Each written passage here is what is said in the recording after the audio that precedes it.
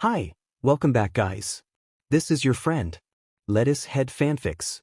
Back with amazing fanfiction. This is the series of What If Deku Becomes Villain Spy? Please give this video a like and subscribe to the channel if you want more videos like this. Now let's get into the fanfic. Izuku stared at the ceiling of his dark room as the night sky filled the small window. He was bored, he had run out of books to read and it was too late for research. A glass shattered outside his closed bedroom door, and Izuku told himself that Shigaraki must be angry again. His father had made it clear that Izuku was forbidden to go on dangerous missions. Everyone said Izuku was strong both mentally and physically. He consistently outperformed others in the league, and it was hard for some to accept that a boy like him could be quirkless. The ruckus downstairs in the bar grew louder. Annoyed by the noise and Shigaraki's childish behavior despite being only a few years older, Izuku got out of bed and walked down the hallway. His room was the first on the hall and closest to the staircase that led to the bar, so he went downstairs and stepped into the crowded space. Shigaraki's raspy voice declared that all might should suffer and that the hero society needed to end.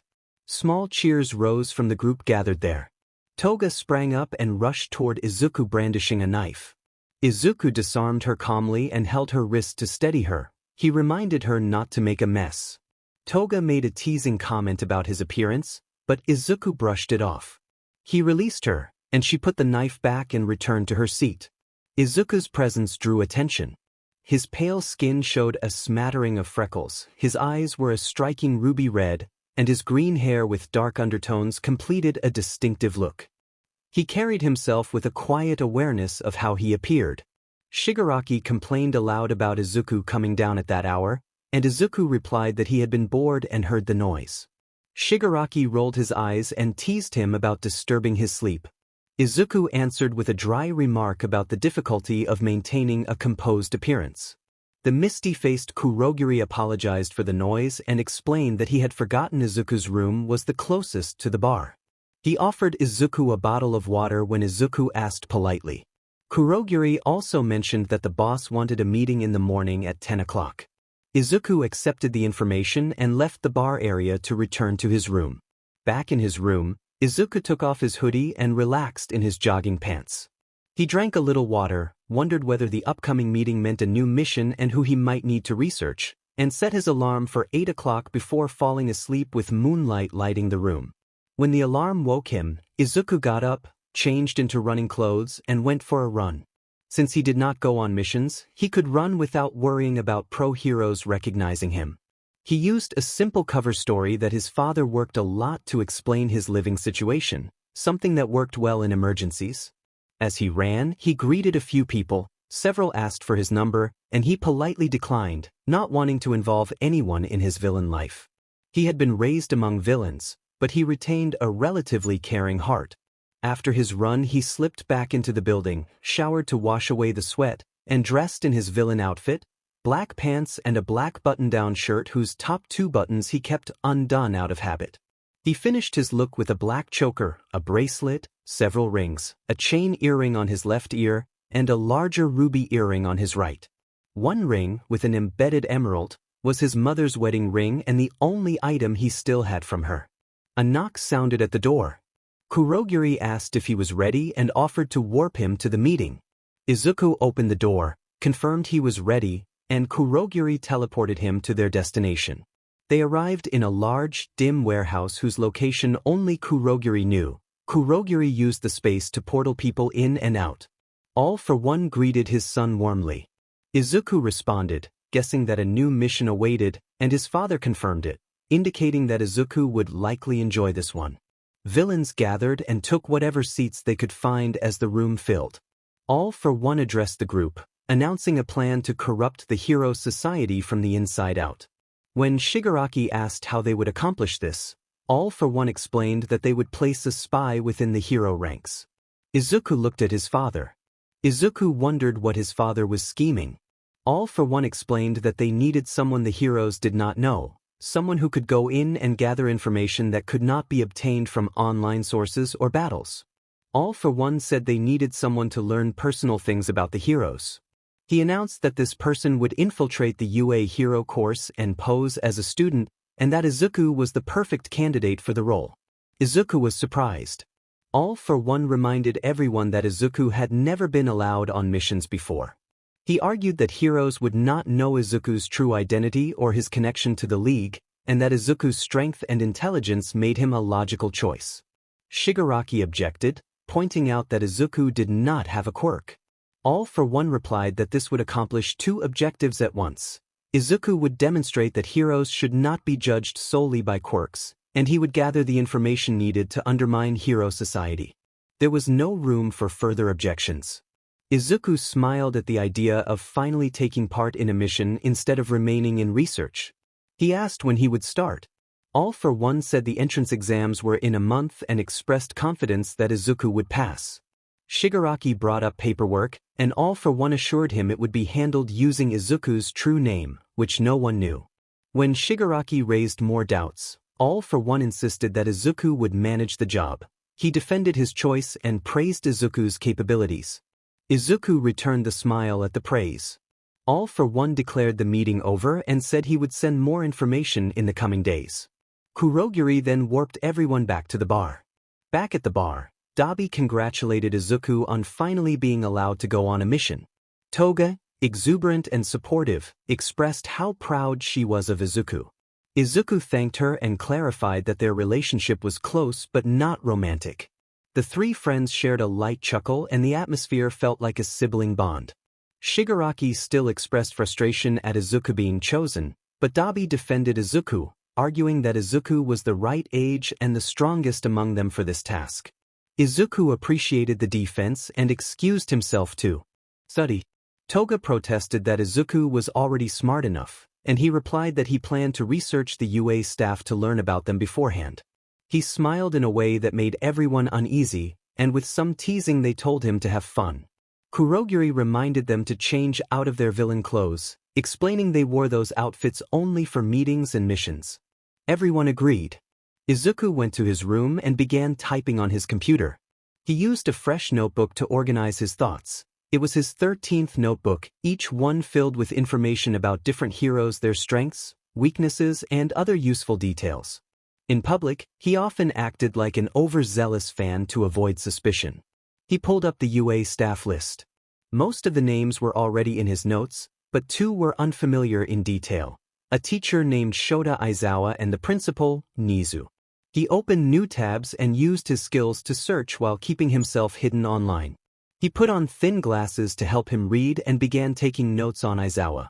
Izuku recorded that Aizawa operated primarily at night as an underground hero and that his quirk allowed him to erase others' quirks by staring at them. Izuku noted the hero name Eraserhead and made a mental comment about the oddity of the name. He also recorded Aizawa's limitation: dry eyes that prevented him from keeping them open for long PRDS, and that his power could not erase mutation quirks.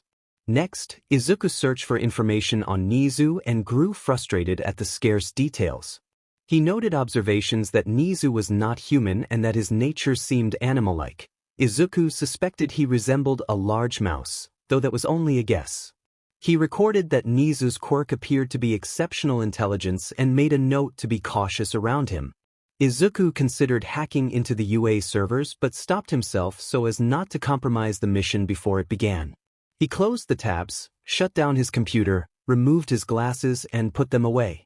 A knock sounded at his door. Izuku announced that he was coming and opened it to find Kurogiri, who informed him that the boss wanted to see him. Izuku nodded and allowed Kurogiri to warp him to All for One.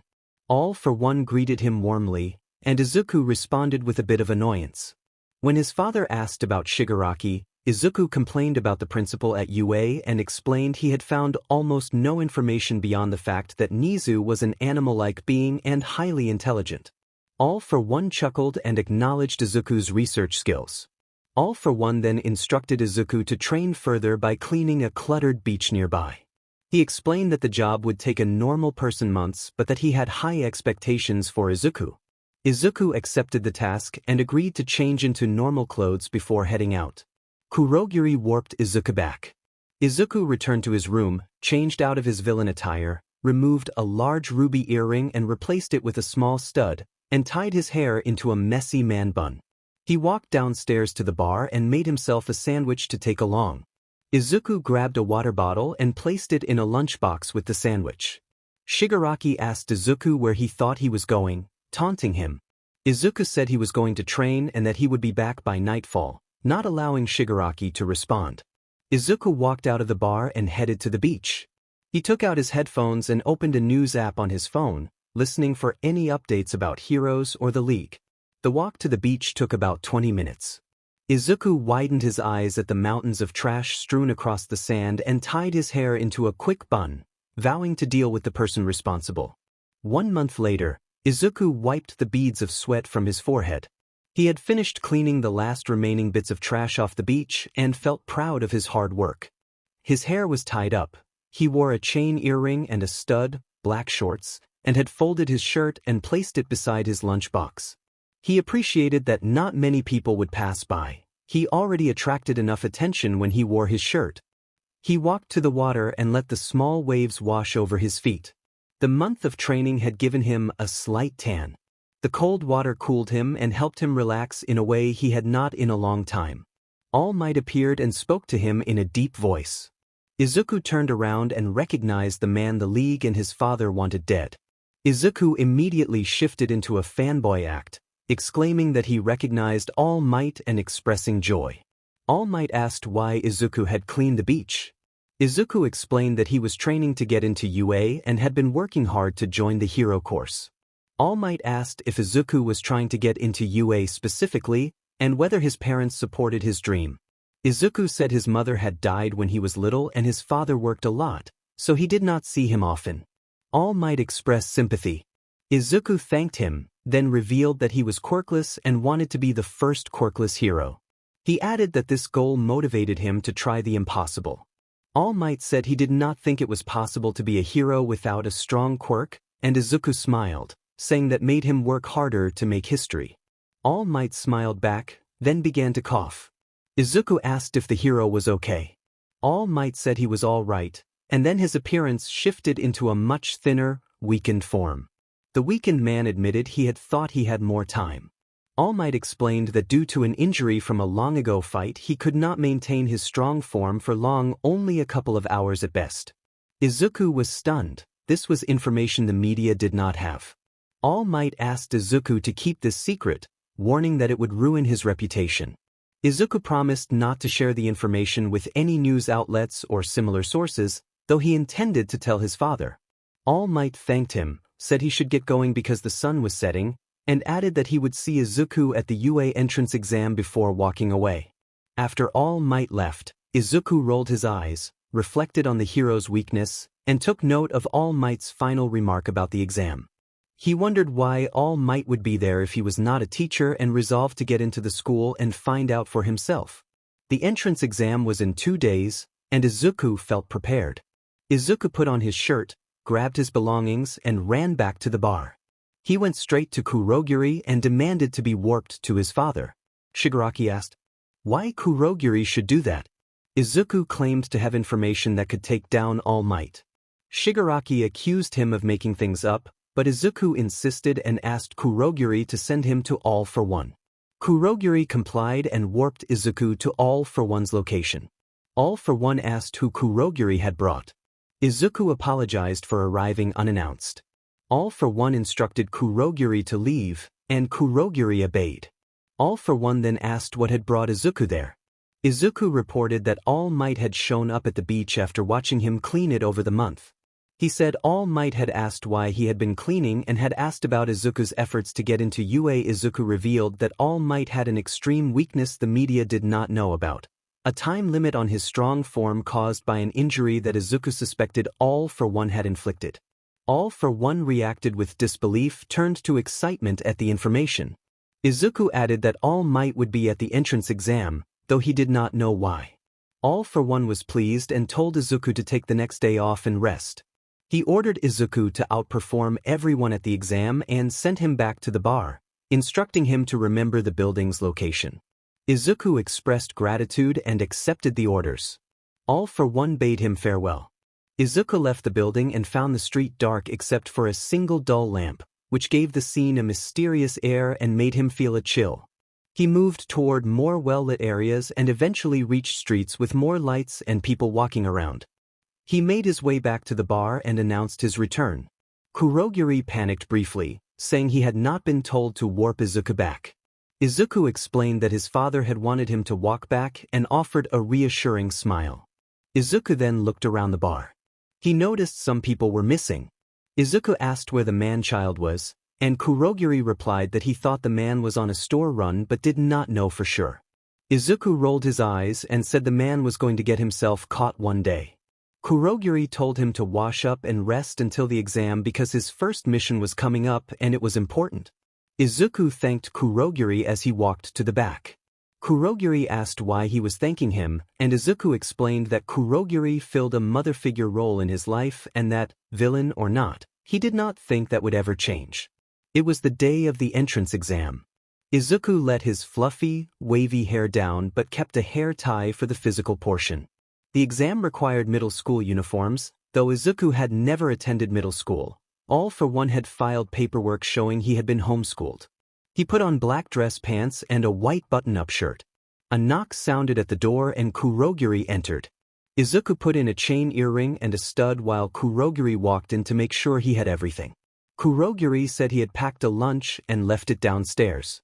Izuku looked into Kurogiri's kind eyes and asked why he had become a villain, since he seemed like one of the nicest people there.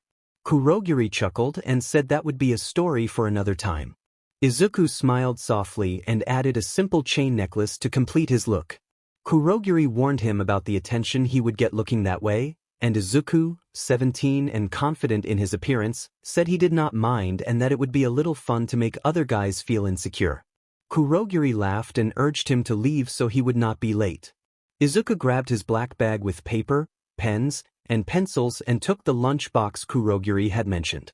Toga enthusiastically remarked that Izuku looked handsome, and Dabi warned her not to get carried away. The two boys laughed. Izuku said he was heading out and that he would text someone when he was coming back, and Toga and Dabi waved as he left.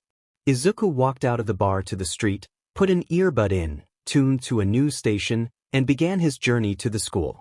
He felt people staring at him on the street and the train and noticed other teens in school uniforms heading the same way. He kept to himself, reminding himself that he was there to avoid making friends. A small girl tapped his shoulder. On instinct, Izuku turned and grabbed the person's wrist. The girl winced in pain. He immediately released her hand and explained that he had a habit of reacting to a certain kind of approach because a former partner used to come up to him, so it was just instinct. The girl said it was okay and admitted she had wanted to get his name because she did not know anyone there and he had looked a little lonely. Izuku kept up the public persona he used when out in public and introduced himself as Izuku Midoriya. The girl's eyes lit up in surprise. She introduced herself as Achiko Uraraka. When Izuku asked if she was nervous, she said a little, explaining that her quirk made her feel sick easily, so she hoped it would not interfere. Izuku asked what her quirk was, and she said it was zero gravity, which let her make things float. When he said he did not have a quirk, Uraraka was shocked and said she had never met someone quirkless before. Izuku said he heard that a lot. Izuku could feel even more stares and, remembering Kurogiri's warning, suggested they head inside. They saw a blonde boy shouting at other students that they were just extras and should move, and Izuku joked that the boy was probably popular with the ladies. Uraraka asked if that was supposed to be a joke, and the two walked into the building together. The crowd made Izuku uneasy. He repeated to himself that he was doing this for a mission and did not like the attention. Uraraka noticed him starting to panic and asked if he was okay.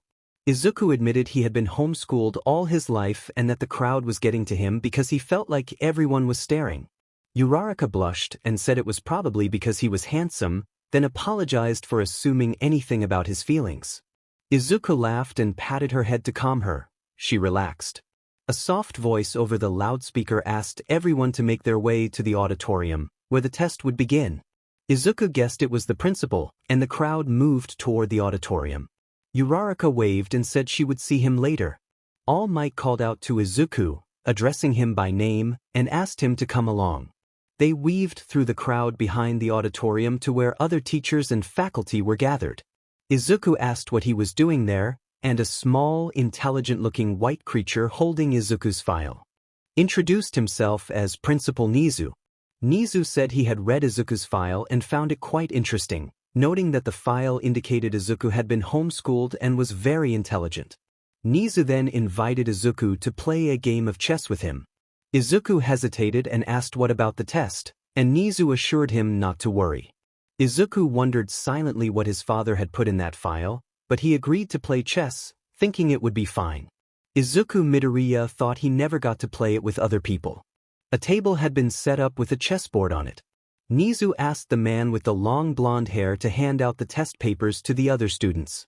The man, Mike, agreed without hesitation. Nizu then wished Izuku luck, and Izuku asked to be called by his first name and returned the wish. Izuku's red eyes scanned the board in front of him. He knew the match would be interesting. The chess game lasted for over an hour. The written portion of the test was wrapping up and the physical portion would begin soon. Izuku and Nizu traded leads as each tried to outmaneuver the other. The rest of the staff watching the two eventually lost interest. They could not follow the thought processes behind each move. Nizu, the small, animal-like principal, declared check with a soft laugh. He had calculated nearly every move Izuku might make and prepared the next sequence to force a win. Izuku studied the board, considering the pieces he had left and predicting several possible chains of events. In the end, he found a route to victory. Izuku moved his rook into a position he believed would lead to checkmate in a few moves. Nizu's eyes went wide in surprise. He had been outmaneuvered. He laid his king down. The teachers who had remained interested gasped. Nizu announced that Izuku had been accepted into UA High School's hero course. Izuku stared blankly for a moment. Nizu explained that the chess match had been a test sparked by curiosity about Izuku's file and intellect. Izuku found the situation strange. When Izuku asked about the physical exam, Nizu pointed to All Might in the corner. All Might had already judged Izuku's physical capabilities. All Might praised Izuku for cleaning the beach, noting that it should have taken months but had been completed in a day, and admitted that Izuku's words had affected him. Izuku teased that it must have been pity, and All Might dismissed the notion, explaining that hard work and determination were the qualities UA sought and Izuku had already demonstrated them. Izuku felt a little impressed. Nizu told Izuku he could go home if he wished. The staff still needed time to finalize acceptances and rejections, which might take a week. Izuku thanked them, bowed, and Nizu invited him to play chess anytime. Izuku offered a soft smile and left. All Might asked Nizu what he thought. Nizu observed that Izuku was very intelligent, that his expression could conceal much, and that his striking red eyes made him remarkable. Izuku arrived at the beach early. He sat in the soft sand and let the warm sun touch his face, not worrying about his clothes. A low, monotone voice asked if he was all right. Izuku rose and saw a boy his age with half-red, half-white hair standing nearby. The boy explained that he needed to get away from his father and asked to sit beside Izuku. He introduced himself as Shoto Todoroki, and Izuku introduced himself as Izuku Midoriya.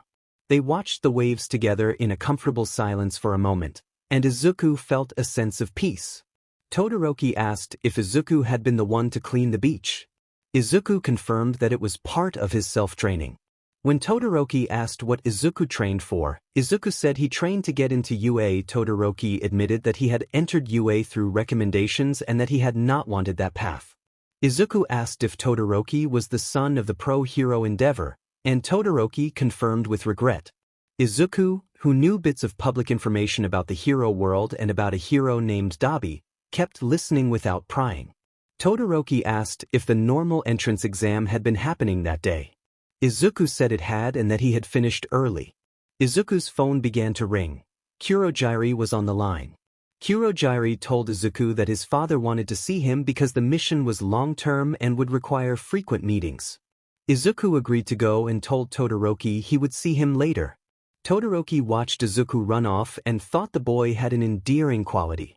Izuku arrived at the warehouse where his father stayed and announced his presence. His father, all for one, asked how the exam had gone and whether it had been simple. Izuku explained the unusual chess test and that he had won. All for One chuckled and asked what Izuku had learned about the principal. Izuku described Nizu as observant but occasionally overlooking details and mentioned that the other teachers had lost interest quickly.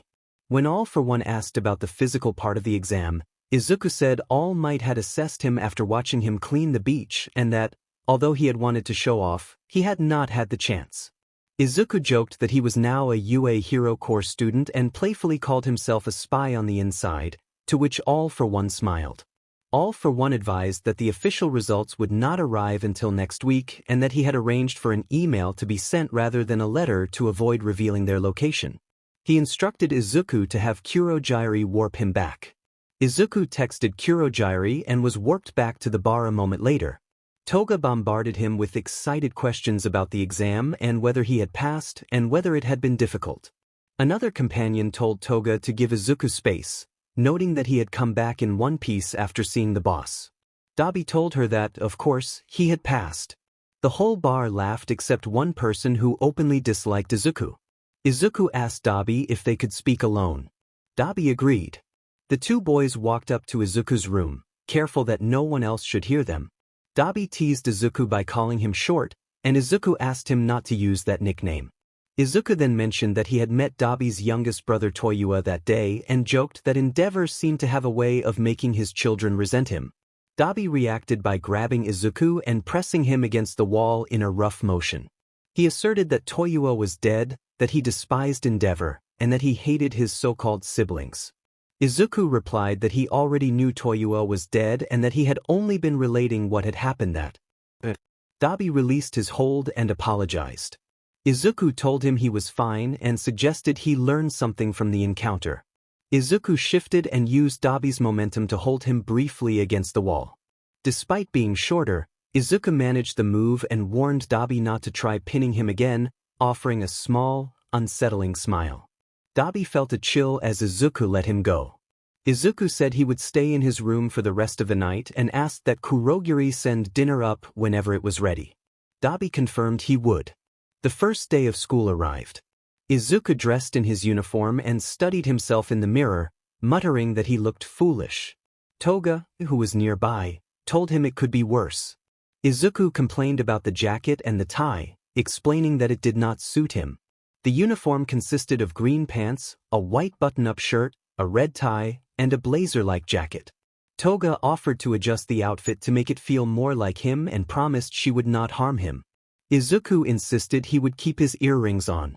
Toga approached and unbuttoned the jacket, removing the offending tie so the outfit better complemented his appearance.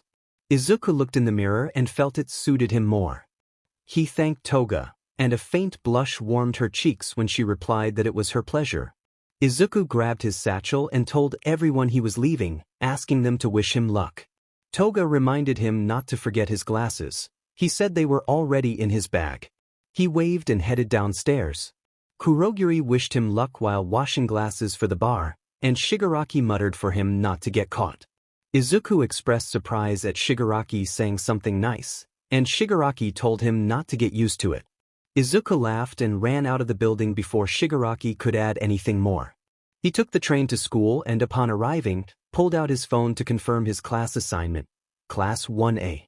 A familiar voice called his name. He turned and recognized the girl he had met at the entrance exam. He fumbled a little about remembering names, and she introduced herself as Uraraka, expressing surprise and delight that he had made it into the school. Izuku congratulated her as well and told her he was in Class 1A. They smiled at each other. She was kind and sincere. They found Classroom 1A after a short walk. The door bore the large label 1A. Inside, a blue-haired student who took rules seriously immediately began complaining about uniform violations, loudly questioning why so many people were not wearing the uniform correctly.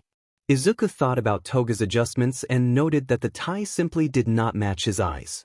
Izuku noticed Todoroki sitting at the back of the room and greeted him with a soft smile. A loud blonde student bristled about all the attention the extra behavior was drawing on the first day. Izuku laughed and teased the blonde, asking his name. The blonde introduced himself as Katsuki Bakugo and stood looking down at Izuku. Izuku responded that he might call him Kaken, and Bakugo warned him not to. Bakugo moved as if to strike, and a red-haired boy intervened, catching Bakugo's fist and cautioning them not to get expelled for fighting on the first day. The red-haired boy introduced himself as Eijiro Kirishima and offered a friendly greeting. A man entered the room wrapped in a large, yellow, robe-like sleeping bag and requested that everyone take their seats. He asked to be called Mr. Aizawa, nothing more. The class scrambled into place. Tenya Ida stood up and suggested that those not wearing the proper uniform should receive punishment, and Aizawa, sighing and rubbing his face, replied that, as long as they were not disrupting the flow of class, he did not care. Izuku stifled a laugh. The class turned to look at him, and he apologized. Aizawa addressed him directly, and Izuku asked to be called by his given name. Aizawa relayed that Principal Nizu wanted to play chess with Izuku again. The class reacted with confusion and a few gasps, since Izuku had beaten Nizu before. Kirishima asked about Izuku's IQ, and Izuku estimated it to be somewhere between 240, and Aizawa noted that Nizu's IQ was 245 and reminded them that Izuku had beaten him at chess. Bakugo scoffed that talking about how smart Izuku was did not make him special, and Izuku apologized for drawing attention. Aizawa then instructed everyone to change into the provided PE uniforms for physical tests that would determine their rankings. The teacher told the class that Izuku would be judged the same way as everyone else. Izuku thought it wouldn't be different. Most of the students were confused why their teacher would single him out.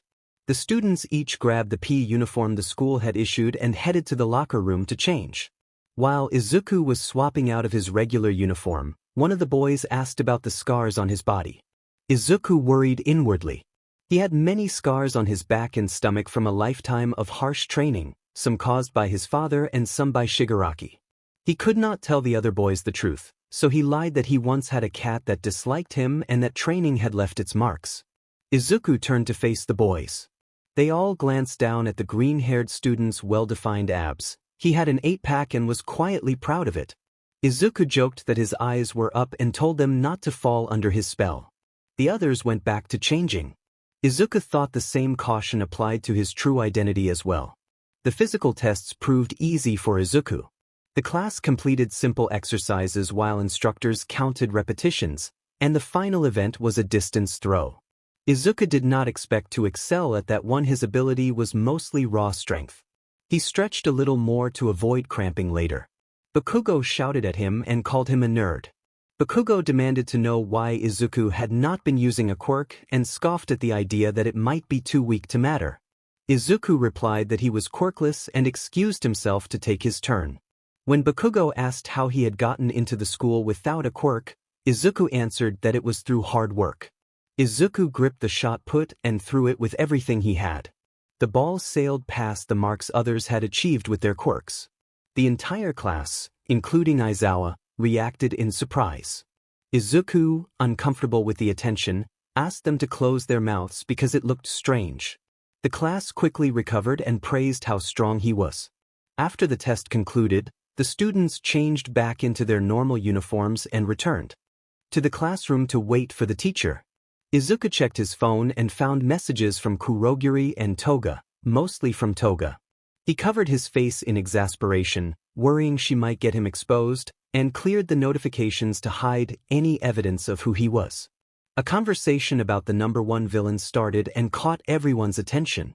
One girl complained that the villain was terrifying, while another fascinated asked speculative questions about whether the villain had a family and what he might be like in private. Izuku felt uncomfortable listening to his classmates discuss his father. Aizawa entered the classroom and warned the students that the villain in question was extremely dangerous and that any relation to him could be lethal. Izuku stifled a laugh. Aizawa then announced a rescue mission training field trip in a couple of weeks and instructed everyone to bring a parent's signature. Class was dismissed.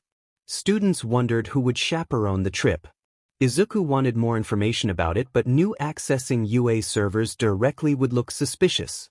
He considered hacking the servers or trying to outsmart Nizu in a game of chess, but either option could leave traces pointing back to him. He decided he would hack into the system that night. As students left, Ida asked where Izuku was going. Izuku said he was heading home and left without waiting for more responses. Uraraka started to call after him and caught up, suggesting they walk together. Uraraka proposed walking to the train station since Izuku lived far away, and he reluctantly agreed, anxious to avoid being seen with her for too long. While they walked, Izuku's phone rang. Toga was calling. He answered using her code name, and she told him that Dabi was trying to steal Endeavor's credit card again. Izuku told Toga to warn Dabi that Endeavor would eventually notice if he kept doing that. Toga pleaded for Izuku to use his computer skills to help. Izuku explained he had a lot of homework and needed to get a permission slip signed by his father for the upcoming trip. Toga changed the subject and asked if he already had information. Izuku confirmed he did and warned that if he had to bail Dabi out of trouble, he might not get to his father in time. Toga acknowledged this and the call ended. Uraraka asked what the call had been about. Izuku explained that Toga and Dabi were his distant, unstable relatives who lived with him and his father. They walked to the train station in silence, exchanged goodbyes, and Izuku boarded his train, thinking that Uraraka was sweet but persistent. Later, Izuku entered the bar area and noticed Toga with visible stains on her clothes and a shaken expression. He asked if anyone had been seriously hurt. Toga downplayed the situation, claiming she had only scratched someone, but it was clear she had been involved in a serious, violent encounter. Izuku told her to clean up. He also said he planned to hack into UA that night and asked Kurogiri to schedule a meeting with his father for that evening. Izuku had never killed anyone before, but he had injured people. Kurogiri nodded as Izuku went up to his room, dropped his bag, took off his jacket, and put on his glasses. Izuku wondered who would be going on the trip. After a couple hours of hacking, Izuku found the information he needed and carefully closed all the tabs on his computer to avoid leaving any traces. Kurogiri told Izuku that the meeting was in 10 minutes and that he could wear whatever he wanted. Izuku changed out of his UA uniform into flexible dress clothes similar to his villain attire, black dress pants and a white dress shirt with a corset-style insert that held multiple throwing knives and protected him from his own blades. Dabi asked whether Izuku had been hacking since he returned. Izuku confirmed that he had and that he had found what he needed. Kurogiri warped everyone to All for One. Once they arrived, All for One bluntly asked Izuku what he had discovered. Izuku explained that Class 1A would be holding a rescue training exercise off-site, and that 3 pro heroes Rescue Hero, 13, Eraserhead, and All Might were expected. All for One asked where Izuku was going with this, and Izuku outlined a plan to break into the building where the class would be, jam communications, and overwhelm the heroes by numbers, noting that only 3 people present would have real villain experience. All for One smirked and assigned Shigaraki to lead the attack while insisting that Izuku remain undercover in case things went wrong. Shigaraki accepted the responsibility, pleased to be trusted with the mission. Izuku asked Shigaraki to treat him like one of the students and pleaded that Shigaraki not actually kill him. A few weeks passed and it was time for the class trip. Izuku had become acquaintances with most of the class. The students boarded the bus wearing their custom hero costumes designed to enhance their quirks. Izuku, however, chose practical attire that fit his undercover role. Izuku sat by the window to pass the time, nervous because All Might had not arrived with the rest of the class. He had studied All Might's habits when he learned the hero would be one of their instructors. Achiko Uraraka, the brown-haired friend who was slowly becoming someone Izuku truly cared about, asked if he was all right. Izuku told her he was nervous but excited for the training. He did not want any classmates to get hurt, though he felt differently about the pro heroes. He feared the League of Villains intended to target All Might, and he worried that Shigaraki, who still hated him, would hurt him if given the chance. When Aizawa told the students that they were there to learn and that there would be no playing around, the whole class responded in agreement. They unloaded the bus and entered the building for the rescue presentation. Rescue Hero 13 began emphasizing the importance of rescue work, but Izuku scanned the room and could not locate All Might. After the talk, Izuku raised a hand to ask whether All Might was supposed to be present. Rescue Hero 13 explained that All Might was running a bit late and might join if he was feeling better. Izuku quietly panicked, remembering that All Might had been seen rescuing people that morning and fearing the worst if he did not show up. Another student pointed out that there were mock villains in the exercise. A purple portal opened and several figures from the League of Villains emerged. The portal closed behind them, and Izuku noticed that Kurogiri was not standing near Shigaraki. Something large stood beside Shigaraki, an unfamiliar, hulking figure that Izuku had only seen from a distance and had never been allowed near. He realized the League must consider it powerful enough to take on All Might. Shigaraki began explaining the League's identity and motives. Both teachers attempted to contact the main campus but could not get through. Someone had jammed communications. Aizawa instructed Ida, the swift student, to use his quirk to reach the main campus and call for help. Kurogiri then appeared behind the students and blocked the exit. Kurogiri declared that no one would be leaving. Bakugo reacted angrily and lunged at the villain, calling him a villain, and Kirishima urged Bakugo on.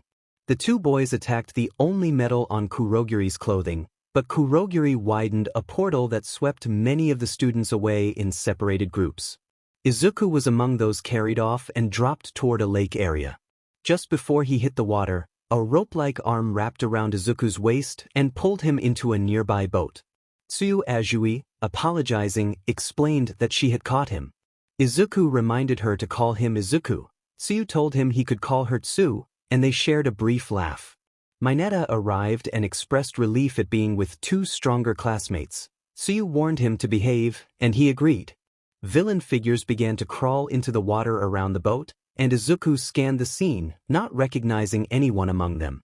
Izuku wondered whether they had recruited more people. He noticed there were no blue flames and no frenzied figures hunting for blood. Dabi and Togo were not here. Mineta began to panic. Izuku played the role of a student trying to survive a villain attack. Izuku instructed Mineta to throw his sticky ball into the water, explaining that the villains probably did not know anyone's quirks since Tsu was in the water area. Mineta agreed, saying he liked the water because it suited him. Izuku then checked on Tsu and asked how she was managing with her tongue. Tsu reported that she was doing fine and that it felt like an extra limb. Izuku handed Tsu a dagger for safety and told the two of them to stay on the boat until the planned explosion. Once it detonated, Izuku said they should get Mineta away from the whirlpool he intended to create. Mineta reacted nervously when Izuku mentioned an explosion, but he obeyed and began throwing the ball into the water. Izuku watched the villains panic as they clustered together. He told himself not to kill them and then launched a small grenade into the water to trigger a whirlpool, just as he had predicted. Tsu moved away from the blast and landed in the water. They were safe. Izuku avoided the currents that would pull him into the whirlpool and swam to Tsu and Mineta. Tsu returned the dagger to Izuku and they crept to the shoreline, hiding in the water. From the water, Izuku saw Aizawa engaged in a fight with Shigaraki. He watched the two struggle and tried to learn from Aizawa's movements. Shigaraki suddenly advanced toward them and reached for Tsu. Izuku flinched, but nothing decayed when Shigaraki touched her. His quirk was not working. Aizawa weakly shouted for Shigaraki not to touch his students, and Izuku noticed how injured the teacher was. Shigaraki then remarked that both Tsu and Izuku shared green hair. Izuku felt distracted by Aizawa's pained words. He struggled with conflicting loyalties. The League had been his family and had raised him, yet he felt compelled to protect his classmates. He pushed the confusion aside. Shigaraki had tried to harm an innocent, and Izuku hated when the League killed innocents. Izuku grabbed Shigaraki's wrist and twisted it back, forcing Shigaraki to stumble. He ordered Tsu and Mineta to get out of there and go to the front to escape the fight. Shigaraki's raspy voice crowded over the scene, accusing Izuku of helping his friends. Izuku said he acted because Shigaraki had tried to kill them and he did not stand with killing innocents. When Aizawa reminded Izuku that he had no quirk and warned he would get hurt, Izuku replied with determination that even without a quirk the name Izuku Midoriya would be remembered, and he challenged Shigaraki not to hold back. The fight began. Izuku swept Shigaraki's legs and moved with the awareness that disabling an opponent's legs was a first move. Shigaraki lunged to grab Izuku but only caught part of his shirt. Izuku avoided pulling weapons to keep the fight fair. Their exchange was fast and intense, each landing strikes and refusing to back down. Shigaraki admitted that Izuku was good but annoying, and Izuku returned a brief, proud remark about his father. Their pride fueled the clash until the sound of someone declaring their arrival cut through the battle. All Might appeared in his strong form, ready to fight. Shigaraki called for Kurogiri. In the scramble, Izuku found himself warped back to the front with the other students who had been fighting Kurogiri. The students shouted Izuku's name when they saw him safe. He was a little bruised from the exchange but felt it resembled a training session. Uraraka whispered to Izuku that Ida had managed to sneak out and run back to the school, and that they were just buying time. Izuku looked back and saw All Might fighting the Nomu and Aizawa struggling. He told himself he had to help Aizawa. Uraraka asked what he was doing, but Izuku had already sprinted back into the heat of the battle toward their injured teacher. Aizawa weakly questioned why Izuku was there as Izuku tried to lift him. Izuku explained that the villains were strong and Aizawa was hurt, and he refused to let the teacher die there. He slung Aizawa over his back and said he needed to get him to a clear area. He dragged Aizawa toward the opposite end of the building as Shigaraki called out, demanding to know where Izuku thought he was going. Izuku replied that he was getting Aizawa to safety. When he checked Aizawa, he found the teacher unconscious but still breathing. Shigaraki taunted Izuku, suggesting he did not care about the weaklings and that Izuku's father would be angry if he knew Izuku had tried to save a pro. Izuku bristled and insisted he had never agreed to killing and that he refused to kill innocents. Shigaraki countered that killing was in Izuku's blood as a villain, and Izuku rolled his eyes and stated firmly that he did not kill innocents.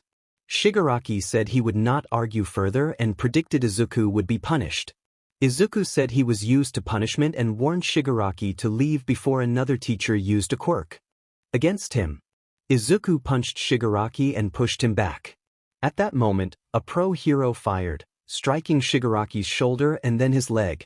Shigaraki called for Kurogiri to get everyone out there.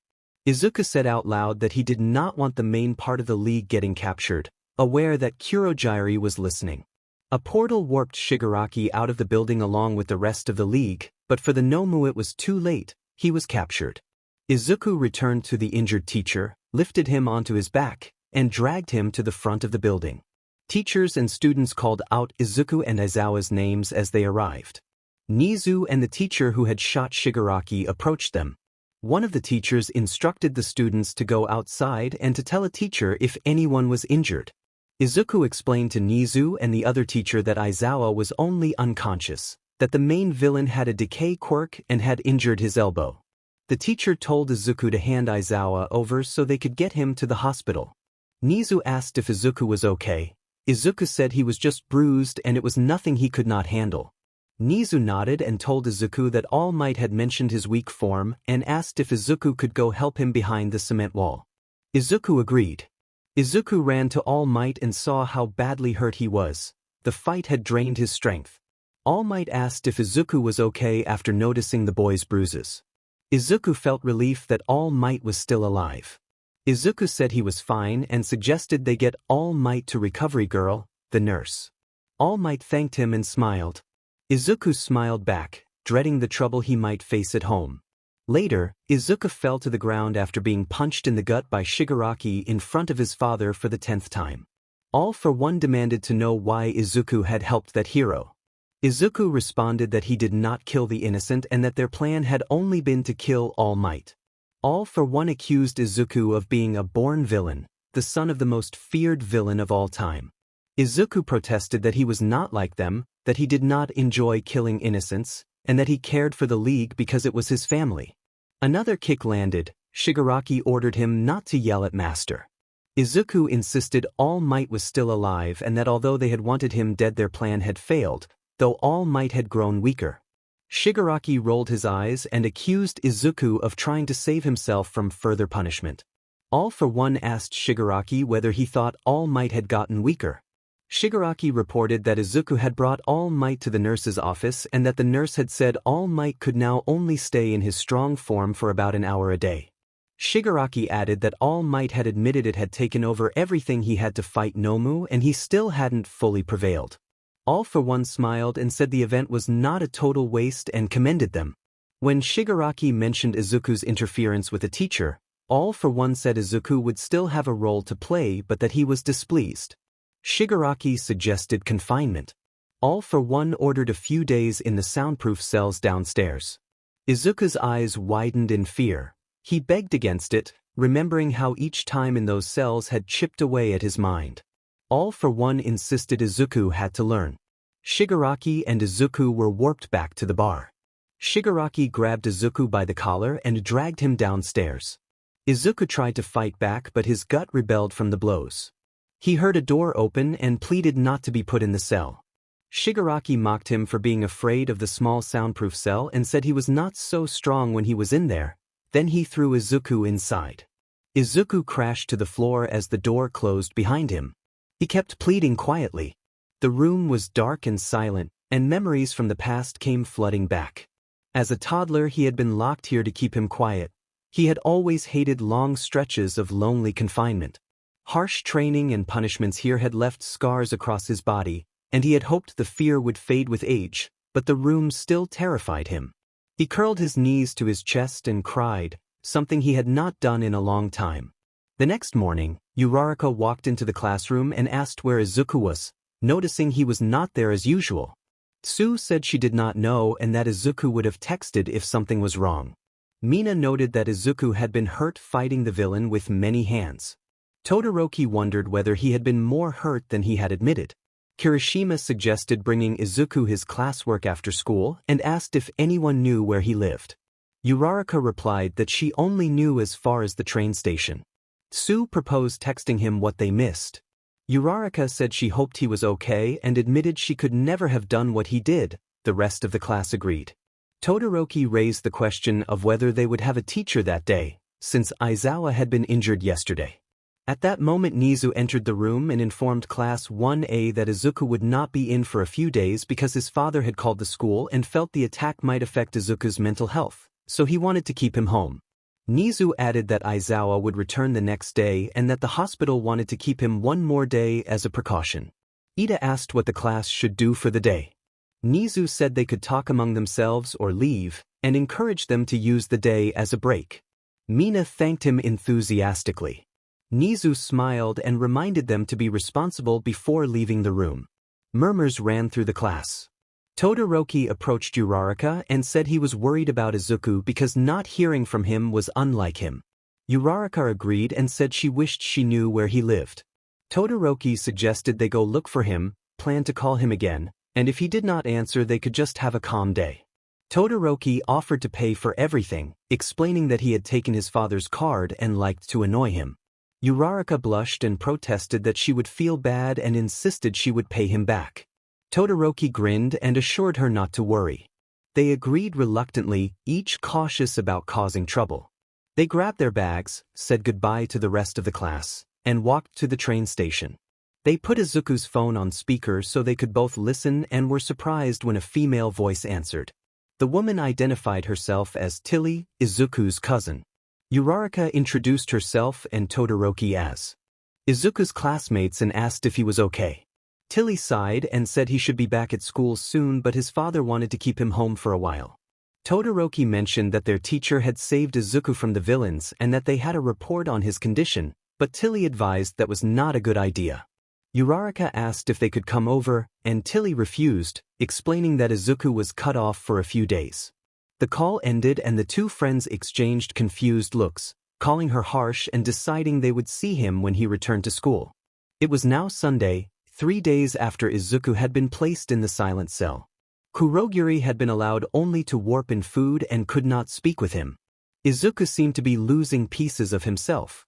The door opened and Kurogiri, the only person who could calm him after time in the cell, told him that his father had said he could come out.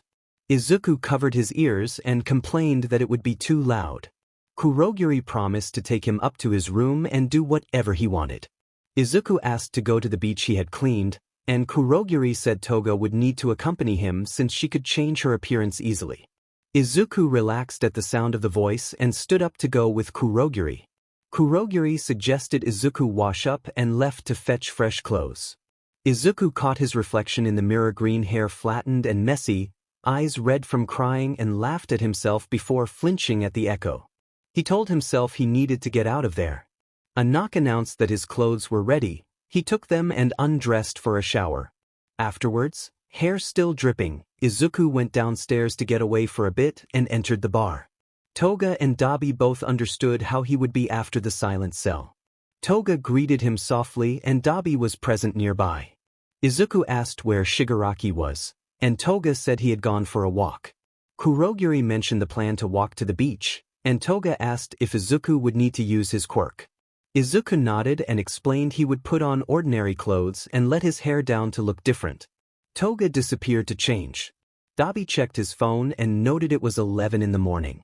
Kurogiri handed Izuku his phone and explained that many people from UA had messaged. Izuku unlocked the phone and skimmed the notifications, mostly from Todoroki and Uraraka, then asked what story his father had told the school because he did not want to contradict the mission. Kurogiri said his father had claimed Izuku was being kept home for mental health reasons. Izuku cleared his voicemail and noticed a call had been answered while he was in the cell. He asked who had answered. Toga returned, explaining she had answered, now wearing a simple shirt and shorts with her hair down that made her look different. Toga took Izuku's hand and urged them to leave before the handyman returned and spoiled the mood. Kurogiri called after them to remember to eat later. They walked quietly toward the beach. Izuku was already overwhelmed by the noise around him. Toga noticed his panicked expression, stopped, and gently covered his ears to muffle the sounds. She reassured him that he was not in that room anymore and that he was safe. Izuku smiled softly, thanked her for everything, and wrapped his arms around her in a grateful hug. Toga removed her hands and hugged Izuku back. She laughed and told him they should get to the beach before the handyman came out and found them. Izuku agreed. They walked toward the shoreline while Toga talked about all the drama that had unfolded in the league while he had been confined to that room.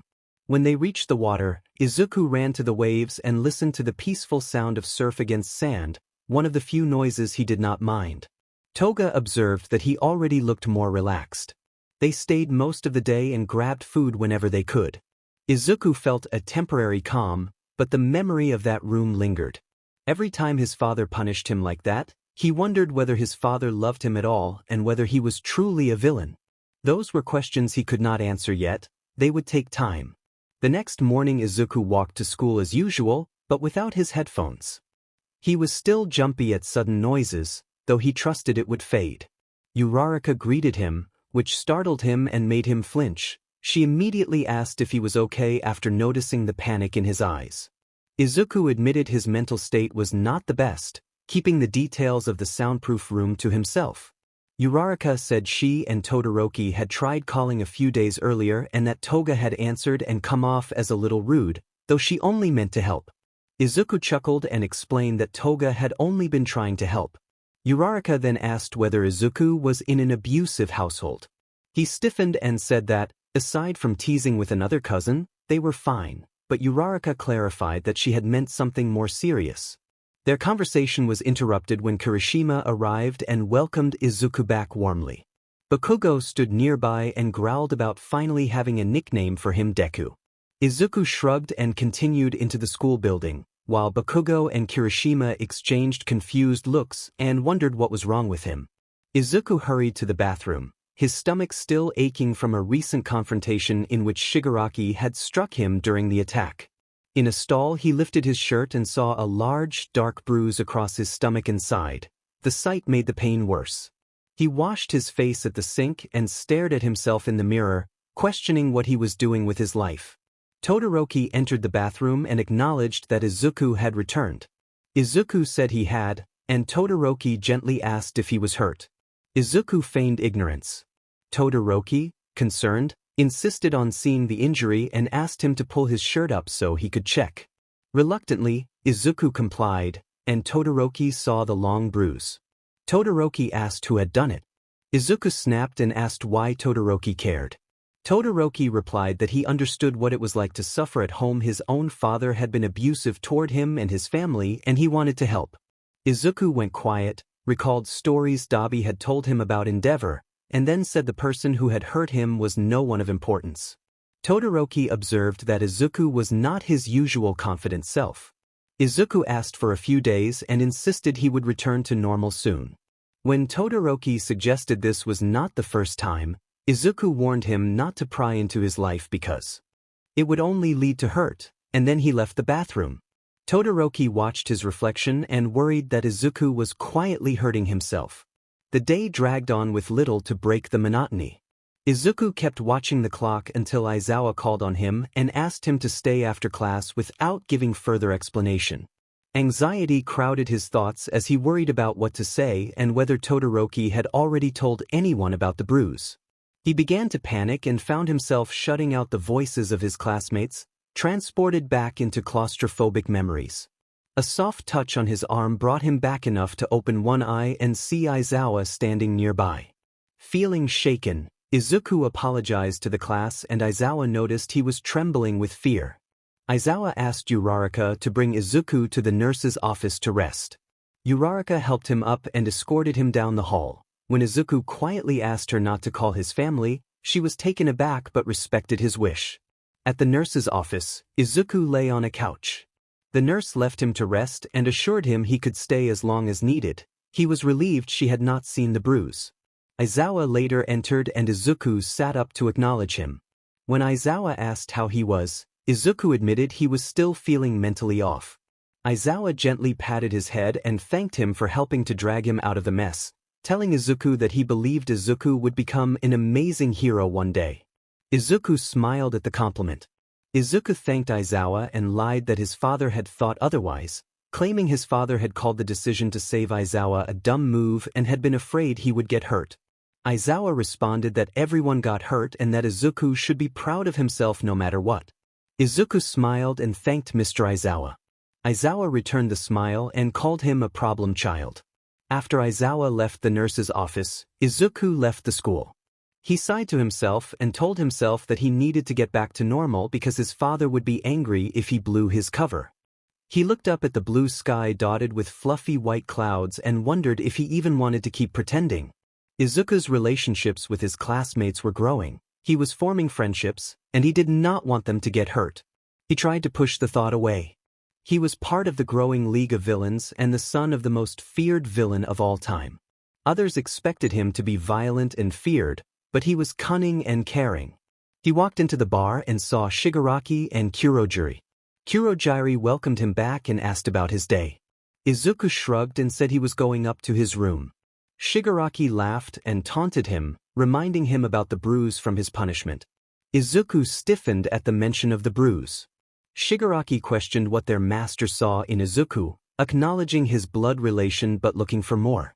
Izuku pushed back, accusing Shigaraki of seeing him as competition for their master's attention and asking why he was still targeted whenever he was not around.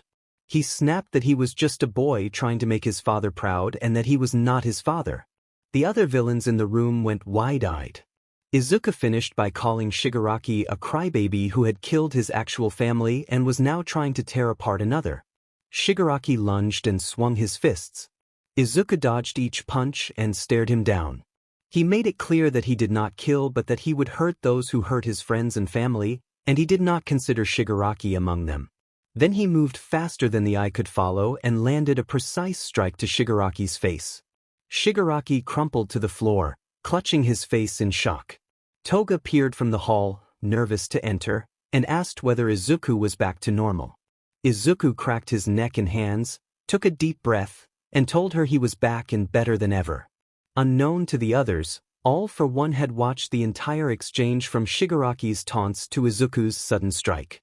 He grinned at the sight of his son's swift recovery but thought that Izuku needed to move beyond the mentality of only hurting those who harmed his loved ones.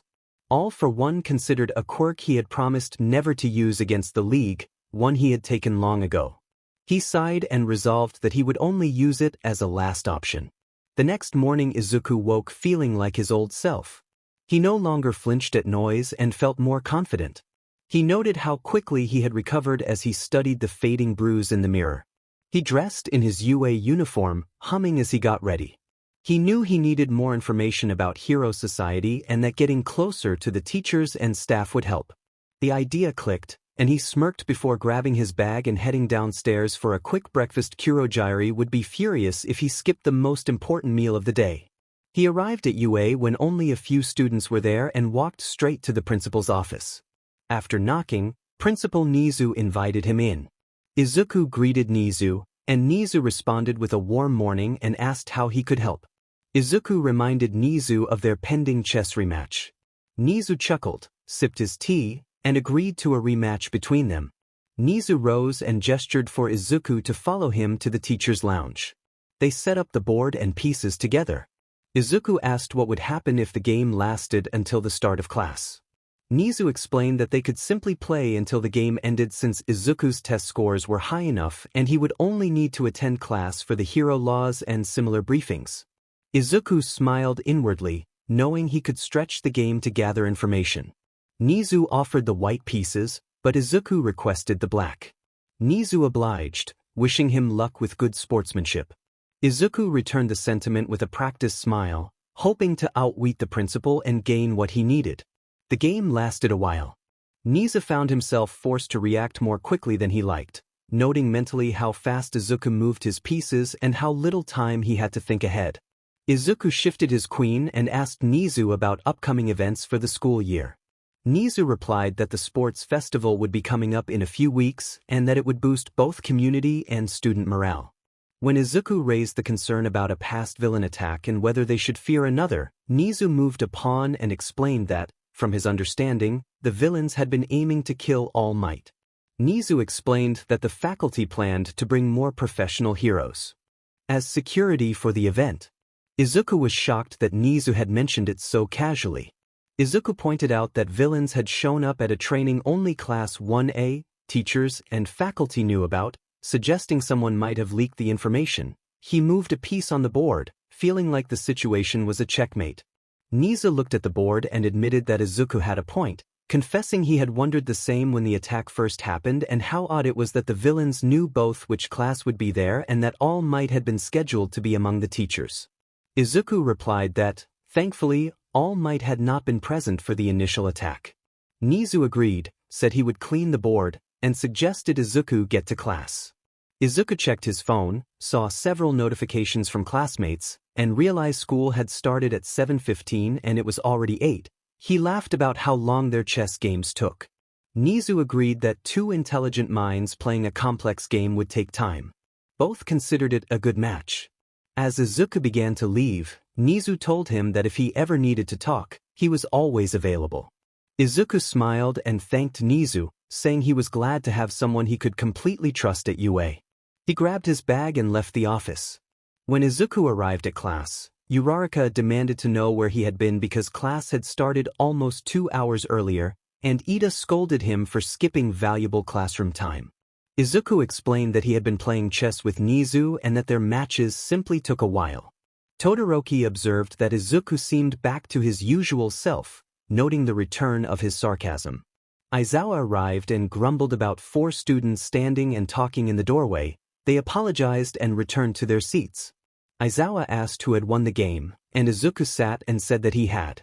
Bakugo grumbled at the achievement, and Izuku smirked and reminded him it was his second time beating their principal in a difficult mental game, teasing that it was something Bakugo probably would never be good at. Bakugo demanded that Izuku stop using that nickname, and Izuku defended himself, insisting he was not useless. Aizawa restored order and moved on to explain hero laws. When the lunch bell rang, most of the class hurried to the cafeteria. Izuku waited in the classroom until the hallway cleared because he did not want to be caught in the rush. He was the only one left, and the empty room amplified his unease. The distant sounds of students in the hall reminded him of a place he feared. He felt frozen at his desk as his breathing quickened and the heartbeat in his ears grew louder. His vision blurred with intrusive memories. In the memory, Izuku remembered being confined in a soundproof room and punished harshly during his childhood. Shigaraki had restrained him and subjected him to a cruel, controlled form of torment intended to break his spirit. Kurojiiri had been ordered to tend to him afterward, appearing and then disappearing by warping away. Shigaraki had taunted him about the silence of the room, saying no one could hear him scream. Izuku felt a sudden, shocking jolt of pain during that time, and the memory overwhelmed him. Izuku slammed his hand to his head and demanded the memory leave his mind. Todoroki, who had been nearby, noticed and approached to help. Todoroki told Izuku to breathe with him and gently insisted that Izuku was not okay trying to handle it alone. Izuku admitted that he had just had a flashback and, reluctantly, allowed Todoroki to guide him out of the classroom. The hallways were not crowded, which made the walk to the bathroom easier. In the bathroom, Izuku leaned on the sink and took slow, deep breaths while Todoroki asked if he wanted to talk about it. Izuku explained that it involved a part of his life he did not want others to know about, then admitted he suspected he had PTSD from being left in a soundproof room for days as a child and that he struggled with being in quiet spaces because of what happened. Todoroki said he could handle a secret, mentioning that he and his siblings had their own way of protecting each other from their father. Izuku sighed, saying he believed the person responsible hated him, and added with a small, nervous laugh that he had fought back on occasion. Todoroki said he was glad Izuku seemed more like himself again and that talking about things sometimes helped. Izuku thanked Todoroki, said he was starving, and the two hurried back to the cafeteria together. Izuku reflected that some people, like Dabi, might hold resentment toward their siblings, but Shoto was not so bad. A few days before the sports festival, Izuku was summoned by his father. Toga, lounging on Izuku's bed and watching him as he tampered with Endeavor's bank account, asked whether Izuku thought their father had called him in to talk about the upcoming festival. Izuku thought his father would probably tell him to perform well and push to excel. Dabi mocked all for one as he leaned against the wall and watched Izuku, telling Izuku to show those heroes what it meant to be a quirkless villain. Izuku corrected Dabi, pointing out that he meant a quirkless hero and reminding them that he was still undercover. Dabi rolled his eyes and said he had only been joking. Izuku explained that the principal suspected a traitor and, because he was seen as the perfect golden boy, he had to keep up appearances while typing in coded messages. Toga asked how Izuku was so good at hacking, calling the codes random numbers and letters. Izuku laughed and explained that each so-called random number and letter had meaning if one knew how to read them. The three of them laughed together. Izuku smiled and expressed that they were the best non-siblings he could ask for. Dabi admitted that he loved and cared for Toga and Izuku more than his blood siblings, and Toga teased that Dabi had essentially disowned those people. Dabi insisted that even if he cared for them, he still cared more for Toga and Izuku. The others cooed in response. Izuku tossed a card to Dabi and explained that it could be used without being traced. He joked that he would have expected a more complex password from the person, then revealed the absurd password Shoto Todoroki's greatest creation. Toga reacted in shock at the length and silliness of the password. Dabi quipped that the man only saw that child as perfect after 3 failed attempts, and pointed out that he had been failed attempt number 1. Toga giggled and the group continued to tease one another until Izuku checked his watch and said he had to go because his meeting with his father was in a few minutes. Toga cheered him on and Dabi watched him leave. Izuku left the room in casual clothes with his hair tied back and asked Kurogiri for a ride to his father. Kurogiri set down the glass he was cleaning and agreed, noting that the sports festival was coming up and that Izuku's father would probably want to talk to him about it. Kurogiri created a warp gate and Izuku walked through. Izuku announced his arrival as he entered the new building. All for One told his son that he needed to speak with him about the sports festival. Izuku guessed correctly that the meeting was about the festival and asked if he was expected to defeat every hero in training, chuckling briefly but feeling uneasy discussing his friends that way. All for One clarified that he did not want Izuku to participate. The event would be televised and could expose him to injury, and being presented as a promising hero in training could be dangerous for the league. Izuku bristled at the idea but asked if there was any way to change his father's mind. All for One reminded him that his word was final. They decided on a plan. Izuku would act sick the day before the event, and All for One would call the school the next morning to report him ill. All for One added that Izuku should use the sports festival as an opportunity to study the students in depth. He was looking for a new, young person to take care of matters, and Izuku was to be the brain and the boss of that recruit to demonstrate his authority. Izuku accepted the task solemnly, bowed to his father, and promised to take the festival seriously and choose the best person to recruit after analyzing every aspect of it. All for One dismissed him, and Izuku told his father he would walk back to get some fresh air before messaging Kurogiri. After sending the message and receiving a reply, Izuku left the building without waiting for another response. He walked under the bright moonlight, yawning and muttering about how Dabi had made him hack again and how tired it made him. He moved quietly until he heard familiar voices. Students from Ida and Uraraka were nearby. Uraraka fretted that it was late and they were in the middle of nowhere, and Ida said they had been on a date and were walking to get lost. Izuku panicked when he realized who they were. He knew he could not let them know it was him, so he sprinted through alleyways and darker streets, checking behind him to be sure they were not following. He hid in an alley until their voices receded. After waiting and making sure the coast was clear, Izuku walked back to the league bar and entered. Kurogiri called his name in relief and asked where he had been, explaining that Toga, Dabi, and he had been worried sick. Kurogiri's concern was obvious. Izuku explained that he had seen students from UA who had tried to talk to him, so he had to run and hide. One of them had a quirk that made them fast, and he had taken many back alleys to lose them. Kurogiri told him he should relate the story to Dabi and Toga. Someone told Izuku to get to bed because he looked exhausted, and he offered a sarcastic thanks. He walked upstairs and found Dabi and Toga waiting, both looking angry and worried. Izuku felt like this might be the end. Uraraka told Izuku about her and Ida's date while they waited for class to start, explaining that a rude man ran away whenever they asked for directions. Izuku agreed that people could be rude, pretending to be surprised. Todoroki entered the classroom and Uraraka asked him how his weekend had been. Todoroki said he had spent a sibling day with his sister, which made the girls coo. Todoroki then asked Izuku about his weekend, and Izuku said he had practiced coding on his computer. Kaminari, overhearing, asked if Izuku coded, and Izuku admitted that he did, though he found it confusing and a good exercise for the mind.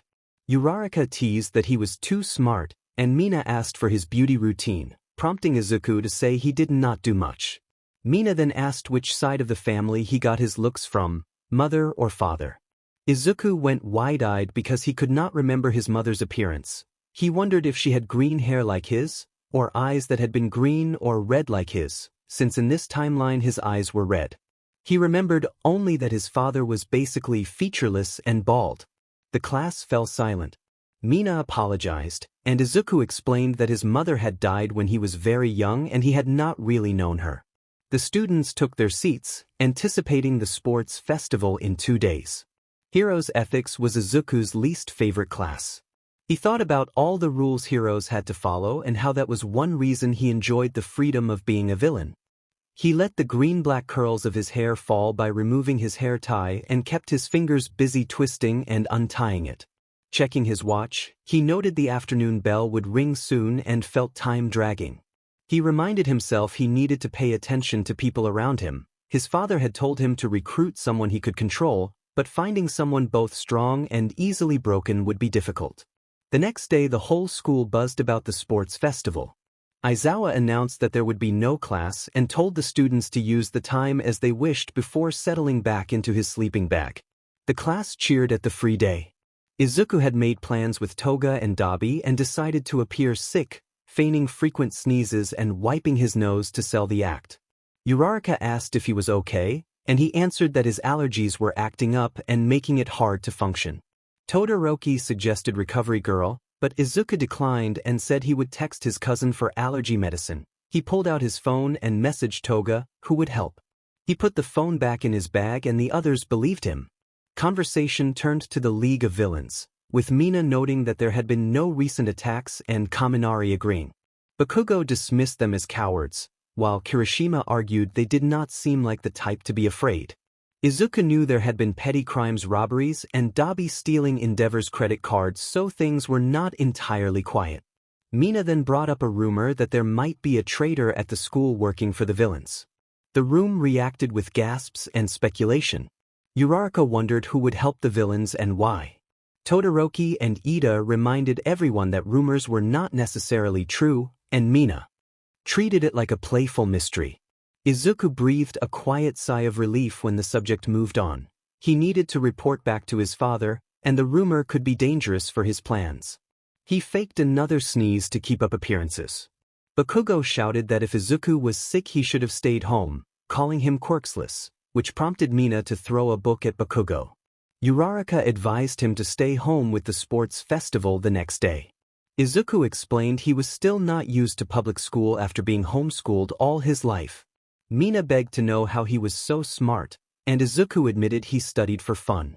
Later, Toga was excited to see Izuku walk into the bar and asked how he felt, joking that he might be too pale to attend school the next day. Izuku played along with his ailment and said his allergies were terrible this time of year. Kurogiri asked if he would be stuck watching the sports festival from home, and Dabi agreed. Izuku explained he did not want to attend in person because his green hair and red eyes would make him easily identifiable.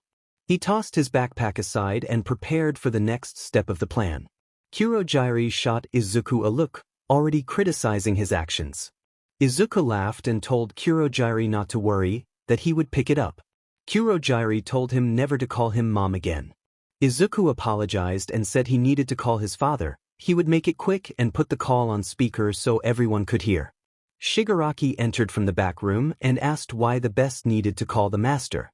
Izuku snapped that if Shigaraki waited a few seconds he would find out. Izuku pulled out his phone and called All for One. All for One answered and immediately identified Izuku as his son. Izuku explained that a rumor was spreading at school about a traitor and that some students in his class believed it while others did not. All for One scoffed at the idea that the brat was a poor spy and demanded to know how the rumor began. Izuku explained that Nizu had likely spoken with staff and students had overheard, and as far as he knew no one had been accused directly. All for One instructed Izuku to choose the new recruit from the sports festival the next day. After the recruit was selected, the league would make a plan to abduct them and Izuku would be involved. Then All for One told everyone to listen closely, removed Izuku from speaker, and spoke privately into the phone. He told Izuku he was taking him off the kidnapping mission not because he lacked confidence, but because he did not want his son arrested and taken away from the only family he knew. Izuku acknowledged that he understood. All for One said he would speak with Izuku after the sports festival and ended the call. Toga reacted with disappointment at the news that Izuku was being removed from the mission.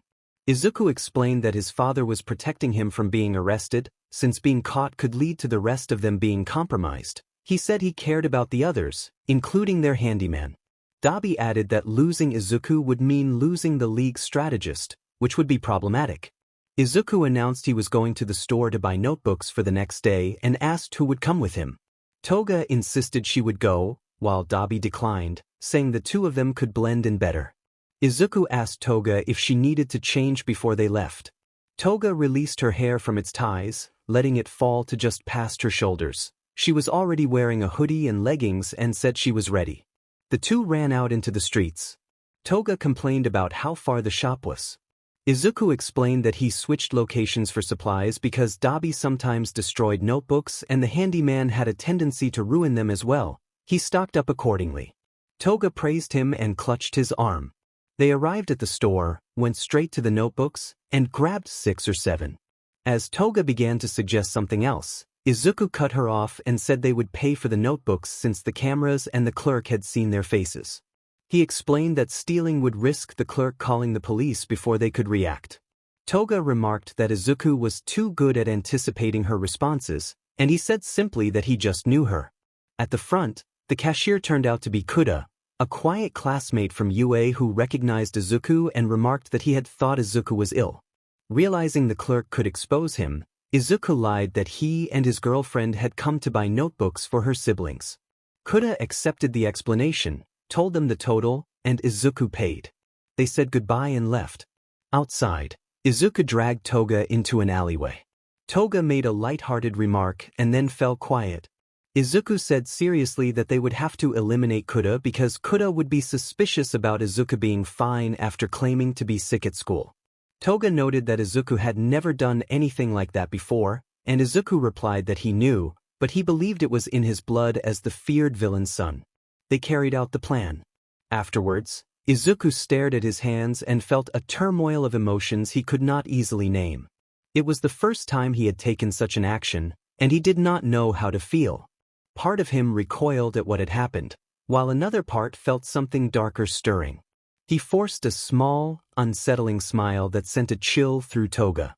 Toga quietly cleaned the weapon and they removed any traces that might tie them to the incident. Toga asked if Izuku was all right, wondering how he would handle a moment like this. Izuku admitted that he neither loved nor entirely hated what had happened. They decided to head back to the base before the sports festival began. Toga had notified Dabi of their movements and hoped he had covered for them with Kurojuri. They made sure there was nothing left behind and began the walk back, aware of the night around them and eager to return before the chaos of the festival. He could not wait to hear what they would say whenever the public discovered that a UA student was dead. Kurogiri burst into the room and accused Toga and Izuku of being in major trouble, saying they had spent the night who knows where and had committed a crime. They had killed a UA student. Dabi leaned against the wall, shrugged and remarked that nothing could be hidden from the league's mother. Izuku explained that the action had been necessary to protect the safety of everyone in the league, since the student might have revealed that Dabi had been pretending to be sick. Kurogiri, reluctant but pragmatic, told them to clean up properly because the festival would be live soon and arranged for food to be brought up, then gave up the argument. Izuku and Toga ran up the stairs to their rooms to grab clothes for the day. Izuku claimed the bathroom first and stuck his tongue out at Toga, who had tried to be faster. He shut the door and washed up, removing the dry blood that still clung to him. He checked his supplies: notebook, pencils, glasses, and thought he had everything he needed as the festival prepared to go live on his computer. He put his wet hair up and slid on his glasses, then sat back in his chair and ate the breakfast sandwich Dabi had brought. The broadcast began with Present Mike introducing the event and noting he was joined by Eraserhead. Izuku paid little attention to the host banter and introductions, but he watched Class 1A enter the field, noticeably missing 2 students. He smiled inwardly at the students' forced expressions. He knew too well the effort of faking a smile. Present Mike explained that the event would open with a complex obstacle course and that only a certain number of students would move on to the next round. Aizawa, on the commentary, told Present Mike not to shout his explanations because the microphones were sufficient. Izuku laughed at their exchange while noting the rules and preparing to observe the competition. During the obstacle course, Todoroki and Bakugo pulled ahead of the others. Bakugo threw himself into the run from start to finish, while Todoroki used only his ice, holding back his fire. Izuku muttered that Todoroki was foolish to hesitate and that the quirk belonged to him, not to his father. He watched the other students carefully and made notes, observing that Bakugo's quirk required him to sweat to fuel his explosions and that his temper could be a liability. The first round ended and the second round began, forcing teams to work together to capture headbands worth points. Izuku noted that many students chased the highest value headbands unnecessarily instead of securing a comfortable qualifying position. When the second round concluded, only a small group remained for the final round. Present Mike announced an hour-and-a-half break for lunch and preparation. Aizawa added a separate notice. A student named Kuda Kuji had not returned from his after-school job. His parents had reported him missing, and the school was asking anyone with information to contact the police. A photo of Kuda was displayed on the screen. Izuku removed his glasses and rubbed his forehead, noting that the disappearance had already been recognized and anticipating a tense few days ahead. Time passed and the program returned live for the third and final round. Present Mike reintroduced the finals and explained that students would face off in one-on-one matches, with victory achieved by knocking an opponent out of bounds or incapacitating them. Izuku watched each fight closely and recorded key details. Most of the finalists were from Class 1A, whose abilities he already knew. One competitor, however, piqued his interest, a boy with purple hair and noticeable bags beneath his purple eyes, known as Shinso.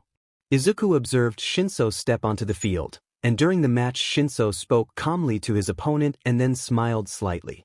The opponent followed a command and walked out of bounds, which led Izuku to conclude that Shinso's quirk likely involved some form of mental influence. Izuku considered Shinso potentially useful but difficult and marked an X beside his name. As the one-on-one battles continued and the finals approached, Izuku's attention narrowed to 2 students he thought he could manipulate, Todoroki and Bakugo. Todoroki was exceptionally powerful. His half-fire, half-ice quirk could be of great value to the league, but his connection to Dabi as family made the situation precarious. Dabi's anger toward the Todoroki name was a hazard. Bakugo, in contrast, was defined by his explosive abilities and his short temper. He could get angry at a single word. His explosive quirk could definitely be useful in the league. Izuku watched as the final battle was about to start, Bakugo versus Todoroki. The match mostly consisted of Bakugo berating Todoroki to use his full power, and Izuku rolled his eyes. He shouted at his screen, demanding that Todoroki use his flames. A few seconds later, Izuku's bedroom door opened and Dabi poked his head in. Dabi remarked that, despite his dislike of the name, he was still a Todoroki and did use his flames. Izuku told Dabi to leave his room, and Dabi announced he was leaving before closing the door. Izuku muttered that people should know not to bother him when he was doing research, especially if it was going to affect the league in a major way. The battle ended with Todoroki covered in frost, knocked out, and held by his collar by an angry Bakugo. The side profile of the two made Izuku smile. He found them both attractive. Izuku noted in his notebook that Bakugo would do great things for the league and then turned off his computer. He walked to the bar with his notebook in hand and commented that today had been a successful day. Kurogiri, playing checkers with Toga, reminded him that he had killed someone and had stalked the first-year students of UA. Izuku confirmed that he had and added that he had chosen the student all for one wanted him to mentor. Dabi, scrolling on his phone, asked if it was Endeavor's son. Izuku acknowledged that Todoroki had been on his list but that using only half his power made him less useful, so Izuku decided to go with the explosion quirk of Bakugo Katsuki instead. Kurogiri asked if Izuku thought he could twist Bakugo's mind to their ideals while moving a checker piece and beating Toga. Toga accepted the defeat and looked down at the board. Izuku said he just needed to plan it right. Izuku's phone vibrated. Toga asked who it was, and Izuku explained it was mostly Class 1A updating him on results and asking if he was okay. Kurogiri suggested he text them back to confirm he was not dead. Izuku replied to the class group chat to congratulate Bakugo on winning the festival, explained that his allergies had made him useless that day, and said he would be back tomorrow. A message from All for One arrived, and Izuku told Kurogiri to warp him to his father. Kurogiri created a portal and Izuku walked through to meet his father. Izuku reported that he had picked Katsuki Bakugo, noting the explosive quirk and Bakugo's temper. All for One expressed approval that Izuku had chosen someone so quickly and asked how they planned to abduct him. Izuku said he was working on a plan and needed more information from UA, and promised to report back once a plan was formulated. He then stepped through a portal to leave. All for One watched the boy disappear and reflected that something seemed different about him. He appeared less innocent and more confident about kidnapping Bakugo. All for One called Shigaraki and asked why his son seemed so confident. Shigaraki replied that the missing UA kid mentioned in the news was someone Izuku had killed. All for One smiled at the news, concluding that his son had changed and was fitting the role of a villain. Mina cheered when Izuku walked through the door, and the name caught everyone's attention. Izuku greeted the group and Uraraka asked how he was feeling. Izuku said his nose was still stuffy but that he was back in action, and thanks to Toga's makeup he looked the part of someone recovering. Izuku walked over to Todoroki's desk, passing Bakugo, who was already yelling. Izuku told Todoroki he had watched the match from his computer and congratulated him on coming in second. Todoroki complained that his father kept urging him to use his flames and that he would never use his father's quirk. Izuku pointed out that Todoroki's quirk belonged to him, not his father. He had both fire and ice and could be the most powerful person in the class if he stopped limiting himself. Before Todoroki could reply, Aizawa walked in and started class. Everyone hurried back to their seats, and Izuku noticed one empty chair. Aizawa explained that Kudo was still missing but that the security cameras at Kuda's job showed he had left work. Kaminari was surprised Kuda had a job, and Izuku clarified that some students had after-school jobs for various reasons. Aizawa then asked Izuku to stay after class because Nizu, All Might, and Aizawa needed to speak with him. Izuku felt his heart rate pick up but kept his fear hidden. Bakugo demanded to know why Izuku had to stay, and Aizawa dismissed the question and started the lesson. Izuku's leg bounced with anxiety as he worried about the camera feed from the store and the notebooks he and Toga had bought. He told himself he had the class PRD to come up with an explanation. Nizu greeted Izuku softly as Aizawa and Izuku entered his office. All Might was already standing in the corner. Izuku greeted him politely. All Might instructed young Izuku to take a seat. Izuku complied and sat in one of the chairs. Nizu explained that, as Kuta's teacher and staff of his school, they had been able to review security camera footage from where Kuta worked. Aizawa added that the footage showed Izuku at the shop the night of Kuta's disappearance. Izuku acknowledged that he and a friend had gone to buy notebooks and admitted they had bought about 6. When All Might asked why so many, Izuku explained that he liked to study, reorganize his notes at home, and that he coded and needed somewhere to write. Nizu asked who the girl seen with him was. Izuku said she was a close friend and that, when they went out in public, they pretended to be a couple to deter unwanted attention. All Might immediately asked for her name, but Izuku declined to give it for privacy reasons. All Might began to press further until Nizu intervened and told him that if Izuku preferred to keep her name private, he did not have to disclose it. Nizu then asked whether Izuku trusted her. Izuku said she was basically like a sister, and Nizu smiled at the reply. Aizawa asked if Izuku and his friend had said anything unusual when leaving the store. Izuku answered that after buying the notebooks they had walked outside and gone back to his house, and that his allergies had hit hard once they were home. Nizu thanked Izuku and told him he was free to go. Izuku gave a soft smile, expressed hope that Kuta would be found soon, and left the room. As Izuku walked toward the train station, All Might told Nizu and Aizawa that he had a strange feeling about the boy. Aizawa remarked that All Might had been the one to recommend him for the hero course. All Might insisted that he simply felt Izuku was not telling them everything. Nizu laughed quietly and said he trusted Izuku, noting that he was a good chess player. Izuku walked alone to the train station, letting his thoughts crowd his mind. He could not shake the disbelief over what had happened to Kuta and his involvement with Toga. The fact that he had been part of it and not reacted shocked him. While walking, a tall man in dark clothes bumped into him. Izuku apologized and looked up to meet 2 turquoise eyes framed by burn scars beneath them. The man was Dabi. Dabi said that someone had sent him on a mission and asked why Izuku was still near UA, suggesting he should be on a train or heading back to the base. Izuku explained that Aizawa had kept him after class and that All Might, Nizu, and Aizawa had reviewed the security footage and identified him and Toga at Kuta's shop. He added that he had not given Toga's name, making up an excuse to protect her privacy. Dabi urged getting Izuku out of there soon, saying the League did not want him arrested, and that he and Toga did not want to lose their little brother. Izuku promised not to get caught and said he only needed an opportunity for them to take care of the situation and leave. Dabi laughed at the nickname Izuku used and Izuku thanked him, then teased Dabi by calling him the creepy man when he offered to help him get away from an imagined creep. Dabi did not laugh. Izuku told Dabi he would see him back at base and walked away.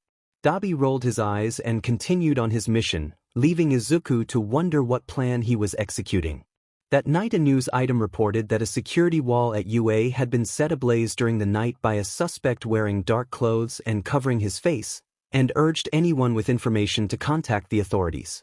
Izuku read the headline on his usual news site and shouted Dabi's name without caring if he woke anyone. Dabi appeared in the doorway, clearly tired.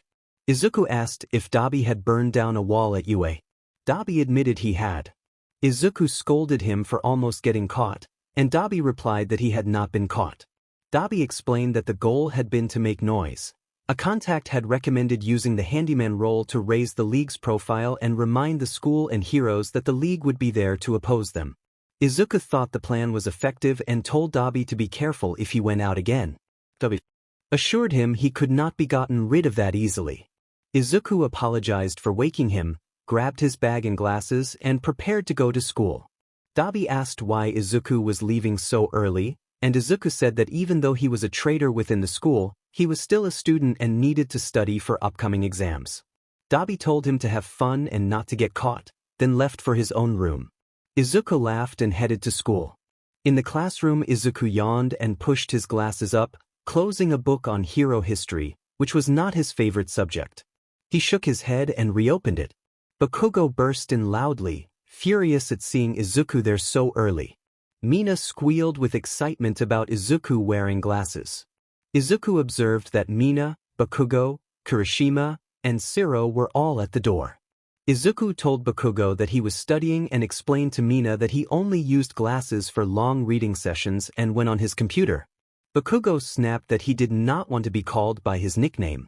Izuku said he was not in the mood to argue and rolled his eyes before returning to his book.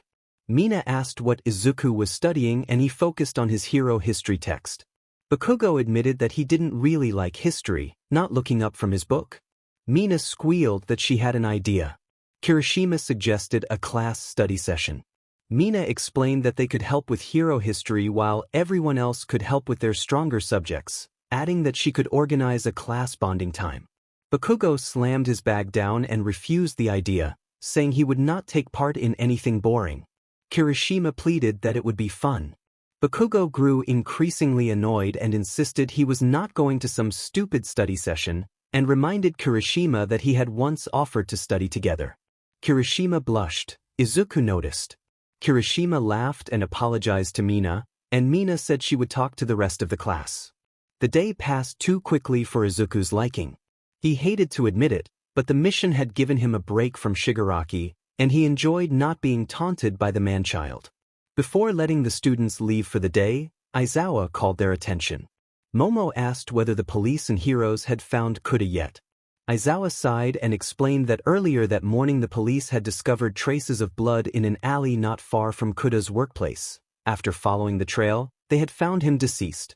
The classroom reacted with gasps and a few quiet sobs as some students wiped away tears. Izuku, pretending to be shocked, thought that he and Toga had left traces but not fingerprints. Aizawa added that a villain had damaged one of the security walls surrounding the school and that authorities suspected the League of Villains. He warned the students to be aware of their surroundings in public, since everyone knew their faces. The class fell into a subdued silence while a few continued to cry. Izuku noticed that Ito was unusually tense. On a brighter note, Aizawa said, internship requests from pro-hero agencies had been collected from the sports festival. He displayed a list of names with numbers indicating how many offers each student had received and explained that everyone would be doing an internship. He handed out stacks of papers listing approved agencies and told them to submit their choices by the end of the week. He emphasized that the internships would help improve their quirks and provide field experience, then dismissed the class. As the room buzzed with conversation, Uraraka voiced her disbelief that anyone would kill Kuda. Ida, upset and emphatic, compared the act to the work of the hero killer known as Stain. The name struck a chord for Izuku. He had nearly forgotten the mounting articles about the hero killer. Standing up, Izuku asked whether Stain could be responsible. Kaminari and Azui explained that Stain targeted so-called fake heroes, and questioned why he would attack a shy high school student. Izuku remembered an article about Stain attacking a hero whose quirk and costume had been similar to Ida's and asked Ida whether Stain had attacked Ida's brother. Ida, surprised, confirmed that the pro-hero Ingenium was his brother and that Stain had indeed attacked him. Izuku said he had noticed the resemblance in age, costumes, and quirks and had put the details together. Ida praised Izuku's observation. Mina tried to lighten the mood by teasing Izuku about his observant nature, and the class relaxed into smiles. Izuku planned to tell his father and the rest of the league about the hero killer and about the internships. He also felt compelled to meet Stain in person to understand the motivations behind the killings rather than rely on public reports.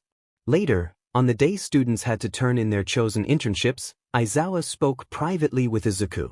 Izuku explained that his father did not want him to take part in an internship, worried that Stain might attack and that Izuku, being quirkless, would be an easy target. Izuku admitted that he did not want to risk his public image with a pro-hero and that an internship lasting a whole week would mean a week the league would be without him. Aizawa ran a hand through his hair and asked whether Izuku's father controlled his life. Izuku said that he was his father's only child and that his mother had died a long time ago, so his father was very protective. Aizawa, sensing there might be more going on, urged Izuku to tell them if there were any serious issues at home and assured him they would help. Izuku smiled and promised that, aside from his overprotective father, everything was fine. Aizawa said he would speak with Principal Nizu and reminded Izuku to stay safe and study for his exams. Izuku promised he would not waste the week. Izuku packed his bag and left the classroom with plans to meet Stain out in the field to learn more about the villain's motives. As he stepped out, Todoroki was waiting for him. Izuku was startled and then apologized for taking so long.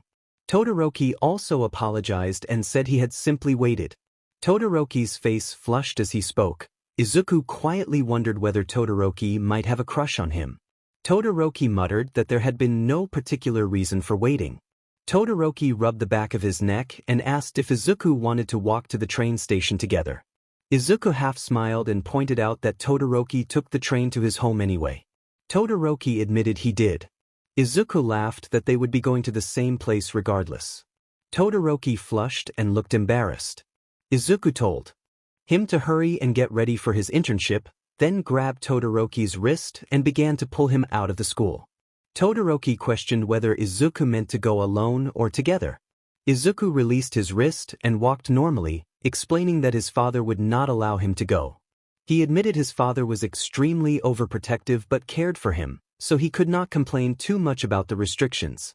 When Todoroki asked what else his father did not let him do, Izuku described being homeschooled most of his life, largely teaching himself, with only cousins for friends who visited often. He said he wanted to go places, but his father's desire to keep him safe kept him confined to his room. He admitted he felt held back and referenced the dangerous figure all for one as part of what constrained him. Todoroki remarked that both of their fathers were difficult. Izuku remembered the day they met on the beach. He recalled Todoroki noting the contrast between their fathers, then asking to be called Shoto to feel more comfortable. Izuku agreed, understanding it as a small step toward getting closer. The memory ended with both of them smiling as they made small talk on the way to the train station, and then parting ways. Later, at the bar, Toga greeted Izuku energetically and sprang toward him. Izuku responded calmly, took hold of her wrist, and removed the small knife she had been hiding. Toga complained in a high voice about how he always seemed to notice.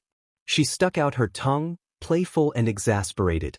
Shigaraki sat at the bar fidgeting with his glass and offered Izuku a terse welcome back. Izuku responded with sarcasm, surprised by the rare courtesy.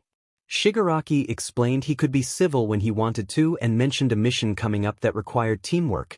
Izuku, Shigaraki, and Kurogiri were to bring Stain to their meeting and attempt to recruit him.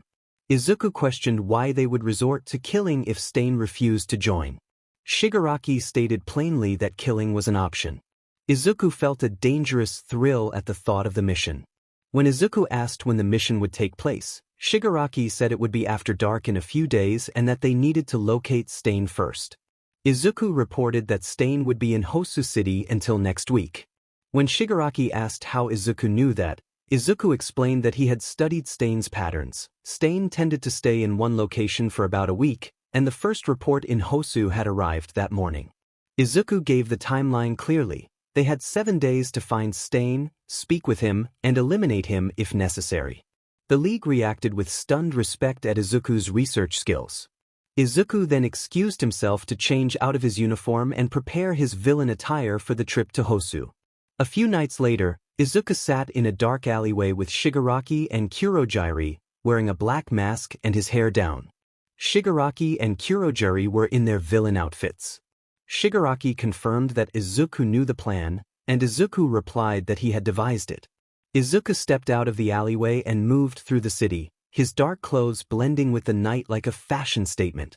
He did not have to go far before spotting another alleyway with 2 people inside. He turned down that alley and found Stain standing over a fallen hero from a smaller league.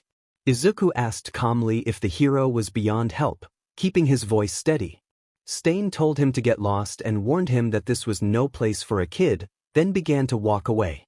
Izuku identified himself as an envoy of the League of Villains and said that the leader wished to speak with Stain.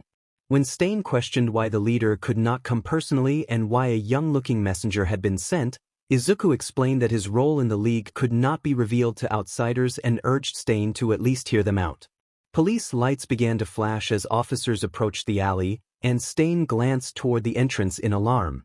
Izuku had positioned himself to block the exit. Stain warned that if Izuku did not move, they would both be caught. Izuku replied that he had a way out and asked if Stain had an escape route. After a tense moment, Stain agreed to go talk to their leader. Izuku signaled quietly and reported that they had secured Stain. Kurogiri opened a portal, and Izuku instructed Stain to go through it. Stain complied and rushed through the portal with Izuku following close behind. By the time the police reached the alley, the portal had already closed, leaving them only the brief trace of something having been there. They arrived at the League meeting hall, an abandoned building far from prying eyes and well-suited for secret gatherings. Shigaraki sat among the others and welcomed Stain, saying they had expected him. Stain asked whether this man was the leader, and Shigaraki explained that he was not the leader himself but acted as the leader's eyes and ears. Izuku stood behind Stain and presented the situation, using the authority he had earned within the League. Shigaraki asked Stain why he killed some heroes and not all of them. Stain answered that many so-called heroes were corrupt, doing it for pay and fame rather than the public good. Those were the ones he targeted. He said he respected certain true heroes, citing All Might as the definition of a genuine hero. Stain insisted that All Might did not do it for the money and truly acted for the people. The name All Might made Izuku GG. Stain asked what the point of the League was and explained that society was corrupted with fake heroes. He argued that people should not rely on quirks to determine their place in the world and that the hero system needed to change. Izuku smiled inwardly, thinking of how quirkless people were treated like dirt and imagining how different his life might have been under that discrimination. Stain acknowledged that their ideals differed and warned that wiping out all heroes would create bigger problems than it solved.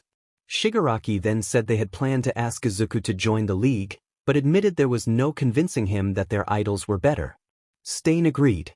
Shigaraki ordered Kurogiri to move Izuku to a clear area and gave him the villain name Breach, explaining that even if Izuku was not truly their enemy, it was better not to leave him where the police could find him. Izuku complied, hiding how much he hated acting subservient to Shigaraki. Kurogiri opened a portal to an empty alleyway in Hosu City. Before Izuku stepped through, Stain stopped him and asked his age. Izuku answered that he was 16. Stain told him he did not seem like the type to become a villain and urged him not to throw his life away, insisting that Izuku had potential for a better future. Izuku shrugged the warning off and walked through the portal. Once inside the base, Izuku removed his mask. Breach had been chosen for him because he was the League's hacker and researcher, the brain behind many operations, and the name fit. Izuku liked how the name sounded and admitted to himself that he liked something Shigaraki had created. Kurogiri returned the others to the base and everyone listened as Izuku suggested a plan: stage a distraction to pull heroes away while he went after Stain. Dabi told him to make the plan and they would follow. In that moment, the villain Breach was born. On the day Izuku planned to eliminate Stain, he prepared carefully. He pulled his hair back to hide the green and waited in a random alleyway for the signal. He knew Stain would be in the area and stayed alert. He pulled his black mask up and stood ready. About 30 minutes later, the radios crackled with reports of multiple Nomu sightings in the heart of Hosu City, calling for all available heroes. Izuku took that as his cue and left the alley. Turning a corner, he found Stain confronting the pro-hero native, along with Tenya Ida and Shoto Todoroki. Izuku deepened his voice slightly to disguise himself and announced that he had been looking for Stain. Stain dismissed him and told him to leave if he knew what was best. Izuku pressed forward, saying there had been many things Stain had not understood when they spoke, and then claimed that Shigaraki was not the true leader of the League and that he himself ranked higher. As he closed the distance, Izuku produced a concealed blade and moved. Izuku struck with a swift, precise attack that overcame Stain's defenses and ended him. He then explained that the attack had been retribution for insults against his family, replaced the weapon, and turned to the stunned Ida and Todoroki. He announced that he was the villain Breach, sent his location to Kurogiri, and warned the heroes to tend to Native, who looked badly hurt. He bowed and stepped backward into the portal, which closed behind him. Back at the base, Izuku removed his mask and told the assembled villains that the mission had been a success and that Stain was dead. He added that 2 UA students had been at the scene. He had altered his voice, but they now knew his villain name. Dabi leaned against a wall and asked how it felt to be a public villain. Izuku grinned and said it felt incredible. Toga exclaimed that he looked cute with his black hair showing, and Izuku thanked her, smiling. The question of what he would do for the rest of the week hung in the air as the base settled back into planning their next move. Shigaraki asked if Izuku still had a few days before he had to go back. Izuku answered that he might hang out with his not-sibling siblings, meaning Dabi and Toga. Dabi agreed that they needed a sibling day. Izuku bluntly stated he was not stealing Endeavor's credit again. Kurojiiri told them to wash up and get to bed because it was getting late and the heroes were likely busy with the Nomu they had left behind. Izuku said they could relax for a few days and let the panic over a new villain die down as he secured his hair tie. Dabi waved and headed to his room, calling goodnight, and Izuku teased that Dabi knew he loved them. Todoroki and Ida stood in shock after witnessing Stain being taken down by a villain they did not recognize. Todoroki asked who the newcomer was, and Ida said that Stain had called him Breach. Ida offered to help an injured pro hero on the street while Todoroki checked on Stain. The three of them were hurt, but only Todoroki and Ida could move well enough to approach. Todoroki moved toward the motionless figure they had fought before the new villain arrived and found Stain unresponsive and not breathing. He felt stunned and frozen, questions about Breach racing through his mind. What had Stain meant by warning them not to throw their lives away for certain villains, and why had Stain called the League his family? Endeavor's voice snapped Todoroki out of his daze and told him to step back from Stain. The pro-heroes who had rushed in confirmed that Stain was gone and warned that there was a new villain out there who would likely be extremely dangerous. Later, in hospital beds, Todoroki and Ida answered questions from the head of police. They explained everything that had happened in the alleyway and added that they had not heard clearly what was whispered before the fatal strike. The officer reminded them of the consequences of fighting without a hero license, and both boys acknowledged the trouble they were in. A few days later, Toga burst into Izuku's room, cheerfully urging him to wake up. Izuku groaned and sat up, rubbing the sleep from his eyes. Dabi walked in from behind and told Izuku not to blame Toga since it was already late. Izuku said he did not usually sleep that long and got out of bed. Toga looked down to hide a blush when Izuku appeared in comfortable loungewear, and she offered a shy compliment. Dabi told him to put on a shirt, laughing, and Izuku found a random shirt to pull on. Dabi summarized the morning news. Breach had been identified as the villain responsible for Stain's death, and witnesses had said Breach and Stain had spoken about Stain's offer to join the League of Villains. Toga added that witnesses had described Izuku's appearance and mentioned his distinctive ruby earring. Izuku yawned and asked what their plan for the day was. Toga announced a movie marathon, and the three headed back to the living room to begin. After their second movie, they took a meal break and ate chicken nuggets while chatting about various things. Izuku casually mentioned some gossip about a student in his class, explaining that a certain half-and-half boy had shown signs of having a crush on him. Toga urged him to spill the details. Izuku described how the boy had waited for him after a conversation with Aizawa, walked him to the train station, asked him to call him Shoto, and had turned red and stuttered while talking. He admitted he might tease the boy a little for fun. Toga confessed that she had feelings for Izuku as well, and Izuku explained that she knew some of his secrets, while the boy did not. Dabi rolled his eyes and warned Izuku not to mess with their mother. Izuku promised he would not. Dabi gave a wry smile and urged them to get back to the movies before outside trouble ruined their fun. Toga and Izuku laughed. Izuku felt a warm sense of family with them. Toga asked if she could do Izuku's hair and playfully tossed popcorn, which landed on Dabi as he slept. Dabi woke up and asked who had thrown it. Izuku pointed to Toga, who apologized but admitted she had been having fun. Dabi asked what Toga was doing to Izuku's hair, and Izuku admitted he did not know. Toga set up her hair supplies and explained that she would not cut his hair because Izuku forbade it. Izuku braced himself for whatever dramatic styling Toga had in mind. Dabi admitted that he was kind of scared. Toga asked if she was that scary, and both Dabi and Izuku said that she was. Toga huffed and pulled Izuku's hair a few more times. Izuku felt nothing from the tugging because of the past treatments he went through when he was younger under his father and Shigaraki. Toga stepped back and admired her work, announcing that she was done. Izuku handed her his phone and asked her to take a picture and show it to him. Toga did as he instructed. When she passed the phone back, Izuku noticed the French braid she had woven into his hair. It ran halfway down his scalp and the rest was gathered into a ponytail. Dabi got up, took the phone, and reacted with surprise at how well she had braided it. Toga reminded them that she still considered herself a girl and that braiding was a useful skill. Izuku praised how his green and black hair blended together and how amazing it looked. Toga smiled when Izuku said he liked it. The two boys laughed as Toga fussed, and she expressed how much she loved them before grabbing the bowl of popcorn they had been sharing. Dabi and Izuku responded that they loved her too. They continued to joke and goof around until it was time for dinner and they had to go downstairs. Izuku complained about having to return to UA on Monday, saying he preferred hanging out with them. Dabi joked that whenever Izuku managed to get Bakugo out of UA, he could hang out with them every day. Izuku said he planned to tease Shoto at UA for fun, and Dabi warned him not to get caught. Izuku pointed out that he had lived 16 years without being noticed as the son of a powerful villain and felt he could remain unnoticed a little longer. They all laughed together.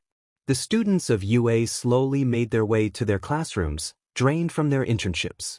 Everyone appeared tired except for Izuku, who walked to his desk and took out his notebook for class. As the rest of the students filtered in and sat down, Mina asked if anyone had heard about the new villain who had appeared. Todoroki admitted that he and Ida had seen the person and that the news had not revealed the involvement of students.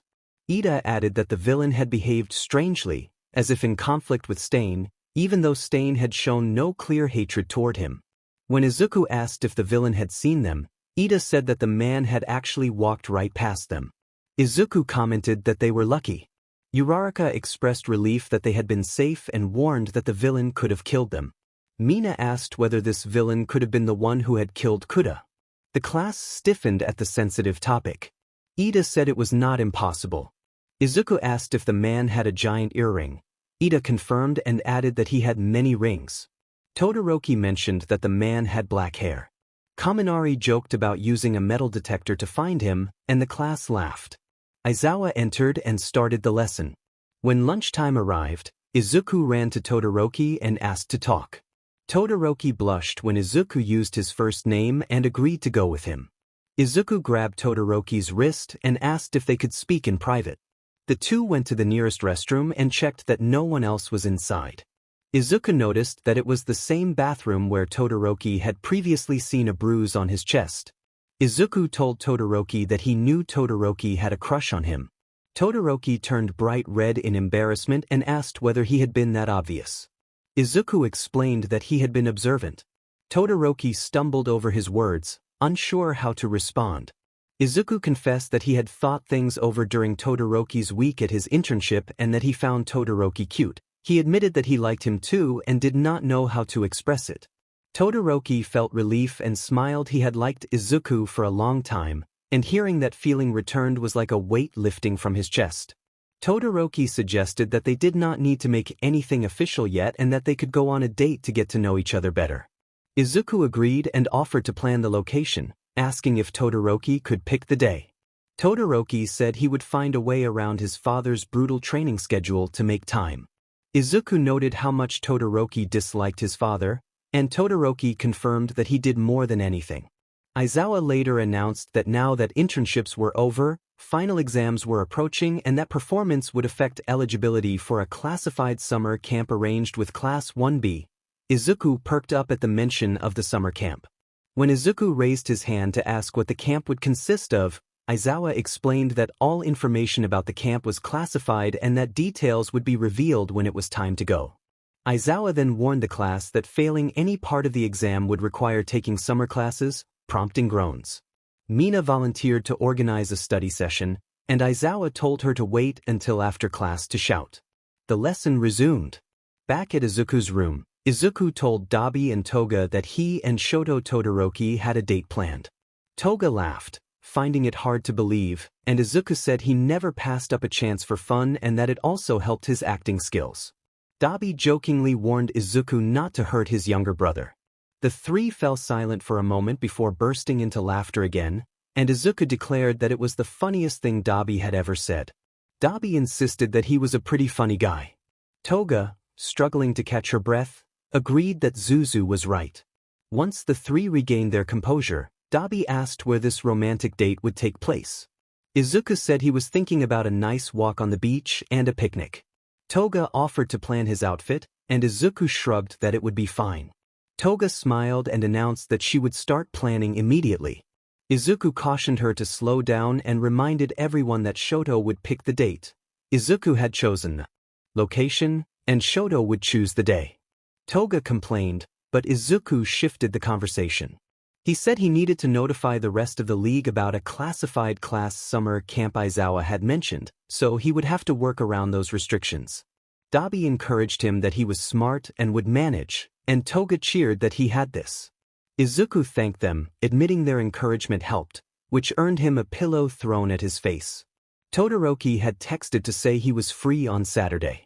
Days passed quickly and the date day arrived. Toga fussed that Izuku needed to plan his outfit, telling him he was taking too long reading the news.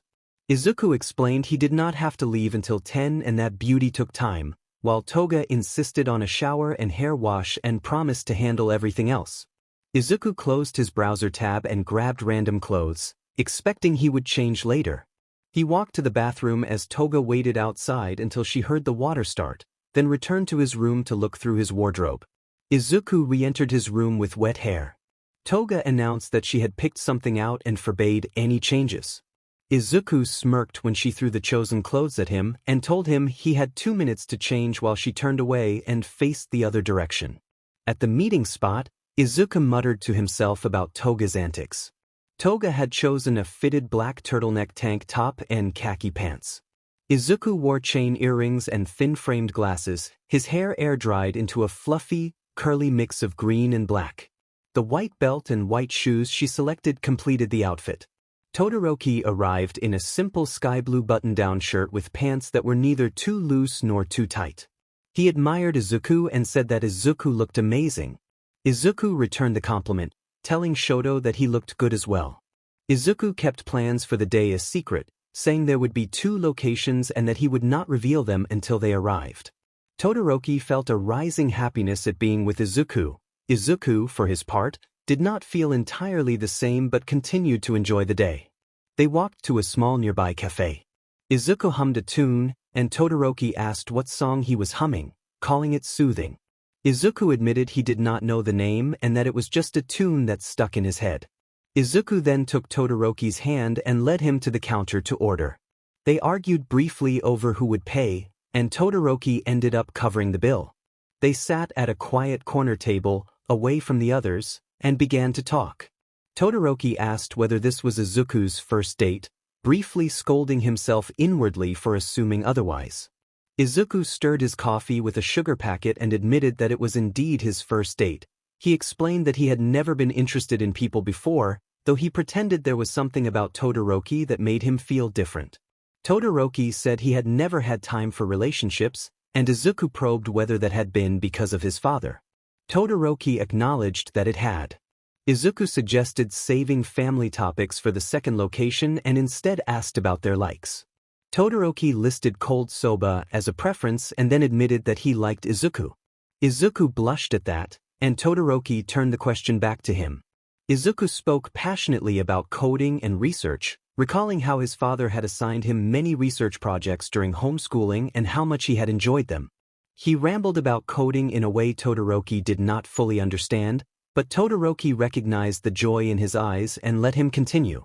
Todoroki told Izuku that being able to speak about what one loved without being stifled was important to mental health and encouraged him to keep sharing those interests. Izuku thanked him sincerely. After the cafe, Izuku excitedly led Todoroki toward the beach, dragging him toward the sand. They walked together along the shore toward their next destination. Izuku admitted that he was hurt that Todoroki did not remember the place where they had first met. Todoroki looked around and realized Izuku was right. He explained that he rarely came here anymore but liked stopping by to relax, and he added that it was a peaceful place. Izuku agreed, removed his socks and shoes, rolled up his pants, and placed his shoes in the sand. He walked into the water until it was ankle-deep, closed his eyes, and let the sun warm him. The sound of the waves drowned out the noise in his head, and for a moment he felt free from the stresses of his life, from being born into a villain family, from being undercover, from being feared as someone's son. A small smile formed on his face. Todoroki came up behind him, wrapped his arms around Izuku, and rested his chin on Izuku's shoulder. Izuku stiffened for an instant as a PTSD reaction flickered, and Todoroki quickly apologized for not asking first. Izuku took Todoroki's arms in his hands and held them there, giving him a soft smile and asking him to stay. They stood that way for several minutes, watching the horizon and the sun glinting off the water. When Izuku asked to talk on the beach, Todoroki nodded and they walked back to where their shoes lay. They sat in the sand without worrying about getting their clothes dirty and began to talk about family. Izuku asked about Todoroki's family, and Todoroki said that he was the youngest of 4. His older sister was a teacher and his second eldest brother was a college student. They cared about him and it was usually just the 3 of them together. He said the eldest, Toyua, had died some time ago and that his other brother had taken that loss the hardest. Todoroki added that he had not known Toyua well because their father had forced him into training sessions. When Izuku asked about Todoroki's mother, Todoroki sighed and touched the scar that ran near his eye. He explained that their father had had his mother committed after she did something that left a scar on his face. She had later apologized, and Todoroki believed she had not meant to cause harm. He blamed his father for pushing her over the edge. Izuku reached out and put his hand to Todoroki's face. Todoroki placed his hand over Izuku's and leaned into it briefly before holding Izuku's hand as he drew it away. Izuku then talked about his own family with care. He said he lived with extended family aunts, uncles, and cousins and that his father worked a lot and worried overprotectively, which felt smothering at times. When Todoroki asked about a bruise Izuku had shown earlier, Izuku admitted it had come from an uncle who had been drunk and had lashed out.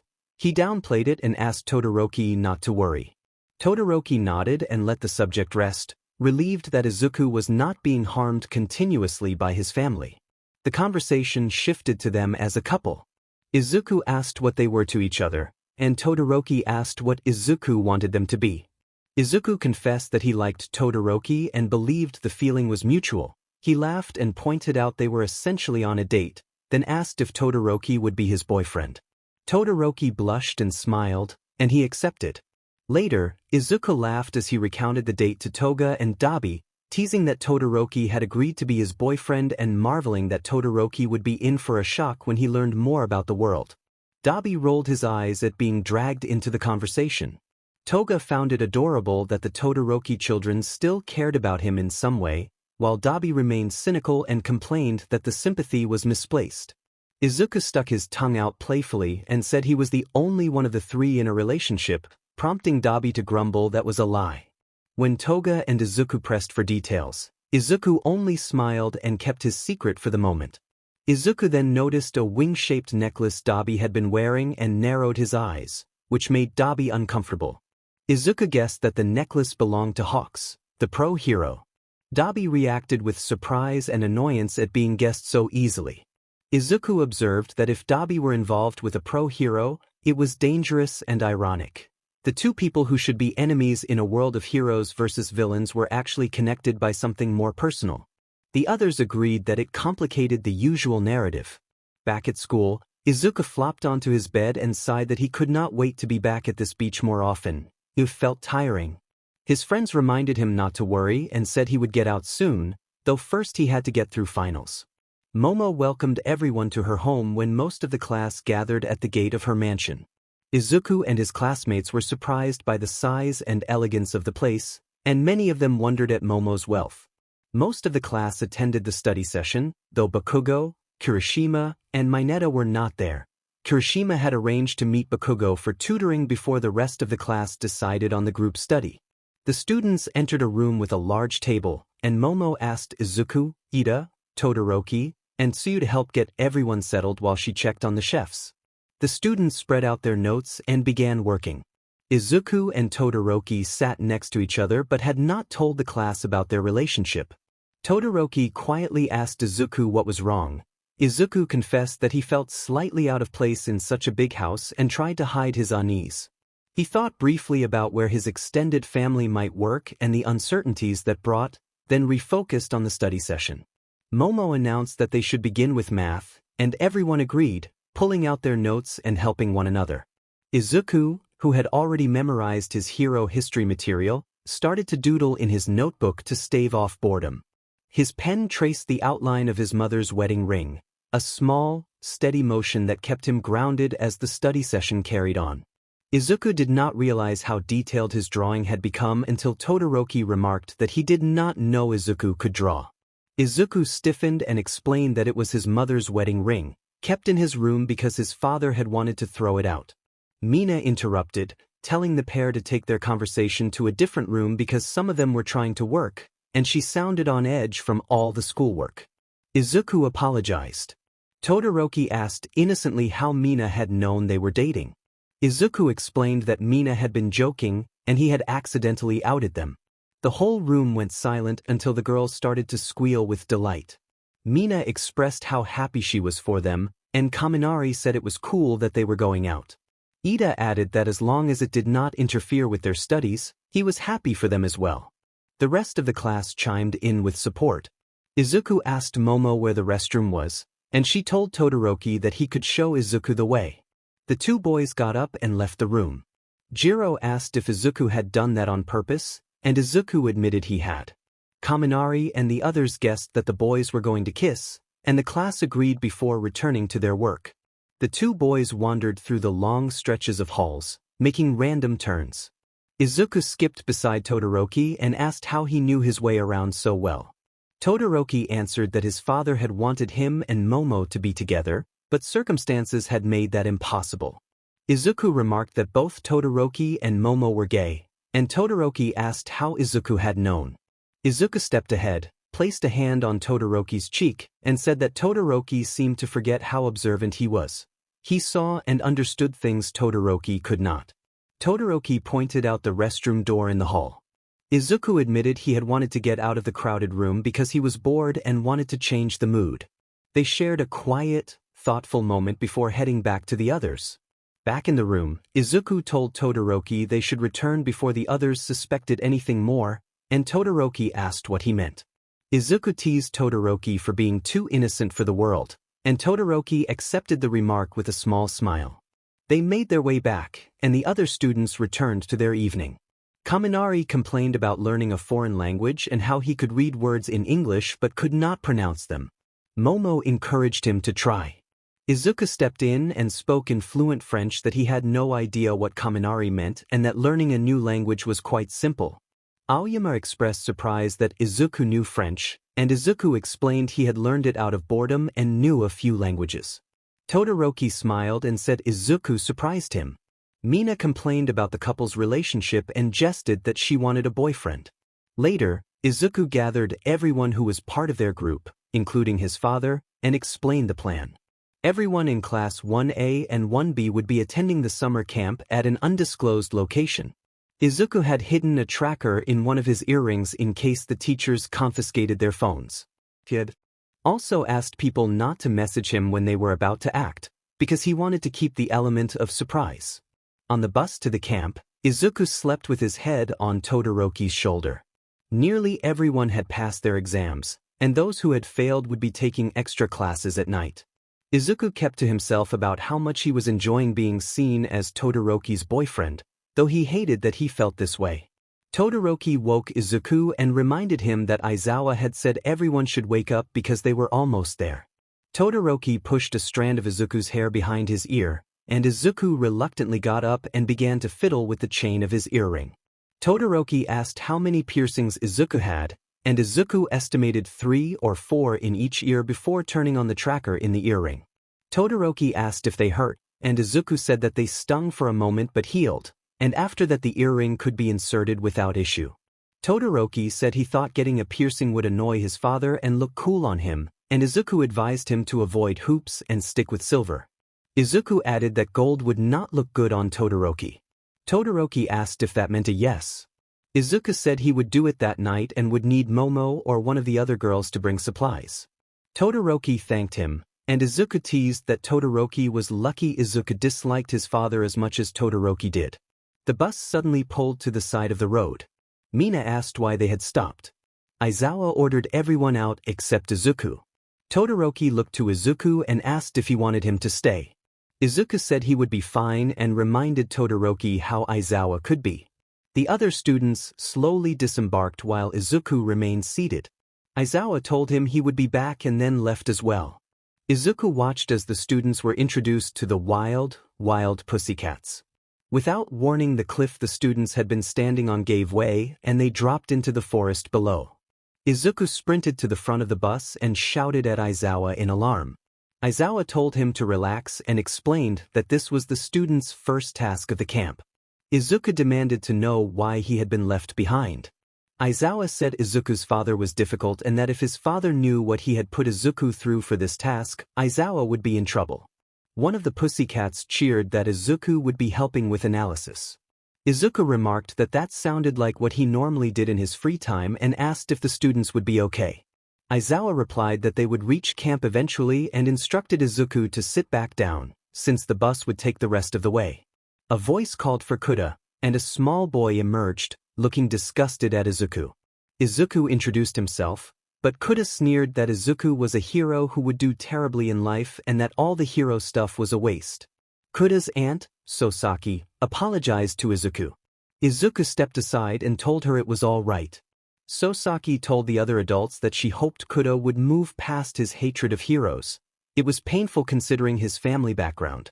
Izuku suggested that Kuda probably just needed someone to have a meaningful conversation with him, and Sosaki agreed. Later, Izuku helped prepare dinner as the students of Class 1A emerged from the forest, sluggish and dirty. He greeted them with a smile while they called out that they were tired and hungry. Most of them collapsed to the ground. Sosaki announced that this meal would be the only one prepared by the wild pussycats and Izuku, and warned them that Class 1B would arrive in the morning. Todoroki approached the adults and Izuku. Izuku told them he would be right back. One of the adults asked whether Todoroki was Izuku's boyfriend, and Izuku confirmed that he was. The group reacted with excited murmurs as Izuku removed his apron and set it aside. He moved toward Todoroki, and when Todoroki reached to embrace him, Izuku stopped him and teased that Todoroki smelled of sweat and dirt. Todoroki said they had probably been lost in the woods for a while. Izuku insisted he needed to go back and help the other students. Todoroki rolled his eyes and asked if Izuku could at least show some affection, which caused a flush to rise to Izuku's face. Izuku said that love was a powerful word and that Todoroki should wash up before showing any affection. With that, Izuku dashed back to the kitchen and put his apron back on. Tiger asked how long Izuku and Todoroki had been together.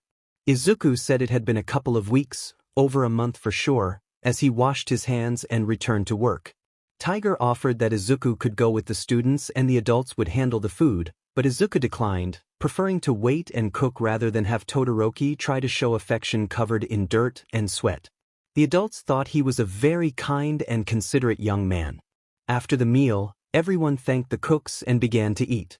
Izuku noticed an empty chair that should have been Kuda's. He asked Sosaki where Kuda was. She explained that Kuda was probably in his secret hideaway and that she needed to bring him some food, but Izuku offered to take the plate to him and said he wanted to talk. Sosaki gratefully told him the plate was ready and pointed out the small path leading up the mountain to Kuda's hideout. Izuku bowed slightly in thanks and told Todoroki quietly that he would be back soon and to remember to wash up. Todoroki told him to be careful. Izuku gave Todoroki a quick reassuring pat on the shoulder before leaving with the plate. The path up the mountain was narrow and stretched for some distance. Izuku had to steady the plate several times to prevent it from falling. At the top, he found Kuda sitting and looking up at the stars. The boy snapped at Izuku, asking how he had found the hideout. Izuku explained that Sosaki had told him so he could deliver dinner before the students ate everything. Kuda ordered him to leave. Izuku told him softly that he had wanted to talk. Kuda warned him not to give another speech about how his quirk made him the best or how he would protect everyone, saying he did not want to hear it. Izuku replied that he would not brag about a quirk because he did not have one. He had been born quirkless and remained so. That statement made Kuda pause and ask what he meant. Izuku sat down beside Kuda and looked up at the stars. He admitted that he could not say he had saved many people and explained that he had gotten into the class because he had helped clean a beach and his academic scores had been exceptional. Izuku smiled and admitted that he was very observant and knew things he probably should not. He thought to himself that he was going to have some fun while he still could. Kuda stared at Izuku, caught by his attention. Izuku mentioned that his boyfriend's eldest brother was still alive when everyone believed him dead, that the villain Stain had been defeated by a high schooler, and then hinted at more. Kuda reacted with surprise when Izuku suggested the news had always reported that a student had killed Stain. Izuku glanced at the boy and laughed softly about the misinformation. Kuda confessed that Izuku was scaring him, and Izuku agreed that he would be frightened in the boy's place. When Kuda asked why, Izuku said he knew the identity of the villain who had killed people like Stain and implied a personal connection. He assured the boy that the villain was not at the campground with everyone else, and then revealed that Kuda was speaking with that person now. Fear filled Kuda's eyes. He trembled and froze, too afraid to run. Izuku said he had killed Stain and others, and that no one would understand how dangerous he really was until they learned of his ties to the League. Kuda swallowed hard and asked about the connection. Izuku mentioned the most notorious villain, the one who had nearly killed All Might years ago, and let Kuda in on another secret. Izuku claimed to be that villain's biological son. Kuda went pale and asked why Izuku was telling him these things. Izuku explained that no one would believe a child who hated heroes. He pointed out that if Kuda, a boy known for his distrust of heroes, accused a hero in training of being a dangerous villain related to All for One, nobody would take him seriously because of his reputation. Kuda panicked as Izuku's words landed. Because of how he acted toward heroes, adults would likely disregard his fears. Izuku made things clear. When Kuda returned to the camp and saw Izuku with friends and his boyfriend, he was to say nothing about their conversation. Izuku warned that if Kuda did speak up, there would be consequences. Flashbacks of the man who had killed Kuda's parents haunted the boy, and seeing Izuku's dark presence brought those memories rushing back. Kuda nervously asked if Izuku had killed his parents. Izuku answered that he was more of a planner in the League, that they all had blood on their hands, and not to forget that. Kuda agreed to stay silent. Izuku reminded him of the punishments for revealing the truth and then said he was going back down and would be watching him as he walked away. Once Izuku was out of Kuda's sight, a gust of cold wind swept through, surprising the boy since it was the middle of summer. When Izuku returned to the campground, Todoroki noted that he had not finished his dinner. Todoroki's hair was still dripping from washing up, and Izuku complimented how attractive he looked when his hair was wet. Todoroki told him the excuse would not work and revealed that extra food was wrapped up in the refrigerator. Izuku thanked him, stood on his toes, and placed a brief, affectionate kiss on Todoroki's forehead. Todoroki blushed, and Izuku reminded him that affection would come after he washed up. Izuku took the leftover food from the kitchen and began to eat, thinking that he would miss Todoroki's overprotectiveness. The camp was winding down after a few days of training. Izuku observed all the students and kept notes in a notebook given to him by Aizawa. He made sure Kuda did not reveal anything to the adults, offering a bright smile and a wave whenever he passed the boy. Instead of anger, Kuda's expression was one of fear, though the adults did not notice the detail.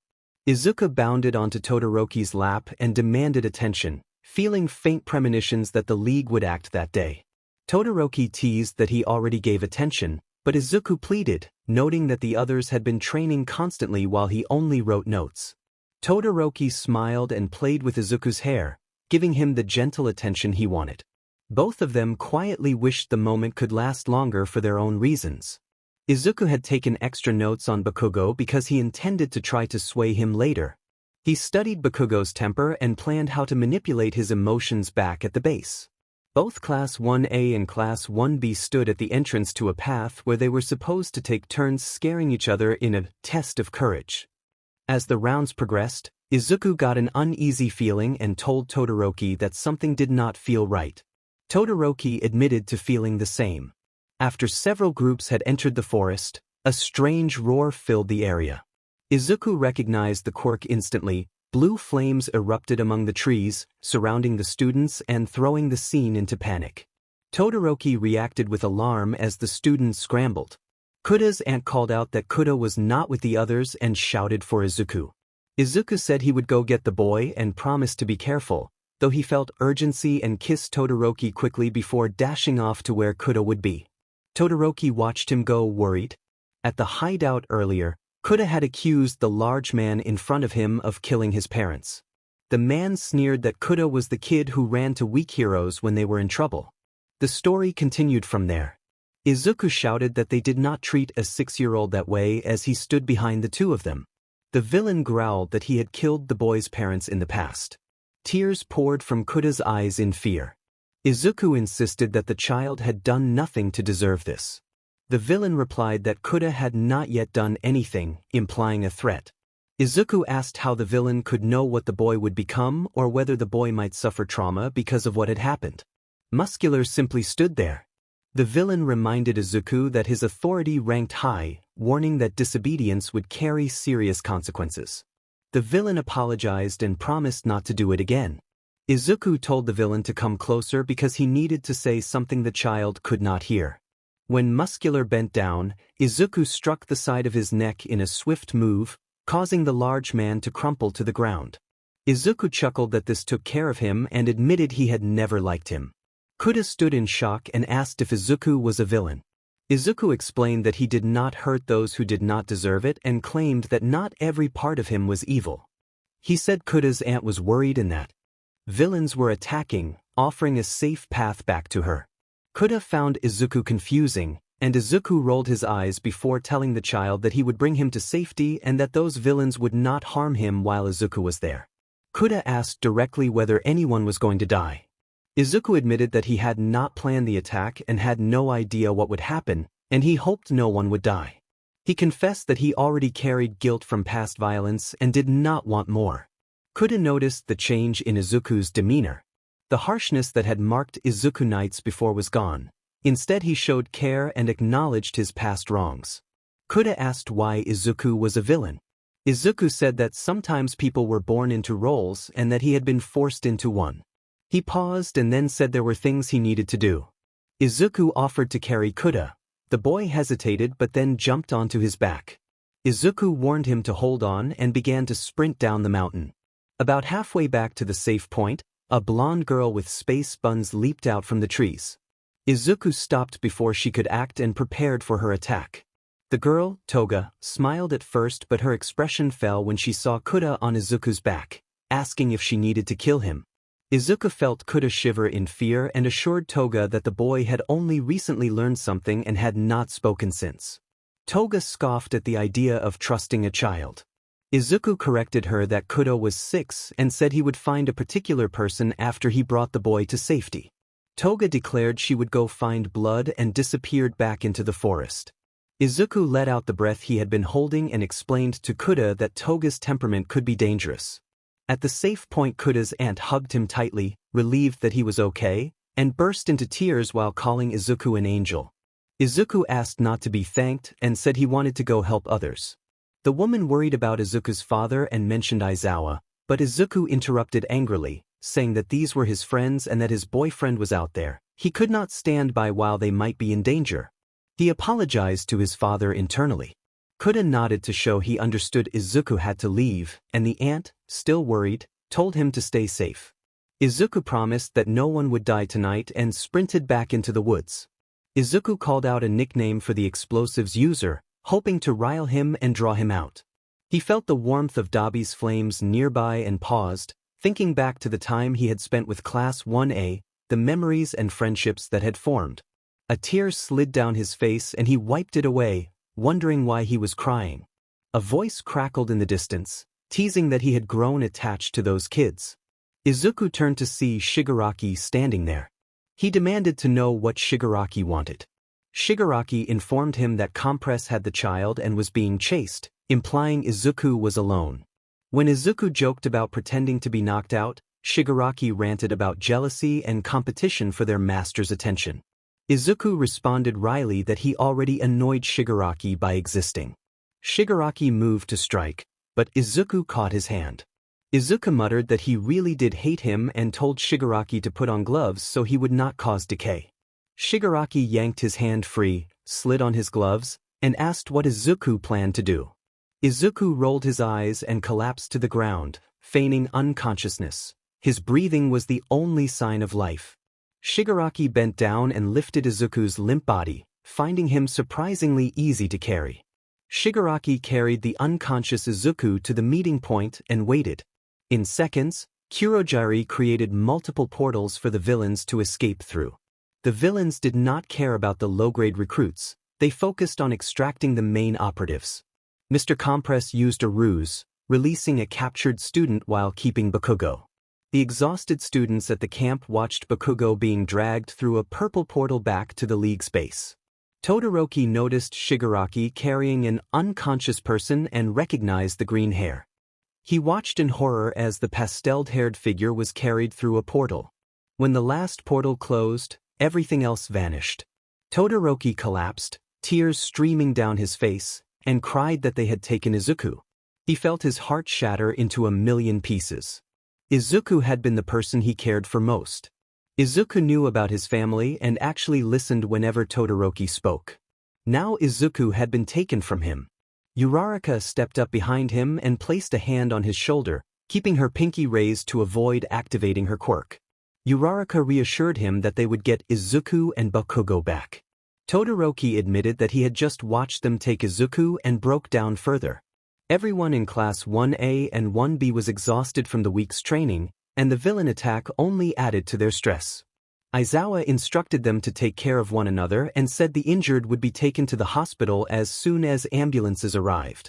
The trip had gone terribly wrong, and Todoroki could not understand how the villains had known their location. Bakugo shouted Deku's name as someone tied him to a chair in a soundproof room that Izuku had spent many days in. Toga, annoyed, told him to stop screaming and tighten the restraints on his wrists. Dabi warned that Breach was in his room hacking and advised against disturbing him. Toga asked if she could cut Bakugo, brandishing a dagger, but Dabi told her that was a decision for Breach to make. Bakugo demanded answers, but Toga and Dabi dodged his questions. Dabi asked if Toga had broken Izuku's phone. Toga confirmed she had taken it. She also reminded them of the time they had taken down a student from UA during a previous operation. Bakugo huffed, realizing they were not going to provide useful information. Toga skipped to the door and said she would go say hi to Izuku. Dabi, tired, urged her to rest and warned that Breach would likely be hacking through the night. Toga left anyway, and Dabi grimaced, resigned to her antics. Bakugo, curious, asked who Breach was. Dabi explained that Breach was one of the highest operatives in the League and that his orders carried heavy weight unless they came from higher-ups. Bakugo asked about the higher-ups, and Dabi refused to say more, fearing for his own safety. Dabi told Bakugo that the room was soundproof and that cameras monitored it around the clock unless Breach ordered otherwise. He left them, shutting the door behind him. Dabi walked to Izuku's room and heard laughter through the door. He opened it slowly and found Izuku and Toga laughing together while Shigaraki looked shocked and surprised. Izuku explained that he had startled Handyman when the hero thought Izuku had been taken out, and Toga burst into more laughter. Dabi regretted missing the spectacle. Shigaraki growled that he hated them, and Izuku teased that Shigaraki was mostly upset with him while Dabi and Toga were on his side. Izuku woke early, washed, and put on his villain attire. He wanted Bakugo to believe that Breach and Izuku were different people. After showering, he tied his hair back so his darker hair showed, slipped on black dress pants and a black dress shirt, and put on his choker, rings, and earrings, finishing with his signature large ruby earring. A knock sounded at his door. Toga entered, yawning, and said she and Dabi had done some shopping and brought him a black mask. She explained that the mask had a voice modification device sewn into it. Izuku accepted the mask gratefully. They shared a brief friendly exchange, and Izuku left toward Bakugo's room. He fitted the voice-modifying mask and tested it, hearing his voice deepen into a more threatening tone. Underneath the mask, he smiled and unlocked the door.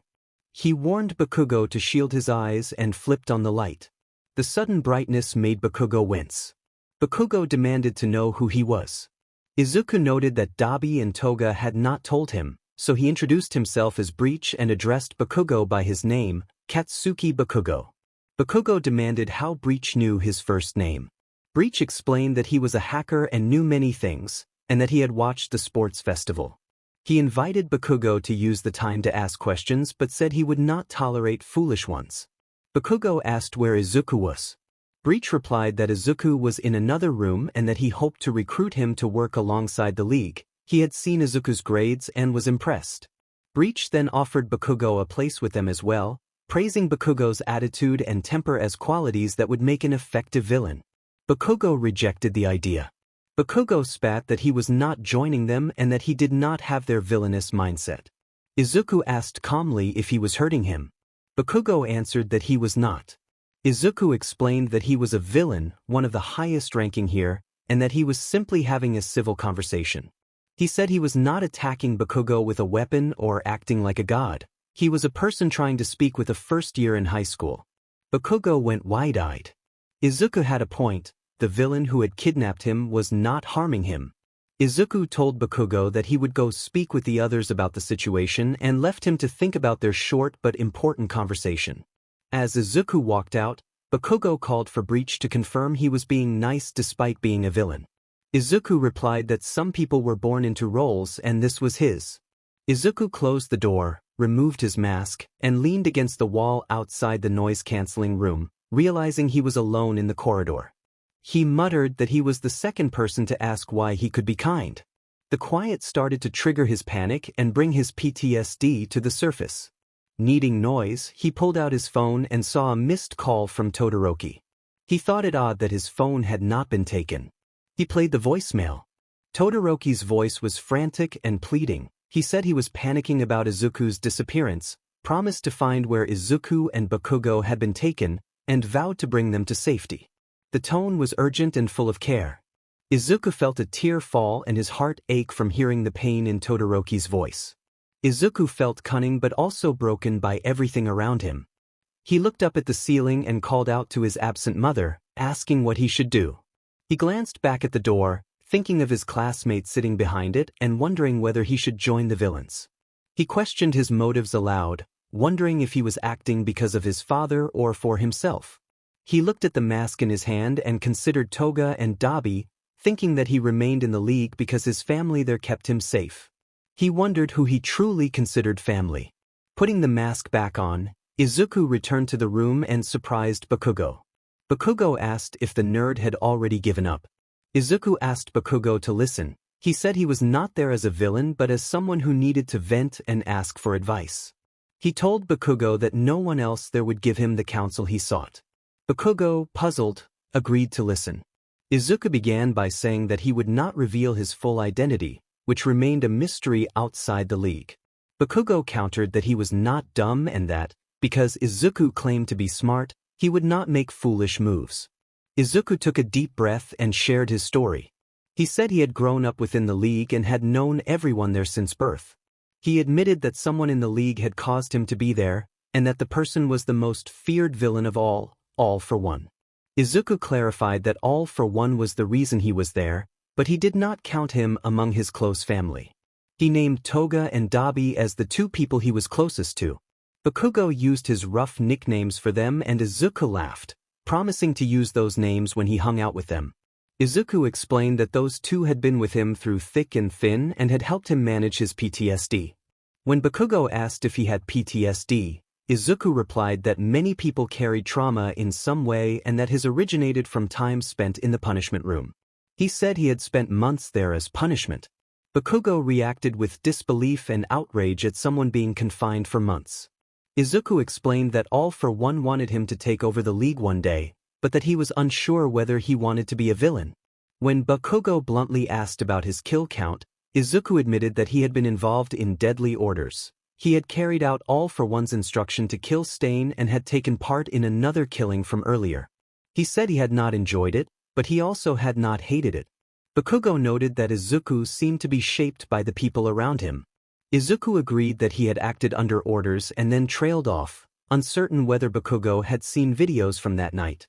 Bakugo made clear that he did not understand the league's workings and was not joining them. He insisted he would become the #1 hero, and warned Izuku that a life as a feared villain would follow him forever. Izuku countered that if he left, the league would hunt him down. He said they already had a replacement ready and would do anything to remove him from the picture.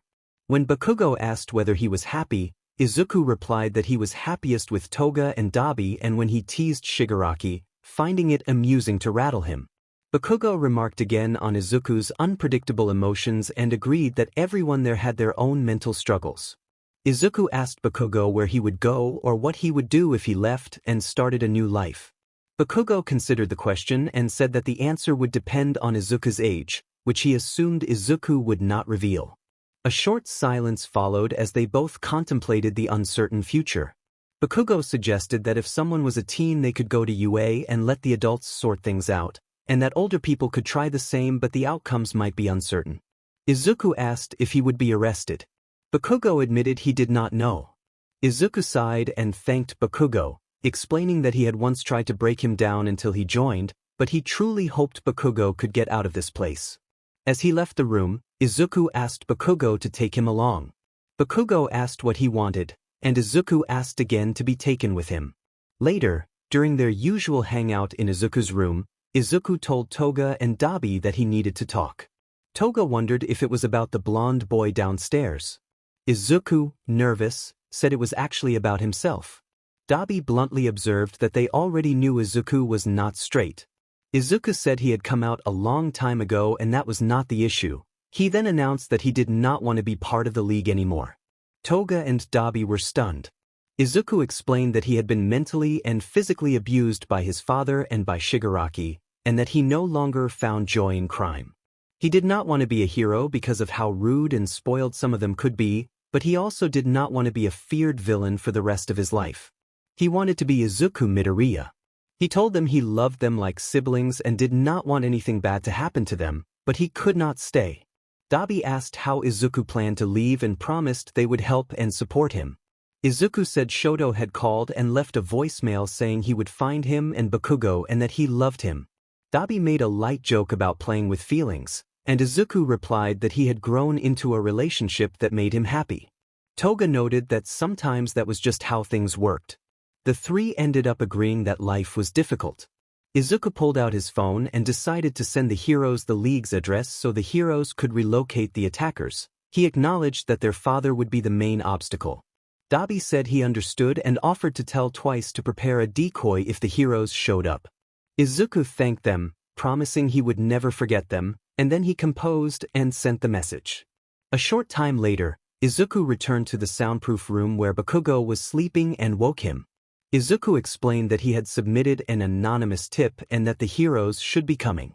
Bakugo smiled briefly, then looked worried when Izuku asked about Deku. Bakugo clarified that Shigaraki had been in charge of Deku and that he could not get into Deku's room privately. Both of them agreed they needed to be rescued or Todoroki would be furious. Izuku produced Deku's phone and suggested a plan. Bakugo should call Todoroki and pretend to be the one who had dropped the phone, so the heroes would think Deku had been taken and that the address was legitimate. Izuku warned that he could not appear in the call himself, since the league must believe Deku had been taken. Bakugo confirmed that he would not mention Izuku joining the heroes. Bakugo put the call on speaker and called Todoroki. Todoroki answered and asked where Deku was. Bakugo pretended he did not know, saying the villain had dropped the phone and he decided to call. Aizawa checked in and asked if they were okay. Bakugo said he was fine but uncertain about Deku and explained that they were being held in separate rooms. Aizawa replied that they were planning a rescue for the following night and asked if the captives could hold out until then. Bakugo and the others confirmed they could. Before ending the call, Aizawa told them to stay safe. When the call ended, Izuku admitted it had been difficult not to reveal more. He told Bakugo that Dabi and Toga knew about the situation and that he trusted them with his life. Bakugo laughed and made a teasing remark about having a sense of humor. Izuku, smiling through his nerves, said that he was still a villain at heart even though he wanted out. Bakugo asked why Izuku was still there, and the two sat in the cramped room, preparing themselves for the plan that would either free them or change everything. Bakugo asked if Izuku did not have meetings to attend. Izuku took back the phone and sat down on the floor. Izuku explained with a half-joke that technically he was supposed to be torturing Bakugo to convert him to the dark side, but he was skipping that part so Bakugo would get to see his masked face. Bakugo asked why the mask. Izuku smiled and said he wanted to keep his identity a secret a little longer because secrets were fun, and he winked. Bakugo rolled his eyes. Izuku started to laugh, but his phone vibrated. He checked the notification and read a message intended for Bakugo from Todoroki. Izuku told Bakugo that Todoroki had messaged and that the plan had changed. Todoroki said they were coming tonight. Later, Toga was braiding Izuku's hair while sitting on his bed, and she noted that they were coming tonight. Izuku confirmed that Todoroki had texted, having mistakenly messaged Izuku's phone thinking Sparky had it. Dabi, sitting in Izuku's desk chair, asked Izuku to make a deal. If Izuku got out, Dabi wanted him to marry his brother so they could truly be family. Toga and Izuku exchanged a look in response. Izuku explained that the relationship with Dabi's brother had never been intended to be serious, and he did not know how things would go. Toga smoothed out the braids she had just finished and, when Izuku admitted he still felt like a villain at heart, asked excitedly if he planned to be evil. Izuku confirmed in a playful tone. Dabi asked Twice to make a copy of Izuku, and Toga said she would tell Twice to add signs of hardship to the replica so it looked like Izuku had been through hell. Izuku joked that spending time with Shigaraki would do the trick. They all laughed. Izuku promised that once he was out, they would still meet up because he liked their hangouts, and Toga and the others agreed. Then they got back to preparing. Izuku later dragged the clone Twice had made. The real Izuku put on his voice-modifying mask and muttered that this was going to be weird. The clone, speaking with Izuku's altered voice, said it felt the same way. Izuku apologized in advance and warned the clone that it might go through rough things.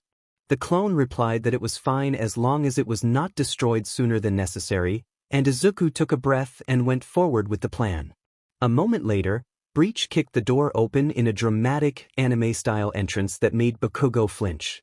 Breach tossed Izuku down and ordered everyone against the wall. The clone stood with a battered, worn appearance. Bakugo demanded to know what was happening. Breach reminded them that being a villain was what he knew best and reiterated that the League would be pleased to hear that the two had accepted the invitation to join. He told Izuku to stay against the wall as he removed Bakugo's restraints, asserting that even if Shigaraki had caused the damage to Izuku, Breach was technically in charge of both of them.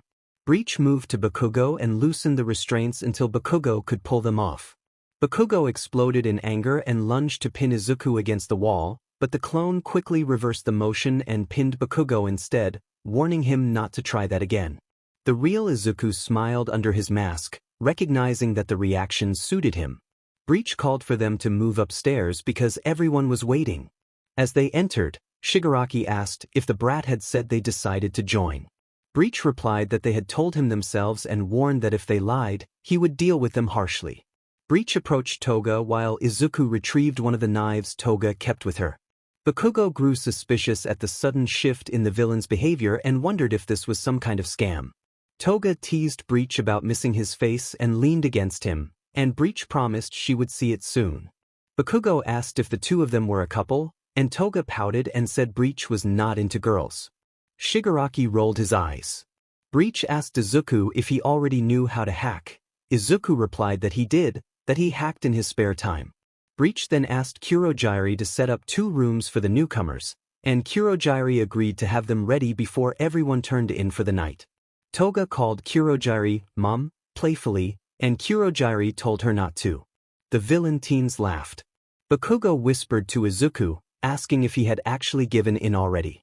Izuku whispered back that Breach had explained part of the plan and that they only had to go along with his acting. Shigaraki overheard and demanded to know what they were whispering about. Bakugo said he had not seen the nerd since the camp and wanted to check on him after what they'd been through, and he crossed his arms while noticing that the quirk restraints on both of them had been loosened. Shigaraki said he did not like the two of them, and Breach remarked that Shigaraki did not like anyone. Toga complained that she was starving, and Dabi offered to go get takeout. Breach and Toga laughed at the idea of fried chicken. When Shigaraki asked why they were laughing, Toga and Breach said there was no reason. Dabi explained in a blunt, offhand way that he would procure food by intimidating a place into handing it over, creating a scene to get what they needed, and then leave. Bakugo reacted loudly to the suggestion. Breach told him to be quiet and said that this was how things were done here and that Bakugo should get used to it.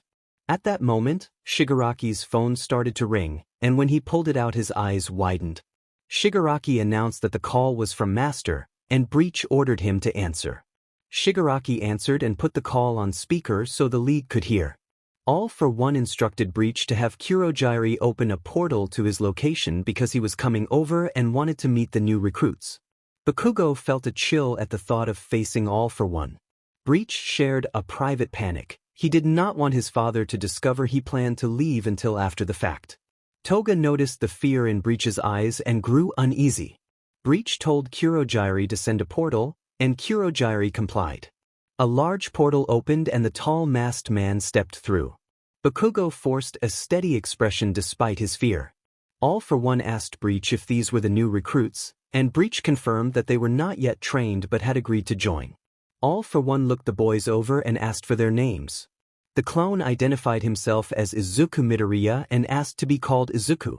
Katsuki Bakugo announced his own name with a sharp huff. All for One remarked on Bakugo's short temper, and Bakugo protested in his usual fierce manner.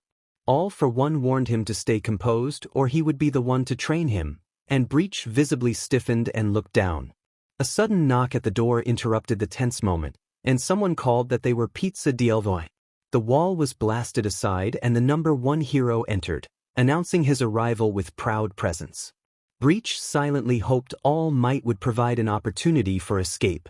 All for One ordered Kurogyari to teleport everyone to a safe location. Bakugo refused to be moved and ripped the quirk restraints from his wrists, seizing the Izuku clone as he bolted for the exit. All for One ordered Breach to stop them. The real Izuku charged out and tackled Bakugo, knocking both the clone and Bakugo to the ground. Bakugo accused Breach of betrayal, insisting Breach had wanted to get out. Breach explained that he did want to escape but that his situation was more complicated than Bakugo realized. Breach urged Bakugo to run to half and half while Bakugo strained against Breach's grip. The clone reassured Bakugo that he would be safe if he left, and Bakugo relented, running off and being intercepted by a handful of students who had come to the scene unexpectedly. Breach held the clone. Even though the clone could not truly feel pain, it performed a convincing act of suffering. The real Izuku apologized to the clone, and the clone responded that Izuku needed to do what was necessary. The real Izuku dragged the clone back toward the small crowd of villains who watched the escalating battle between All for One and All Might. Shigaraki scanned the scene and noticed the other Izuku missing. When asked where the other one was, Izuku reported that the other had escaped and that the heroes and students present still believed the clone to be the real Izuku. Everyone turned their attention back to the fight, trading insults and blows as the hero and the villain clashed. Izuku, who had heard stories of All Might's power from his father, watched in stunned awe as the battle unfolded. Twice pulled Shigaraki aside at one point and whispered to him. Izuku, Toga, and Dabi were too captivated by the fight to notice. Shigaraki's eyes widened, an evil smile forming across his face, and he called out the code IR. Everyone in the immediate area was confused by the code, but Shigaraki and All for One shared a hidden understanding. IRA signaled the plan to have Izuku run. All for One took advantage of the moment and knocked All Might to his knees. The skirmish had been going on for some time, and a helicopter hovered overhead broadcasting the fight to all of Japan. All for One ordered Kurogyari to bring Breach and Izuku to him. The teleportation occurred as instructed, and Izuku and the clone were brought before All for One. All for One told Breach that he knew about Breach's plan to run, and Izuku felt his breath catch with growing fear. When Izuku asked how All for One knew, All for One explained that Shigaraki's code had given the information away and reminded Izuku that he would not be allowed to get away. All for One criticized Izuku for being softened by his time at UA and the effects of a pretended relationship, suggesting those influences had weakened him. Izuku stayed silent, realizing how vulnerable his situation had become. Capture by his father would mean suffering, while capture by the heroes offered a legal consequence but not safety. All for One then revealed that he possessed a quirk designed for situations like this and asked, with a chilling calm, if Izuku would like to receive it. When All for One reached out, a strange, bright light surrounded Izuku. He felt an unfamiliar, unsettling sensation move through him as if something within him had been rearranged and bound to another will. All for One declared that the quirk was an obedience ability that only he and Shigaraki could command, compelling its host to follow orders without question until they decided otherwise. Izuku, who had never asked for a quirk and had always dreamed of power for different reasons, found himself forced into a role he had never consented to. He felt his agency slip away as if strings had been attached to his limbs. All for One then spoke in order to breach to eliminate the decoy. Under the compulsion of the new quirk, Izuku drew a knife he had received earlier and struck at the clone. The clone collapsed in a dramatic performance that mimicked a grievous wound without any graphic detail, convincing the onlookers of its fate. Izuku's expression remained blank. He felt neither triumph nor sorrow. He was doing as he was told. All for One whispered that he wanted Izuku to be the cocky boy he had been before attending UA, and Izuku complied, answering that he would. Izuku began to walk away from the battle, stepping over a clone's body that had not yet dissolved. At the location where the students watched the end of the fight, Todoroki cried out as he saw Izuku struck by the villain they had faced before. Tears filled Todoroki's eyes as the boy he cared for deeply collapsed and fell still. He shut out everything else around him, including the UA students who had come with him, and he vowed to stop breach. Ida noticed the approaching villain and urged Momo to create ropes, duct tape, or anything they could use to restrain him. Aizawa appeared among them and announced that he would capture Breach himself. The students apologized and fled the scene except for Todoroki, who refused to leave until the situation was resolved. Aizawa told Todoroki that he would not kill the villain and ordered him to return to school. Todoroki nodded and reunited with his classmates, unable to hold back the tears of heartbreak. As Breach drew close to Aizawa, Aizawa used his scarf to restrain him. Breach struggled against the bindings and pleaded to be released to return to his family, but Aizawa tightened the scarf and moved to take the villain's mask. Breach's expression changed. He told Aizawa that he would not resist if the mask was left on and warned that removing it could provoke him. Aizawa agreed to leave the mask in place and asked why Breach wanted to watch the fight. Breach admitted that he had been curious to see the clash between the hero and All for One, and he trailed off as if about to use a stronger word but stopped himself. All Might gathered his remaining strength and delivered a decisive punch that brought All for One down. Aizawa felt Breach lunge as if to reach All for One and heard the villain cry that he needed to go to him. Aizawa explained that All for One would be taken into custody and that Breach, being young, would be sent elsewhere. All for One ordered the League to retreat to a secondary base, and Kurogiri warped the villains away. Toga and Dabi watched their captured ally being taken by the heroes without realizing that an obedience quirk had been placed upon him. Shigaraki spoke to the group, saying he would not be pleased to see their comrade in the heroes' hands and that they would get him back. The villains cast a worried look at Izuku before the portal closed. Breach continued to struggle to reach the villain who was being restrained and prepared for transport to the nation's most secure facility. He called out to his father and broke into tears. Those words were the last Izuku registered before losing consciousness. Izuku woke up chained to a chair in a gray interrogation room, his wrists secured to the table. He felt the mask still on his face and wondered where he was. There was an empty chair across from him and a one-way window like a mirror on his side. He guessed that they were planning to question him about the League and noticed a camera mounted in the corner. He called out toward the mirror, insisting that he knew someone was watching. Nizu, Aizawa, All Might, and Present Mike stood on the other side and felt a chill as they listened. Nizu asked who would go into the room. All Might noted that the boy had called All for One his father and admitted surprise at the possibility that the villain had a child. Aizawa volunteered to enter, and Nizu instructed him to remove the mask so they could see the boy's face. Nizu added that the victim had been a friend and that the heroes needed answers. Aizawa entered and approached the chair. Breach laughed at first, saying he had thought the heroes had fled, but Aizawa told him he was not there for jokes and had come to get information. Breach leaned back and made it clear that he would not answer every question. Aizawa pressed for his age, and Breach, after a moment, revealed that he was 16 and believed himself to be the youngest member of the League. When Aizawa asked about his quirk, Breach refused to name it, calling the question classified.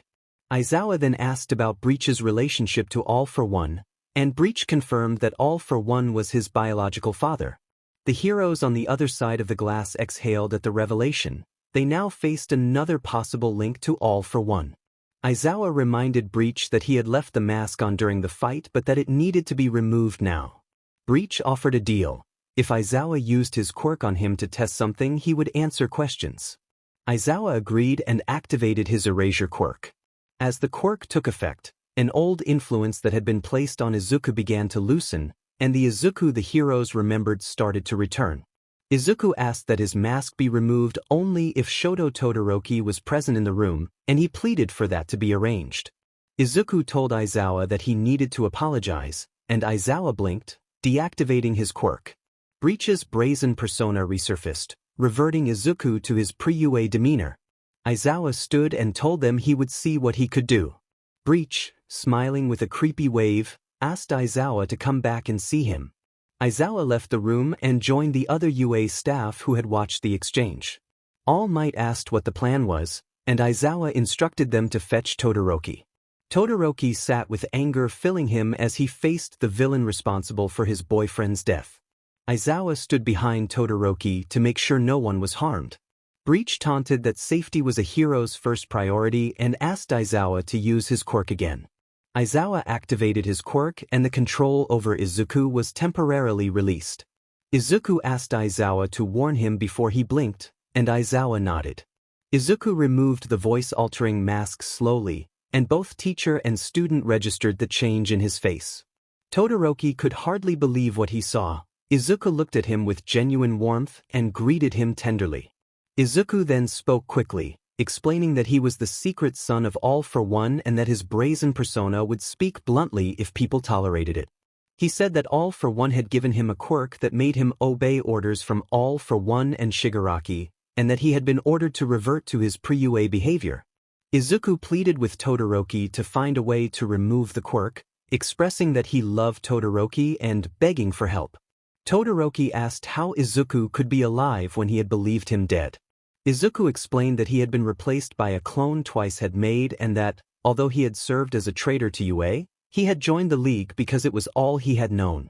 He had seen the hero's side of the world and no longer wanted the villain life, even if he still harbored bitterness toward All Might. Aizawa warned that he was about to blink. Izuku urged everyone to remember that the version about to return would be very different and, with a tear, reaffirmed his love for Todoroki. Todoroki reached out and squeezed Izuku's hand in return. Aizawa blinked and Izuku's expression shifted back to Breach.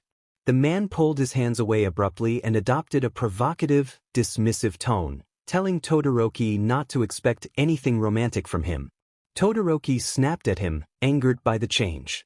Aizawa cautioned Todoroki that this was not the Izuku they knew.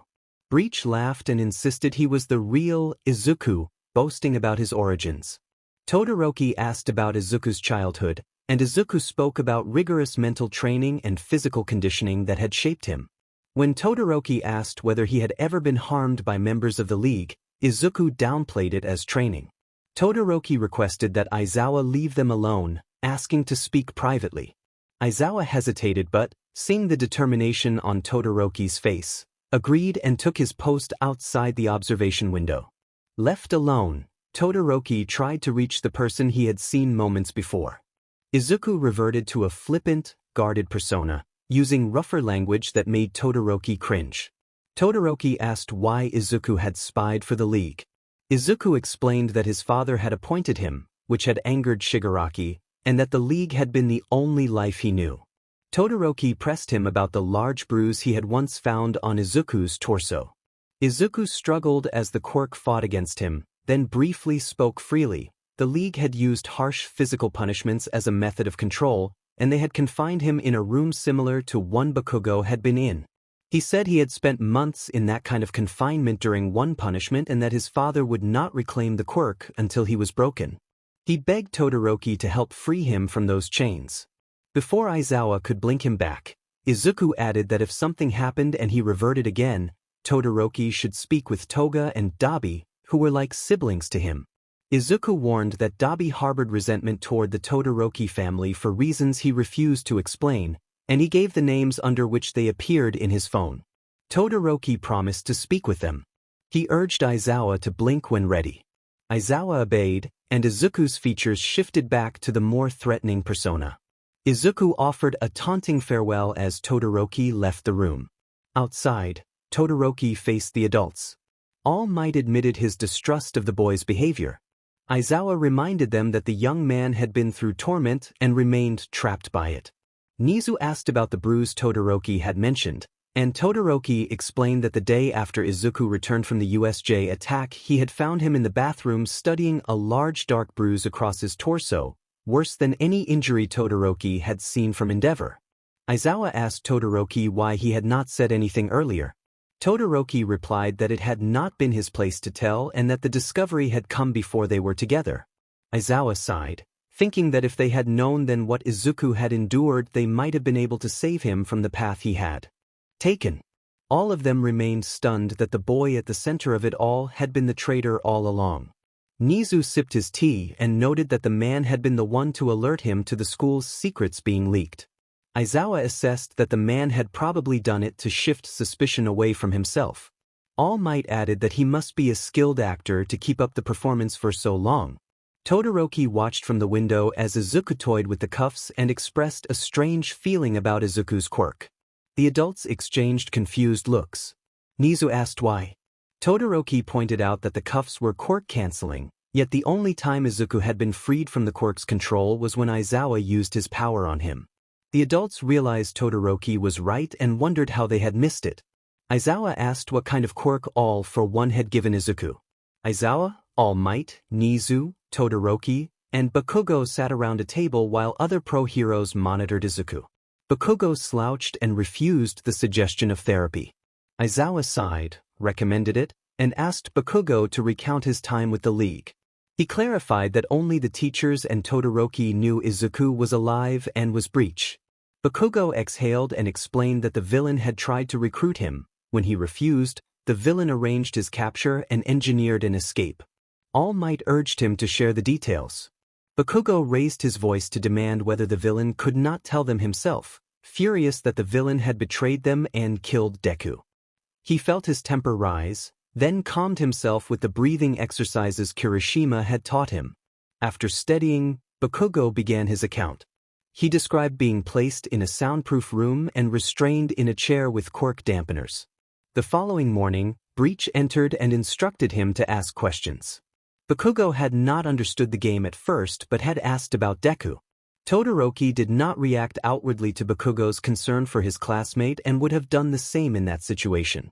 Bakugo recalled that Breach had acted like an earnest villain, attempting to twist his thinking by arguing that not all villains were irredeemable and invoking being born into that life. Breach had left the room and returned moments later transformed, as if his defenses were gone. He had also admitted to killing a quiet classmate, one of two people responsible for that death. The adults and Todoroki connected the dots.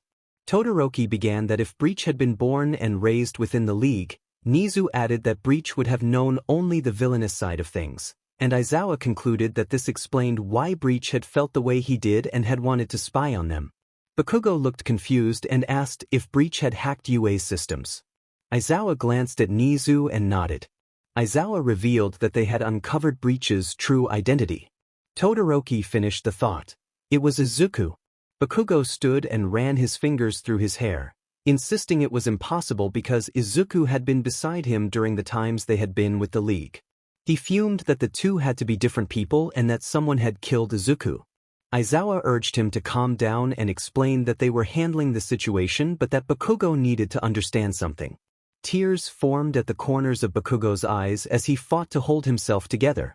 Aizawa summarized that Izuku was the son of All for One. He had been quirkless, but during an attack his father had given him a quirk that allowed two people to exert control over him, his father and Shigaraki. Izuku was in an interrogation room at UA, and the team could not get useful information because he was uncooperative. Bakugo stood dumbfounded, overwhelmed by the revelation. Aizawa reassured him that they would work to free Izuku from that situation. Izuku sat bored and restless, wanting to hack or read anything to pass the time. He asked the camera for his phone and received no response, resigned to the negative. He began to twiddle the chains that held him to the table. Then he heard his name whispered and scanned the room, though the watching heroes only stared as if he had lost his mind. A voice identified itself as Shigaraki and explained that he was communicating through the quirk their master had given Izuku. Izuku mentally complained that Shigaraki was his least favorite person and wondered when they would break him out. Shigaraki replied in Izuku's mind that he would explain the plan shortly, adding that in a few minutes Kurogiri would open a portal to his location and asking for Izuku's status. Izuku mentally reported that he was chained to a table and could not do much unless Shigaraki intervened. Shigaraki told him to be ready. Izuku continued to fidget with the chains and asked the room to let him know when Todoroki and Aizawa returned because he enjoyed talking to them. A buzz sounded and a hero announced that they would be there in a minute. Izuku smiled. The hero sighed and moved to turn off the speaker but forgot to do so, and the nearby heroes began to mutter their disbelief that a student could be the son of the most dangerous villain, noting that he had been Shuda's student. They wondered aloud about All for One's real name and whether Izuku might know it. Angered by their gossip about him and his father, Izuku shouted that of course he knew the name but refused to reveal it. Someone then realized they had left the PA system on. Izuku made a dumbfounded face at the mirror and noted their mistake. Aizawa entered the room and asked what was happening. Izuku signaled to Shigaraki that this was the best time to get him out, and Shigaraki, calling him impatient, agreed. Shigaraki told them to give him a few seconds. Izuku wanted to toy with the heroes. He looked into the mirror, raised both hands as if surrendering, and wore an innocent expression that left the heroes confused. A purple portal formed behind him and one finger on each hand flipped upward. A creepy smile appeared on his face. Shigaraki jumped through the portal, quickly dissolved the cuffs and chains, and jumped back before he could be caught. Izuku thanked them for their hospitality, said it was time to go, and dismissed them before standing and walking through the portal. The portal closed as soon as he left the room. The watching heroes were dumbfounded. All Might raised his voice and asked how Izuku had communicated with the League. Aizawa concluded that it was probably the quirk Izuku had been given. Present Mike panicked that those had been quirk-canceling cuffs. Todoroki explained that Mr. Aizawa realized his quirk was the only thing that could shut whatever had happened to Izuku down, and that it was not a normal quirk. He watched his partner be taken again but knew he was at least alive. He only had to find a way to bring back the Izuku he knew instead of the villain version. Izuku returned from the portal into the main bar area and announced his return cheerfully. Toga and Dabi were confused by his sudden change in attitude. Izuku wanted out of the villain life. Dabi demanded to know what Shigaraki and All for One had done to him. Izuku told them that father had given him a quirk intended to help the League and that he had been trusted with it. Shigaraki ordered Izuku to wash up and go to his room, saying he had prepared a training schedule in case anything happened to father. Izuku nodded and went upstairs without question. Once Izuku was out of sight, Shigaraki explained to Dabi and Toga that the quirk allowed him to hear what Izuku's clones heard, confirming that Izuku had told a clone the plan. He went on to say that father had anticipated Izuku might want to leave the League someday, and as the next head of the League they had devised a contingency. Father had given Izuku an obedience quirk that only Shigaraki and father could control. Shigaraki compared the quirk to a bandage that would hold until an internal conflict was resolved. Once Izuku finished fighting his academy side internally, he would become the feared #1 villain, and there would be no returning his academy side. Eraserhead would not be able to turn the quirk off once Izuku went fully to the villain side. Toga protested that Izuku had wanted out of that life, that he did not want to hurt anyone anymore and that he wanted a peaceful life with the person he cared about. Dabi finished by accusing Shigaraki and father of taking that away selfishly. Shigaraki replied that they were villains. It was what they did. He added that he was exhausted from planning how to keep Izuku from the heroes and sounded weary. Toga insisted they would free Izuku from the quirk's hold. Shigaraki said he could see how that would go and did not turn back. Later, Toga told Dabi they should talk to Izuku. Dabi agreed that Izuku did not deserve the treatment he was receiving. Toga sighed, knowing they might not make a difference. The two walked to Izuku's room and opened the door slowly. They found him asleep on his bed. Dabi suggested they wait until morning and closed the door. Toga yawned and went to her room. In a dark, empty space, two figures walked toward each other. One had green hair and the other black and white hair. They were different versions of Izuku. The green-haired version represented his academy side and the other his villain side. The green-haired Izuku asked who the other was. The white-haired version said he was Breach, soon to be the most feared villain. The green-haired Izuku took a fighting stance and prepared to battle for control, refusing to let the other take over the body. Breach smirked and declared that the green-haired version would be the one to die. The white-haired Izuku attacked, and the two clashed again and again in a struggle for dominance. Back in the real world, Izuku woke with a scream as the fight inside his head left him racked with pain. He begged for it to stop, gasping for comfort as he felt the two sides of him pull against each other. His hero side silently pleaded with Shoto for help, while his villain side steeled itself to make father proud. Izuku did not sleep for the rest of the night. Any attempt at rest turned into agony. By the time the sun was high enough to peek through his window, Izuku groaned with a splitting headache. A soft knock sounded on the door and he told them to come in. Toga and Dabi stood in the doorway in the early light. Toga greeted him quietly, and Dabi said he had been up and down since Izuku's scream in the night. Dabi explained that Handyman had told them what was happening and that they had come to talk. Izuku tried to reassure them that whatever Shigaraki had said, he would be all right and that being with his family was what mattered. Dabi raised his voice and insisted Izuku was not happy. He accused Izuku of intending a fake relationship with Shoto but coming to care for him for real. They reminded Izuku that they had supported his desire to get out of that life, but they feared the quirk was taking the Izuku they knew, loved, and supported and replacing him with his old self. Izuku sprang out of bed and demanded what was wrong with the old him, insisting that there was nothing wrong with wanting to help the people he grew up with. He declared that his father had given him a quirk that would help his family and that this was the Izuku who would be here to stay. The US side of Izuku cried inwardly, hating himself for those words. It felt like the old him had taken over. Toga pointed out that the roots of his hair were changing, and Izuku rolled his eyes and checked the mirror, seeing the roots turning white. Dabi angrily accused him that if he wanted to be brainwashed by the quirk and refuse their help, he was digging his own grave. Izuku argued that the UA version had been weak and that the villain side had a better chance of survival in the world, saying he had not chosen this life and that Shigaraki had wanted him to train that morning. He grabbed a hair tie and an athletic shirt and left. Dabi fumed until Toga placed a hand on his shoulder and gave him a pleading look. Dabi began to say something harsh, but Toga reminded him that Izuku was fighting the quirk in his mind. She recalled Shigaraki saying the two sides would fight and suggested the hair would indicate who was winning. Dabi concluded that the UA side was losing and the perfect villain was gaining ground. Todoroki grabbed his book bag from the corner of his dorm room. All the students had moved into dorms for safety, and Todoroki knew there was more to it than that but did not want to dig too deep. Bakugo called to him down the hall, asking whether they were going to tell everyone about Deku. Todoroki admitted uncertainty. He wanted people to know Izuku was alive but not who he truly was.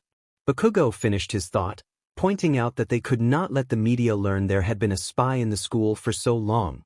Todoroki agreed that the media would tear the school apart and that would only lead to finding Izuku before they had any chance to deal with the quirk. They rode the elevator in silence. Bakugo proposed telling everyone Izuku was alive but missing.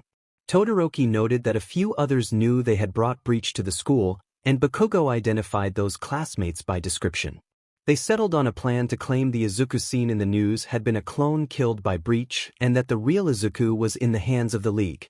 Todoroki went to tell Mr. Aizawa, who agreed, and the school day proceeded with a strange sense of normalcy for Todoroki, though it still felt odd without Izuku. When the topic came up in class, Mina tentatively asked if they were going to talk about Izuku.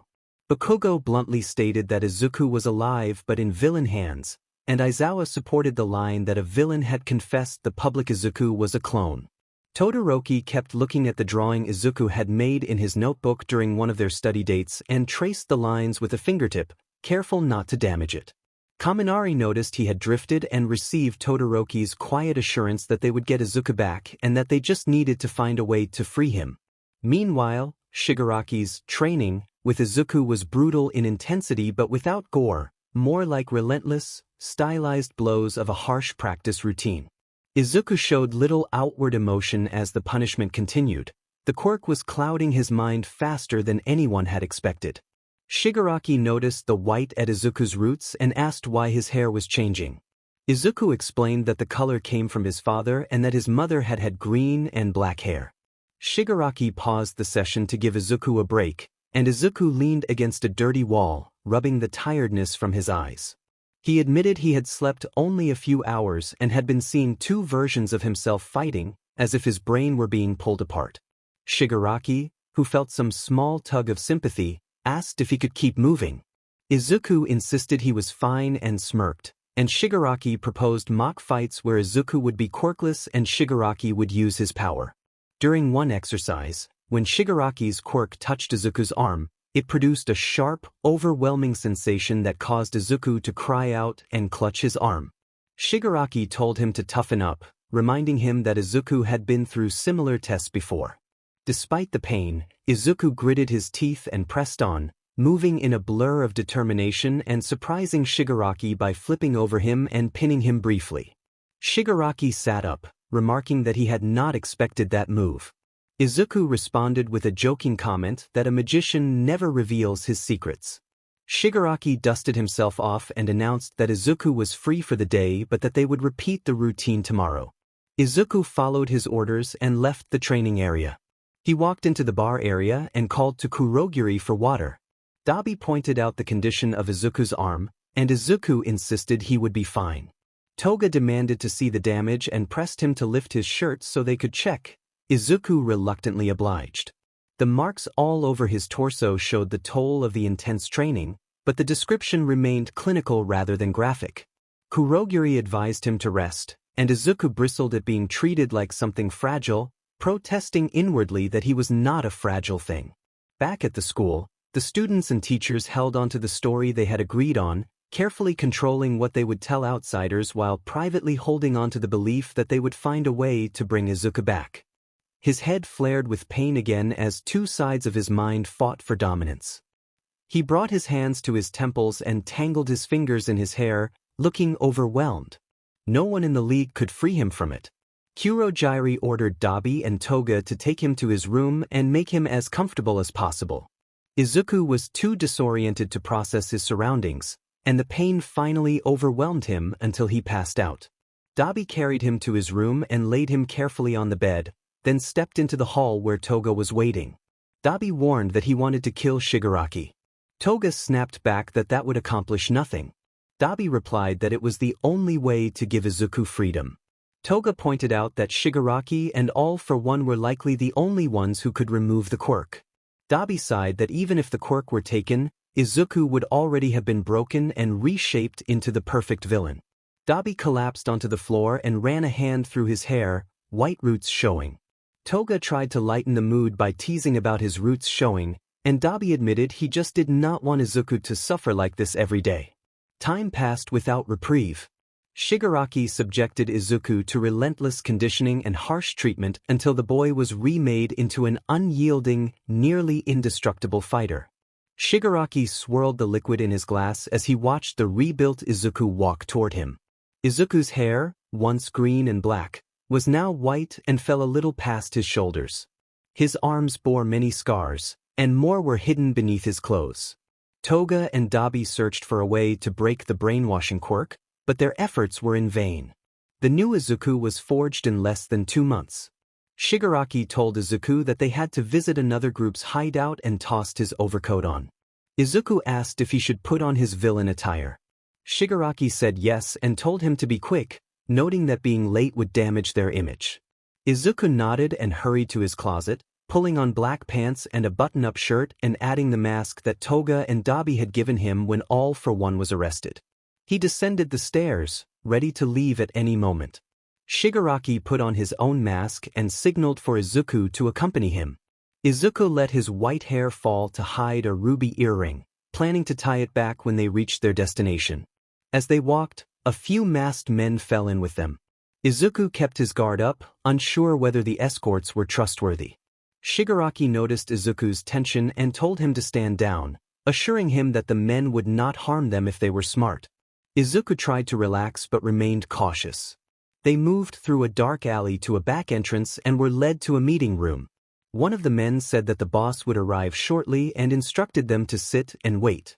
Shigaraki sat on the couch first and looked to the spot beside him to indicate that Izuku should sit. After a few minutes, a man entered wearing a black dress shirt and matching pants with a white tie and white gloves. His mask resembled a crow's beak. Overall, sat down across from them and expressed satisfaction that they had accepted his invitation. Shigaraki clarified that this was business between the heads of two powerful villain groups. Overhaul's yellow eyes shifted to Izuku, who remained quiet. Overhaul asked why a kid was present. Shigaraki explained that Izuku was all for one's biological son, that he had gone through a rebellious phase, and that he had now returned to being the ideal villain. Overhaul inquired about Izuku's age. When told he was 16, Overhaul noted that it was young for a villain. Izuku warned that he could neutralize everyone in the room in an instant, including Overhaul. Overhaul said he believed Izuku, as he had researched everyone in the league, but he had intended to speak with Shigaraki alone. Overhaul then asked how Shigaraki was with kids. One of the gang members escorted Izuku to a quieter part of the building. The air there was heavy with the smell of antiseptic and old stains. The man said he would return when Shigaraki called. Izuku knocked and opened the door slowly. Inside, a small girl sat in a corner fidgeting with a bandage on her arm. She had long wavy white hair and a small horn on her forehead. The girl began to tremble with fear when she noticed him enter. Izuku closed the door and removed his mask. He greeted her softly and introduced himself. The girl, barely able to speak, said her name was Eri. Izuku complimented her name and asked if he could sit on the floor nearby. She gave a timid no but let him sit anyway. He asked her age and she answered that she thought she was 6. Izuku told Eri that he would not hurt her and that he would ask her permission for things, asking her not to be so afraid. She replied that one of the bad men had brought him there, and when he asked about scars on her arms and legs she nodded, trying not to remember what had happened. Izuku offered to show his own scars if she wanted. She looked surprised and asked if he had scars too. He explained that he carried dozens on his legs, stomach, back, shoulders, and arms, then unbuttoned 3 buttons of his shirt to reveal some of the scars on his chest. Eri's eyes widened at the sight. Eri asked if he was like her. Izuku did not know what the people there had done to her, but he answered that in a way he guessed he was, and he felt a rising need to protect the child in front of him. Eri asked to play with his hair. Izuku agreed and asked whether she wanted him to come to her or for her to come to him. Eri asked him to come to her. Izuku nodded, stood, and walked slowly until he could sit beside her. Eri smiled and, bouncing to her feet, reached up with shaky hands to touch his wavy white hair and giggled that they looked alike. Izuku pointed out that it might be because they both had red eyes and white hair, and Eri giggled again. Izuku told her a secret as she felt the strands of his hair. He said that he had used to have green and black hair but that it had recently turned white on its own. Eri gasped with wonder. It was the first time in a while she seemed to enjoy something. A door suddenly slammed open. Overhaul entered with several men. Overhaul said that Shigaraki would explain the deal they had made and glared toward Eri, which sent her running back into the corner of the room. Overhaul asked Izuku if the girl had annoyed him. Izuku stood and replied that she had been polite and friendly. Overhaul told him that Shigaraki was waiting for him in the room where they had first arrived. Izuku thanked him, began to leave, and Overhaul quietly told him that they would see each other soon as Izuku passed by. Shigaraki remained silent the whole way back to the League's hideout. Izuku knew better than to ask about the deal until Shigaraki spoke. All he noticed was Shigaraki muttering about sending members to the other group. Once they were back, Shigaraki called an emergency meeting. All the villains gathered in the meeting room to hear what he had to say. Shigaraki explained that they had reached a settlement regarding the Quirker racing drag the other group was producing and that in exchange for a partnership and access to the drag they would need to send several League members to infiltrate the other group's department. Toga protested that they were a family and did not want anyone to leave, but Shigaraki stressed that those were the terms. Izuku pressed for the endgame and read through Shigaraki's plans. The League was meant to take the other group down and seize whatever was producing the drag. Izuku summarized that the people being sent would gather intel on the drag and how to make it, and once they had that information, they would destroy the group and take the production for themselves. Shigaraki confirmed that this was the plan. Mr. Compress, idly playing with marbles he kept in his pockets, asked who would be sent. Shigaraki said that Kai had made the decision. Toga, Twice, and Izuku would go. Toga stiffened, uneasy at Izuku's changed demeanor. Izuku asked when they were leaving. Shigaraki said they would leave the next day. That evening, Toga spent time in Izuku's room trying to reconnect with the Izuku she had known. She asked his opinion about being sent to the other group. Izuku said he was honored that Kai had asked for him, Toga, and Twice, seeing it as an opportunity to expand his reputation as a villain. Toga sighed and kept scrolling through her phone. When the meeting ended, Izuku changed into black jeans, a white shirt, and a brown jacket. He grabbed a wallet that contained Endeavor's credit card for emergencies and a pair of white shoes to match his outfit. Toga asked where he was going. Izuku told her he was going out and that with his hair so different no one would recognize him. Toga voiced concern about what would happen if someone did recognize him. Izuku said he would handle the situation if it occurred. Toga warned that he had only 2 confirmed confrontations and was not invincible. Izuku reassured her that he would be fine and promised to be careful. Toga told him she cared about him, and Izuku returned the sentiment. Izuku walked to a cafe well away from the hideout because he needed time alone but did not know exactly why.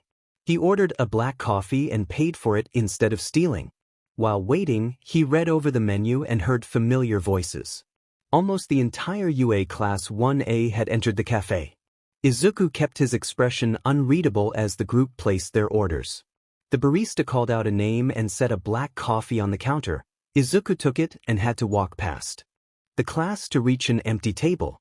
Shoto Todoroki walked over to Izuku, apologizing if he was bothering him and explaining that the white-haired young man reminded him of his boyfriend who had gone missing.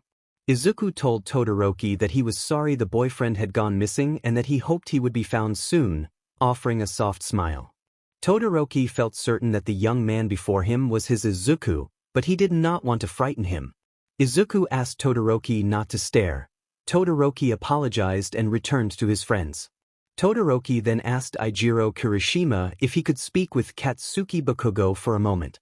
Kirishima agreed, and Todoroki walked with Bakugo to a quieter spot. Bakugo asked Todoroki what he wanted, using a nickname, as they moved away from the others. Bakugo complained that Todoroki had separated him from his boyfriend, clearly annoyed by the interruption. Todoroki pointed out the white, shoulder-length haired man across the room. Bakugo leaned forward and identified the person he meant. Bakugo then asked what about him. Bakugo's boyfriend calmly said that the man was Izuku. Bakugo snapped that Bakugo's boyfriend must need his eyes checked because the Izuku he knew had green and black hair, not Snow White. Bakugo's boyfriend replied that he knew his boyfriend when he saw him and gave Bakugo a steady look. Bakugo asked if his boyfriend was going to confront Izuku about being Deku. Bakugo's boyfriend answered that he would not. He had promised Izuku that, if Izuku ever came back to his senses, he would find a way to remove the quirk's influence. He believed the white hair meant Izuku was being controlled. He mentioned that All Might had said All for One had white hair when he still had hair, and Todoroki agreed that All for One was Izuku's biological father. Bakugo asked what they should do. Todoroki suggested leaving Izuku alone for now. They had work studies coming up and should be preparing for those. Bakugo relented. He brushed past Todoroki, intentionally bumping shoulders as he went back to his boyfriend. Todoroki turned and watched the white-haired boy pick up his empty coffee cup, walk past his old classmates, toss the cup into a bin, and leave the cafe. Todoroki frowned that no one had recognized him. Todoroki knew he would see Izuku again soon. He resolved to find a way to get Izuku back during the work study. The Night Eye Agency awaited him. Izuku stood with Toga and Twice in front of Overhaul while Overhaul examined each of them. They had met before, and the three still remembered that Overhaul had killed Big Sister, someone from the League whom they had cared about. Overhaul offered a strange apology, claiming the victim had been attacking him and that he had not known what else to do. Toga corrected Overhaul sharply that the victim had been female. Twice warned Overhaul not to make that mistake again. Izuku felt a small, private satisfaction at the exchange. Overhaul said he now knew their names but was unclear on their quirks and asked them to reveal them. Toga refused and insisted their allegiance remained with the League. Overhaul nodded and signaled to one of his men. The man used his ability to compel the truth, and twice found himself unable to resist, confessing every detail he knew about his quirk. Toga, under the same compulsion, revealed her own quirks in full. When it came to Izuku, the revelation surprised both Twice and Toga. Izuku declared himself quirkless. There was no sign that Izuku had built a tolerance to the man's ability, but that was the answer he gave. Overhaul then assigned the boys to help the others settle in and told Izuku to accompany him. Izuku followed Overhaul down twisting corridors into a room with a stale, clinical air that made his skin crawl. Overhaul opened a door to reveal young Eri restrained in a chair. Izuku wanted to rush to her but kept his composure. Overhaul announced in a faintly mocking tone that he had brought the person Eri had been talking about. Eri lifted her head and cried out at the sight of Izuku. Izuku asked why she was restrained. Overhaul replied that she had been restless and refused to stay still, insisting he would explain further later and instructing Izuku to wash her up and take her to her room, entrusting him with her care. Izuku bowed and accepted. As soon as the door closed behind Overhaul, Izuku hurried to Eri. Tears streaked down her face and she smelled faintly of neglect. She told Izuku that he had done it again, her voice trembling. Izuku worked quickly to free her restraints and she collapsed into his arms. Her arms and legs were marked with numerous old scars, healed but still visible. Izuku carried Eri to the nearest bathroom and sat her on the counter. He found a clean rag and warm water, noting that the wounds were not fresh but left behind dried grime. He gently wiped her skin, and Eri sobbed softly as he did. He wrapped simple bandages around her arms and legs, more for comfort than necessity. When Izuku asked what had happened, Eri described her quirk in a small voice, calling it a curse because it could harm people. Izuku hugged her and reassured her that, since she had not hurt him, he did not see it that way. He wanted her to be free from the place and people who had mistreated her. He told her to run if she could find a chance, to look for someone safe when an exit presented itself. Eri hesitated because she trusted Izuku, but he said he could not leave and that he was trapped by obligations he could not break. He instructed her that whenever they passed an exit, she should make a run for it. Eri agreed. Izuku lifted her down from the counter and they took the long way back toward her room, his eyes searching for any door that led outside. At one point, Izuku turned to check on Eri and found that she was gone. Panic immediately surged up as he called her name and scanned the corridor. He noticed a camera and alerted the staff that Eri was missing. He threw open doors he had passed, moving quickly until one opened onto bright sunlight. He burst through and saw Eri safe in the arms of Todoroki and another UA student. Izuku cried out Eri's name. He apologized to the two, claiming his sister had run off and that their father had told him to find her. Todoroki asked if the girl was his sister, already suspecting the boy standing before him was Izuku. The boy introduced himself as Izumi and said the girl was Eri, and that he would take her. Todoroki tightened his hold on Eri, sensing the lie. A voice called Eri's name, and the boy turned to see Overhaul. Approaching, Izumi told Overhaul that Eri had run away after their uncles argued, giving the same story he had told the two young heroes. Overhaul invited them in and suggested Eri would be grateful. Todoroki placed Eri down and held her hand while he looked to Mirio, the third year doing the work study with him. Todoroki quietly asked Mirio what they should do. Mirio advised him to keep his guard up, noting that knowing Izuku had a family complicated matters. Todoroki said he would explain later about the boy who was not who he appeared to be. They followed Overhaul and Izumi slowly into the alley, where Overhaul rambled to distract the trainee heroes.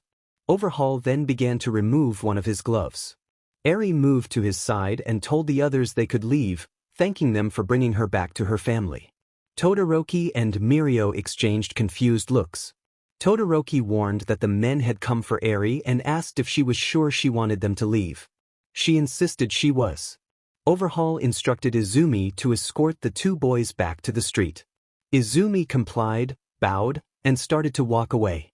Once they reached the main road, Todoroki confronted him, saying he knew who Izumi really was and asking why he was with this group. Izumi admitted Todoroki recognized him and dismissed the need to explain. Todoroki pleaded for him to come back with them and said he missed him. Izumi responded that he could not return. Todoroki felt a pang of heartbreak but reminded himself this was not the Izuku he loved, that Izuku had been taken. He promised he would bring him back and admitted he cared deeply for him. Izumi laughed and taunted Todoroki, suggesting he was infatuated with the son of a notorious villain and insisting the Izuku Todoroki remembered was gone. He boasted that he had been a spy and had taken down targets such as Kuda and Stain, mocking the others for not connecting the missing Izuku from Class 1A to the operative known as Breach. Mirio reacted with shock, and Todoroki warned that he did not want Todoroki to become a public enemy. Izumi brushed off the warning, saying he needed to return to ensure Eri was not endangered and then walked deeper into the alley, ignoring Todoroki's calls. Mirio turned to Todoroki, bewildered, and Todoroki said they had learned new information. At a large meeting room, a group of pro-heroes and work-study students from UA gathered to discuss rescuing Eri. Night Eye chaired the meeting and laid out the situation. Todoroki and Mirio had encountered the girl, and Overhaul and the operative claiming to be Breach had asserted they were father and brother. A pro asked why children were being involved. Aizawa explained that Todoroki had a personal connection and understanding of Breach. When pressed, Aizawa revealed that the operative was indeed Izuku Midoriya, known as Breach. Todoroki added that he had a personal relationship with Izuku and that All for One was his biological father. Todoroki said All for One had placed a quirk on Izuku that allowed remote influence, and only All for One and Shigaraki could activate that control. The room reacted with alarm and debate about how to handle someone so dangerous. Rocklock argued the child posed a societal threat and needed to be contained. Todoroki protested, insisting he had promised to save Izuku. Night Eye demanded a plan and asked what could be done to remove the quirk. Aizawa noted that quirk restraints and standard methods had proven ineffective. Fat Gum suggested capturing Izuku to try different approaches. Aizawa pointed out that earlier attempts to hold him had been undermined by outside interference. Nizu proposed housing him at a pro-hero's residence under strict monitoring until a solution was found. Aizawa volunteered his and Hisashi's home as a potential safe place to keep Izuku under observation. Night Eye shifted the focus back to rescuing Eri. Izuku tried not to flinch as Eri's screams echoed through the halls, feeling responsible for her running, for her capture, and for what she was enduring. Toga noticed he looked paler than usual and asked if he was okay. He admitted it was his fault and shed a tear, the first visible emotion Toga had seen from him in a long time. When she offered to listen, he moved close and rested his head in her lap while she gently stroked his hair. He confessed everything he had done and how he could not fully control his actions. Toga observed that the struggle inside him, the old Izuku fighting his current state, was resurfacing. Exhausted, Izuku fell asleep in Toga's care while she continued to make him comfortable. Twice wondered aloud to the others what was happening with him. Toga explained that his conflicted quirk kept fighting him and he fought back as well. Later, the white-haired aspect of Izuku walked through a dim area he had not visited in some time. The green-haired side met him there and asked if he had returned. The white-haired side questioned why he was still present and whether he had thought he had defeated the other side. The green-haired side admitted uncertainty, and the internal struggle continued. The white-haired Izuku sat down beside the other and stared into the darkness. He told the green-haired Izuku that he was still not fond of him and called him weak. The green-haired Izuku acknowledged the comment and said that he was true to himself. When the white-haired Izuku asked what they should do, both of them admitted that they did not know. Izuku woke up feeling strange and off. Toga told him that Overhaul wanted to see him, and Izuku rose from her lap and agreed to go. He rubbed the sleep from his eyes, yawned, and walked to his office. After a soft knock, he entered at Overhaul's invitation. Toga had told Overhaul that Izuku was available, and Overhaul rose from his chair to explain why Eri was so important. Overhaul described Eri's quirk, which the team called Rewind. He explained that the quirk could reverse certain processes in living things, and that they had used it as a component in a drag. Overhaul added that they had successfully produced 5 bullets designed to neutralize quirks. Izuku reacted with shock when he learned that Eri was central to the drag's creation. Overhaul then revealed that he knew Izuku was the son of All for One and said that having All for One's son on his side would be advantageous. He offered Izuku the chance to leave the league and join his gang. Izuku protested that he had let Eri get away and worried that would mark him untrustworthy. Overhaul insisted accidents happened and that they had recovered Eri. He had watched Izuku's reaction on camera. Overhaul gave Izuku time to think and said that he only wanted him present so it would not look suspicious, then dismissed him. Izuku bowed slightly and left the room, certain he would not pledge his allegiance to Overhaul's gang. He had been part of the league for as long as he could remember, and now he knew the truth behind the drag that Shigaraki sought. He resolved to tell Toga and Twice what he had learned. Toga reacted with disbelief and excitement when Izuku told her about Eri and her quirk, and Izuku scolded her lightly for being loud. He told Toga and Twice everything that had happened in the meeting except for Overhaul's offer, since he had no intention of betraying the league. He made it clear that he would do whatever he could to get Eri out of danger and imagined the suffering she might endure if she remained with Overhaul's group. When Izuku asked the time, Toga checked her phone and said it was about 9 at night. He flopped on his bed and Twice joked about Izuku having taken a nap in Toga's lap. Izuku feigned indignation, and Toga smiled, pleased to see the gentler side of Izuku returning. She knew when Izuku was himself, and when Breach took over she explained that whenever his guard was down it was the original Izuku, but when dealing with people like Overhaul he could switch to a different, more guarded persona. Twice apologized for telling Shigaraki about Izuku's escape, saying he had not thought it through. Toga reassured him and reminded him that despite Izuku's distance from others, she cared for him and that Dabi, though he would never admit it, did too.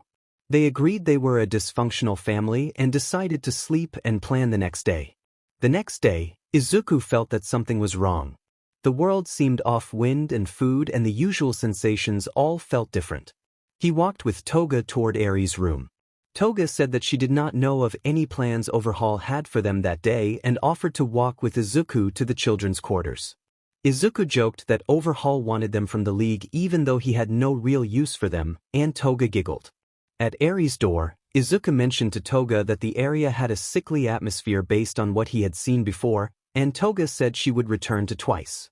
Izuku knocked and opened the door. Eri brightened when she saw him and ran to hug him.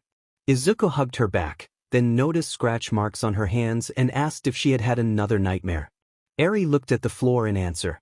Izuku told Eri she did not need to hide her fear and promised that he understood. She asked if the nightmares ever got better. Izuku admitted that he still had them from time to time and that they would never fully go away, but he offered hope by telling her that one day a big hero would rescue her from that place. When Eri asked whether that hero would be him, Izuku said that he had been placed with bad people and that he had done bad things. He could not change the past. He confessed that he regretted the first one. Izuku's fear took over and he did not know what else to do. The order that pressed on him had come from his father. Eri nodded. For being only 5, she understood exactly what Izuku was trying to say. Eri hugged Izuku again, catching him off guard. She promised that she would make sure no one would take him away and described him as a prince trapped in a tower with bad people, comparing him to a character from one of her stories. Izuku listened as she declared that one day a prince would come on a white horse and save him. When Izuku asked if it might be a princess who saved him, Eri looked him over and insisted it would definitely be a prince. Izuku laughed at the thought, and Eri asked what was funny. He told her it was just a passing thought and asked if she wanted another story. She eagerly agreed. Izuku read, and Eri listened so intently that she did not flinch when the door slammed open. Overhaul arrived out of breath and warned that they needed to get out because the heroes had found them. Izuku picked up Eri and followed Overhaul out of the room. Overhaul used his quirk to alter the hallways, making the path difficult to pass. Eri trembled in Izuku's arms. He wanted to protect her, but he could feel himself being pushed toward obedience. Izuku tried to calm Eri and asked about Toga and Twice. Overhaul replied that they were engaged with others, giving them time to escape. Izuku became angry when he realized his family might be put in danger to ensure their getaway. Overhaul insisted the others were doing their job. Izuku stopped in his tracks, holding Eri tightly. He refused to risk his League family for Overhaul's plan. Overhaul raised his voice and warned Izuku that this was not the time to be disobedient. Izuku felt the two sides of himself flare, his own will and the Breach persona. He declared that he would not let Eri stay with Overhaul. Overhaul asked if Izuku was declining the offer he had made earlier. Izuku confirmed that he could not leave the League because it was his family. He kept his grip on Eri, unwilling to let Overhaul near her. Overhaul gave Izuku an ultimatum. It was Eri or both of them. Izuku made it clear he would not allow Eri to be taken. To make his other identity evident, Izuku moved his hair back to reveal a waterfall ruby earring and introduced himself as Breach. Then he dashed ahead, anticipating and avoiding the changes Overhaul made to the hallways. Izuku sprinted with Eri, who clung to his black dress shirt and closed her eyes, listening to his heartbeat as if he had been running for an hour. Her nerves rose and her horn began to grow, unnoticed by Izuku as he kept running. They burst into a large connected facility, and Izuku set Eri down, telling her they should be far enough away. Eri teased that Izuku had claimed he could not be the prince who saved her. Izuku admitted he could not be that prince, but he could try, and a soft smile appeared on his face. The sound of someone shouting made him turn. The tall blonde he had seen when Eri first escaped stood there. Izuku's Breach persona surfaced, and he greeted the newcomer with a chill in his tone. Mirio knew the plan: save Eri and capture Breach alive. Mirio demanded surrender or a fight. Eri looked to Izuku, alarmed by the fierceness in his eyes. Izuku said that he was simply following orders, though his demeanor was not the same boy who had cared for her before. Overhaul arrived, reshaping the room so that sections of the floor rose and others fell, turning the space into a shifting, dangerous arena. Mirio pointed out that they should be on the same side, noticing Izuku's visible disgust toward Overhaul. Izuku began to answer, but Overhaul cut him off with a threat to rid them of that world. Izuku snapped back with a sharp remark and then, quietly to Eri, told her that Mirio would be the one to help her. He asked Eri to run to Mirio and warned she should stay with him in case Izuku switched back. Eri ran to Mirio, and Overhaul attempted to block her path. Izuku ran toward Overhaul, insisting that she deserved to be free. Overhaul dismissed Izuku, calling him a quirkless villain and boasting of his own powerful ability. Izuku replied that would not stop him and drew on the fighting techniques taught to him by his father and Shigaraki. Years of torment and suppression surfaced as he fought. Overhaul focused on getting Eri back while Mirio joined the fray, which distracted Izuku. Mirio's intervention left him vulnerable long enough for Overhaul to strike him and send him sprawling to the rough, uneven floor. Mirio picked himself up, showing a small injury from the fall. Overhaul then produced a gun and a small box of special rounds. He loaded one cartridge and aimed it at Eri, demonstrating he had the means to take her and keep control of her power if he wanted. With the weapon trained, Overhaul pulled the trigger. Time seemed to slow as the bullet sped toward Eri. Izuku watched in horror as Mirio threw himself into the bullet's path, intercepting it. Mirio was struck and fell, the scene hitting Izuku with a shock that felt like the future collapsing. Izuku screamed Overhaul's name, scrambled to his feet, and drew an emergency knife. Anger fueled him as he lunged forward and made desperate, frenzied movements with the blade. Overhaul was able to dodge most of the attacks but ended up with a few scratches. He used his quirk to lift the roof away. The room they were in was getting too small for Overhaul to dominate. Izuku no, Breach had been controlling the battle so far. The two continued to clash, neither willing to back down. Toga and Twice had slipped away from the hero's pursuit and watched the fight from hiding. They agreed they would have to get Breach back no matter the outcome. A group of heroes gathered in the room where Overhaul and Breach were fighting. They noticed Mirio injured as he tried to shield a frightened child. Uraraka, Tsu, and another UA third year attempted to comfort the child, but she remained fixated on the battle taking place in midair. Overhaul raised the ground to move more easily, but debris began to fall. A large piece of flooring tumbled down and struck Sir Night-Eye, knocking him backward and leaving the adults stunned that he had not been killed outright. The heroes rushed to tend to him while also keeping their eyes on the fight above. Todoroki watched with the other adults, unable to understand why Izuku was fighting Overhaul when Overhaul had seemed like an ally. He approached Eri, who was trembling, and asked softly if she remembered him. Her eyes flicked between the battle and him, and she gave a small nod. Todoroki then asked who she wanted to win. She indicated Izuku and said that he had tried to save her but the bad people controlled him. Overhaul soon fell, unconscious, and a hero with a dragon-like form caught him before he hit the ground. Todoroki noticed Izuku standing on one of the platforms Overhaul had created earlier. Aizawa also spotted him and used his scarf to reach the platform. Breach had a small cut on his lip, faint scratches on his face, and a few rips in his clothing. Aizawa was surprised by how little damage the boy had taken, though he still looked exhausted. Breach greeted Aizawa with a weak smile and told him he had defeated Overhaul, adding that he would not be disappointed if Overhaul was arrested for life. Aizawa asked why. Breach explained that Overhaul had hurt Eri, used his family in an attempt to drag him into the mess, and created a situation that endangered his loved ones. He said he only cared about the safety of his family, and now Eri, calling himself the good bad guy who always seemed to get lumped in with villains, then collapsed, unconscious from the effort. The battle had taken a lot out of him. Toga and Twice watched as Izuku was placed in HNDCFFS and loaded into a secured ambulance. Twice asked what they should do. Toga admitted she did not know. Shigaraki would want to get him back, but they decided to wait and see. They discussed having Kurogiri create a warp gate to UA if necessary, noting that the authorities would probably keep him there. Izuku's eyes fluttered open. He had expected to see himself in a jail cell of sorts, but instead it looked different, and he blinked as he tried to take in his surroundings. Present Mike entered with a plate of scrambled eggs, bacon, and a glass of orange juice and explained that he thought Izuku would be hungry when he woke up. Izuku asked where he was and whether Eri was okay. Present Mike replied that he could not reveal the location yet but reassured him that Eri was perfectly safe. Izuku sighed in relief and then asked about Toga and Twice. Present Mike responded with a meaningful look. An ally said that her husband had reported the attackers had escaped. Another person noted that they had returned to the League and that Shigaraki would want to take her back. A teammate promised Izuku they would protect him. Izuku laughed and scoffed, saying that they would be the ones who would need protection because Shigaraki would come to finish the job. One of the others shot back that, since neither side knew their location, they should be safe for now, and Izuku rolled his eyes. Izuku asked if this was his temporary cell.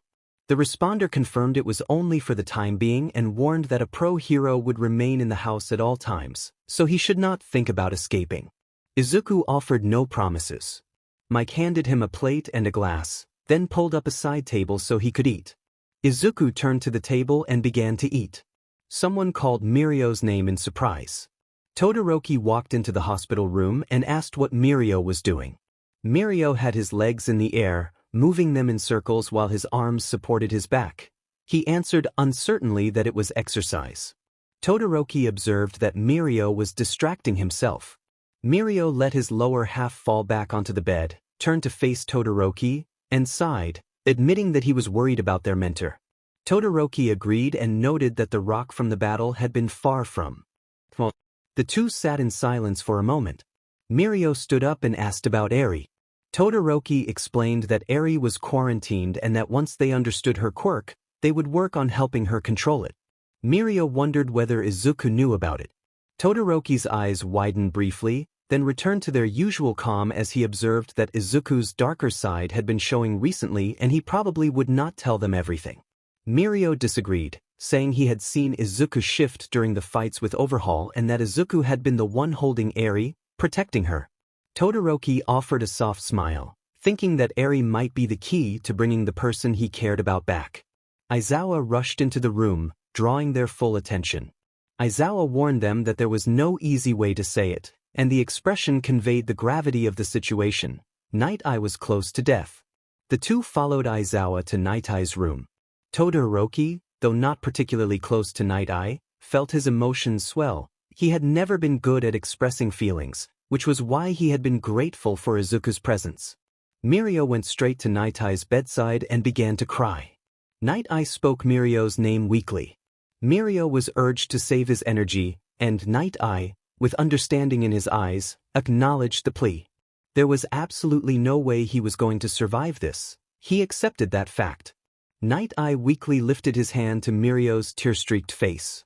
Night Eye activated his quirk and saw a future he hoped for Mirio, then smiled under the oxygen mask and told Mirio that he would be an amazing hero one day and to keep smiling and never let anything stop him.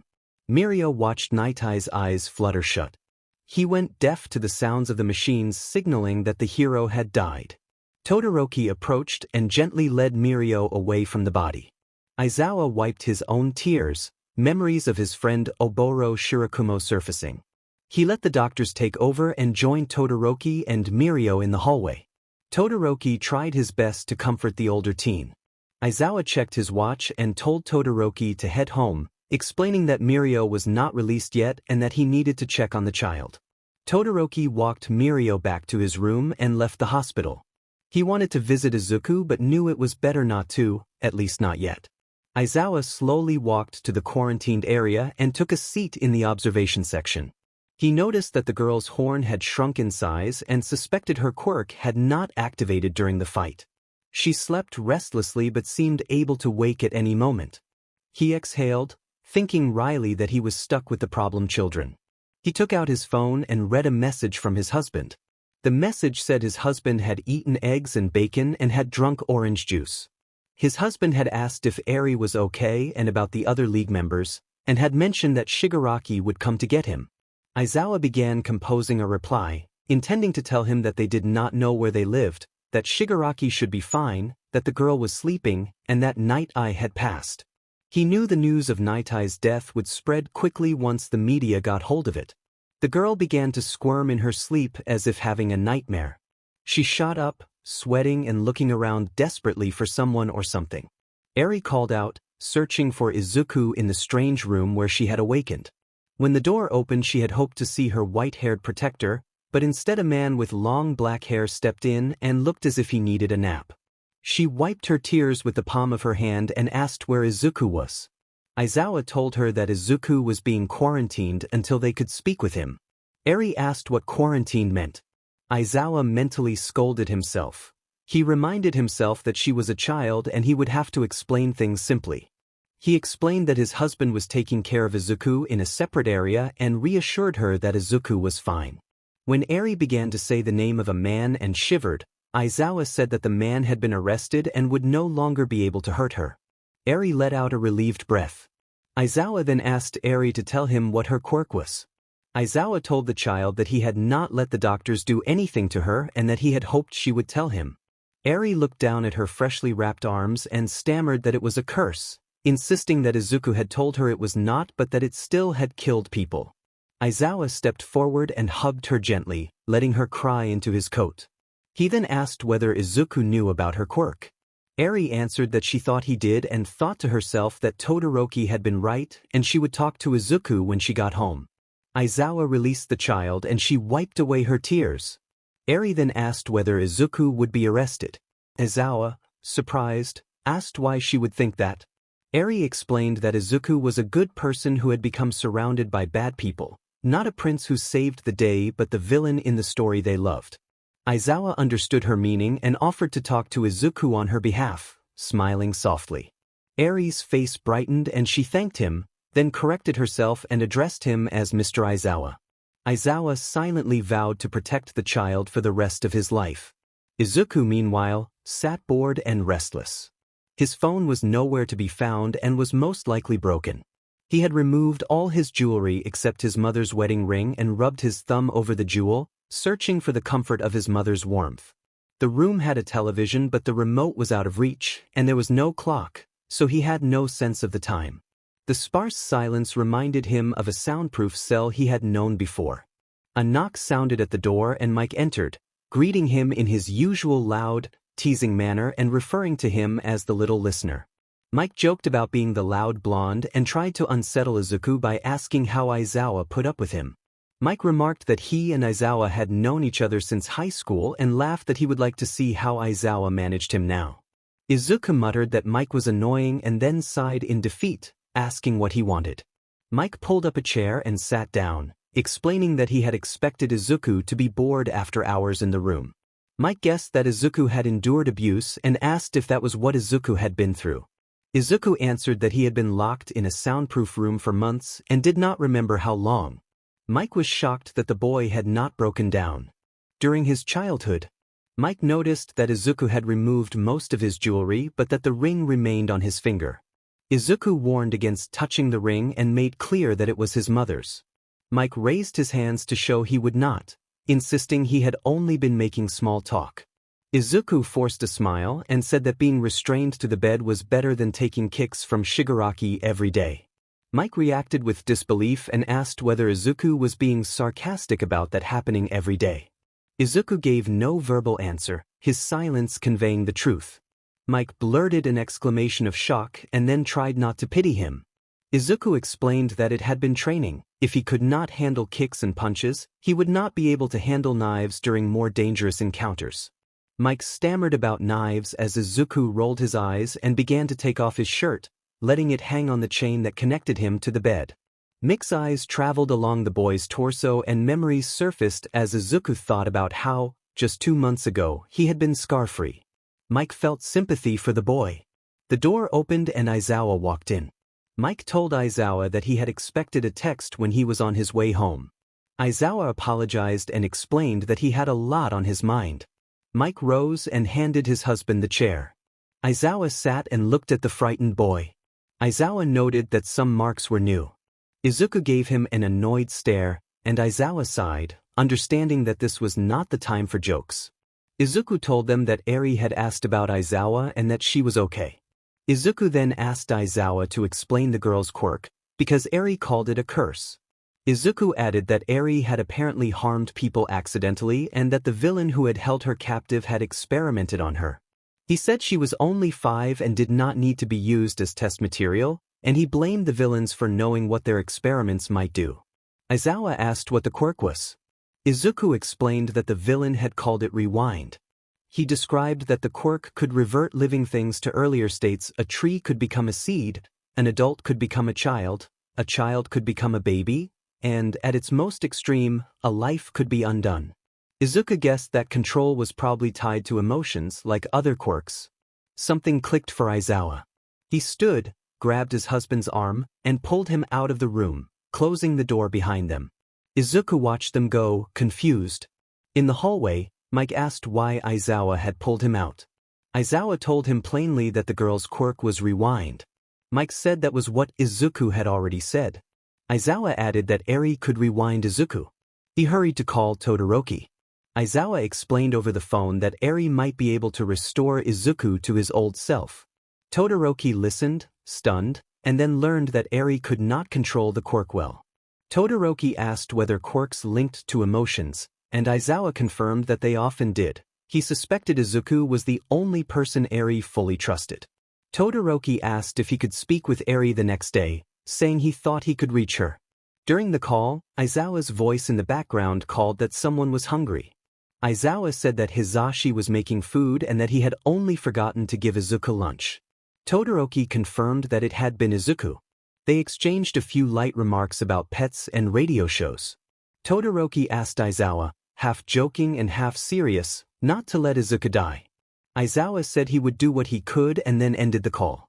Back at the Todoroki home, Shoto's sister Fuyumi asked if they had found a way to save Izuku. Shoto said they had, but the complication was that it depended on the little girl they had rescued. He explained that she was about 5 and had very little control over her quirk. Fuyumi apologized for any bluntness. The family shared a brief, tense conversation about their father's recovery and agreed to try to help. The next day, Todoroki stood on the other side of the door that separated him from the child who might be able to bring back the old Izuku. He took a breath, steadying his nerves, and knocked before stepping inside. Eri looked up from the hospital bed and recognized him as one of the rescuers. She told him that Izuku had called the people who saved her princes. Todoroki felt a warm ache at the memory of Izuku's kindness. Todoroki sat in the chair beside the bed and explained to Eri, gently and simply, that Izuku had once been a student at the large hero school and that he was a good person who had been caught up with bad people. Todoroki said that something had been done to Izuku that caused him to lose his happy memories and become dangerous at times, but that the good in him still came through now and then. He credited Eri for helping that goodness show more often. Todoroki offered Eri a deal. If he helped her learn to control her quirk so it would be a blessing instead of a curse, would she help remove the darkness from Izuku? Eri asked what a deal was, and Todoroki explained that it meant they would both promise to do their best for each other. She agreed. Eri then reminded him that her power could be dangerous and could, in extreme cases, undo lives. She asked, fighting tears, what would happen if she accidentally killed him. Todoroki extended his hand. Though confused, she placed her small hand in his. He shook it gently and lowered his arm. Eri promised she would do her best, addressing him as Shoto. Todoroki said he would take that chance and that if Izuku trusted her, he would trust her with his life. Izuku complained that he was so lonely and felt like he had no body, bored out of his mind. Hisashi was in his radio room recording for his show, and Aizawa was at the hospital handling matters there. Izuku got out of bed and crawled as far as he could to the TV remote. He stretched, briefly fearing he had dislocated his arm, but he had not.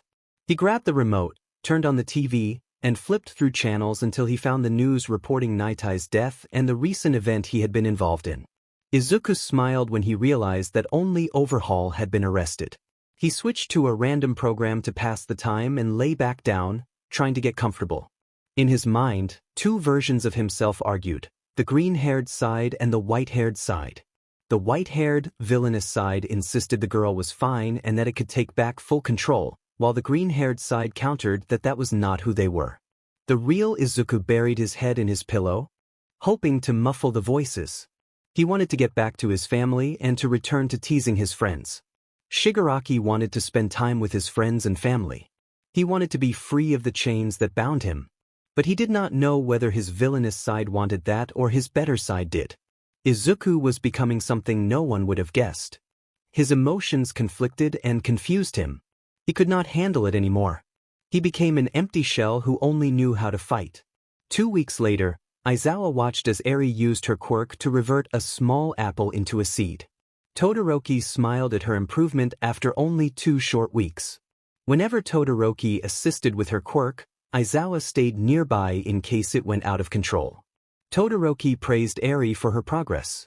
Eri stopped using her quirk and beamed a bright smile at Todoroki, squealing with excitement that she had done it again. Aizawa shivered at the thought of the villain harming others.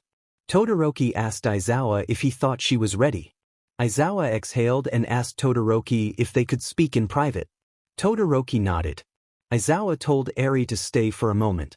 Eri asked if she could eat one of the extra apples, and Aizawa told her she could. Eri skipped to the bag of apples while Todoroki walked alongside Aizawa. Aizawa pulled Todoroki into the hallway and told him that something was wrong with Izuku. Todoroki replied that teaching Eri to control her quirk was supposed to help with that.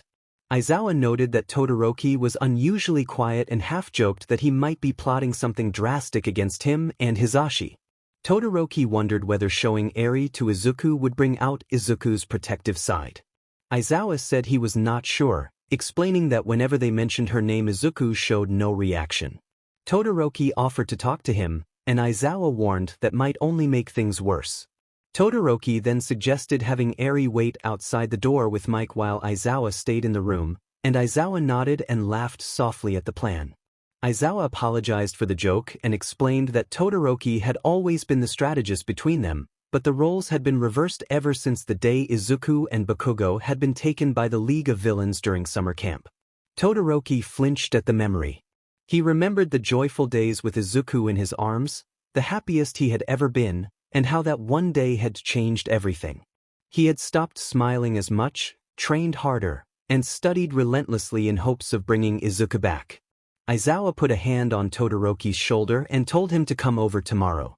He promised that they would bring Izuku home. Todoroki nodded. They walked back into the room together.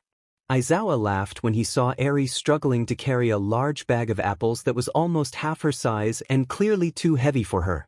Aizawa asked Eri what she was doing, and Eri replied that apples were good. Todoroki murmured to Aizawa that they usually cut apples for her, since she might never have eaten one whole before. Eri skipped over to Mike and called him Papa Mike, hugging him proudly as she announced that she had turned an apple back into a seed. Mike beamed with pride, told her he was proud, and said dinner would be ready soon, so she should go wash her hands. Eri ran to the bathroom. Hizashi kissed Aizawa on the cheek when he returned and asked about Eri's progress. Aizawa, refilling the cat bowls, said that Todoroki would be coming over tomorrow. Hizashi confirmed that they were moving forward with the plan, and Aizawa explained that Todoroki had been practicing with Eri and she had become consistent.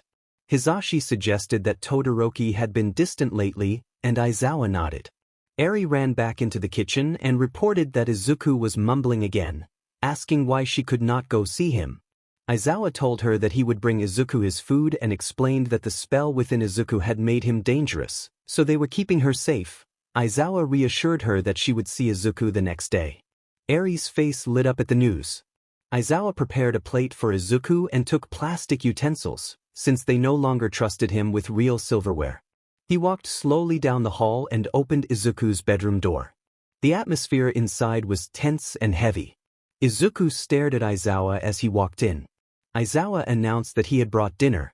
Izuku gave no response and continued to stare. Aizawa reminded him that Shoto would be coming over tomorrow and mentioned that Shoto was his boyfriend, hoping to provoke some reaction.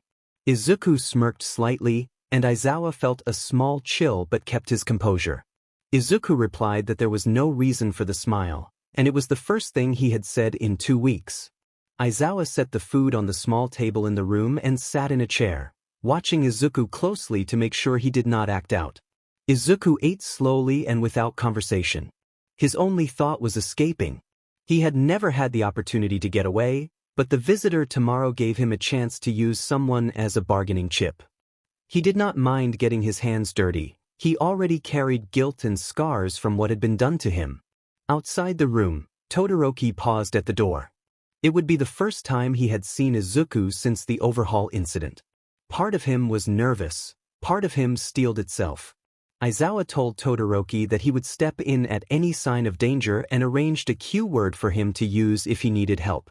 Todoroki agreed and, after a moment, put his hand on the doorknob and opened the door slowly. Izuku woke at the sound of the door and sat up, glaring at the person who had entered. Todoroki took in the changes. Izuku's hair had grown longer and changed color, a scar cut across his lip, and his eyes seemed darker. A chain still connected Izuku to the bed. Scars marked his chest where he had never bothered to cover himself to sleep. Todoroki felt a hollow ache seeing how he had been treated. Todoroki addressed him, explaining that he knew Izuku had not spoken but that he wanted him to listen. Izuku raised an eyebrow and began to consider his options for escape. Todoroki recalled what Aizawa had said about Izuku's altered behavior and pressed gently, reminding him of the small kindness Izuku had once shown to a child named Eri and how that kindness had given her hope. He said that the hope Izuku offered proved there was still good in him. Izuku surprised Todoroki by speaking about children being harmed and experimented on, saying that such things were unforgivable. He then declared that he did not care about the past and that he was only concerned with his own future. Izuku stood and walked as far as the chain would allow, bringing himself very close to Todoroki. Their faces were inches apart, and the room hummed with tense emotion. Todoroki felt a flood of conflicting feelings: fear, concern, and something like longing, but he kept his focus on helping Izuku. Suddenly, Izuku lashed out and grabbed Todoroki, forcing him toward the bed in a tight hold that cut off his breathing. Aizawa burst into the room, shocked at the violence. Aizawa tried to intervene, but Izuku snapped that if he was not released he would kill Todoroki, Eri, and others and make Aizawa watch. Todoroki managed to force out that he was the hostage, but Izuku tightened his grip and silenced him. A small voice called from the doorway, and Izuku looked toward it to see the little girl he had once helped. Aizawa urged Eri not to come in, warning that this was not the Izuku she remembered. Todoroki struggled against Izuku's strength and urged Eri to use her quirk on him. Eri hesitated, terrified of losing control and of harming those she cared about, but Aizawa encouraged her, and she steeled herself to act. Izuku sneered at the idea that her power could stop him. Todoroki wrenched himself free enough to create an opening, and Aizawa helped him regain his breath. Eri pushed down her fear and let her quirk activate, focusing on restoring Izuku to the self she had known. A soft, glowing energy gathered around her. Izuku screamed as the quirk took hold, a mixture of anguish and release as memories and emotions flooded back. He felt the weight of what he had endured and the days filled with manipulation lifting from him. Todoroki and Aizawa watched as Izuku's wounds and scars began to fade like ink being washed away, and his hair changed back to its familiar green and black.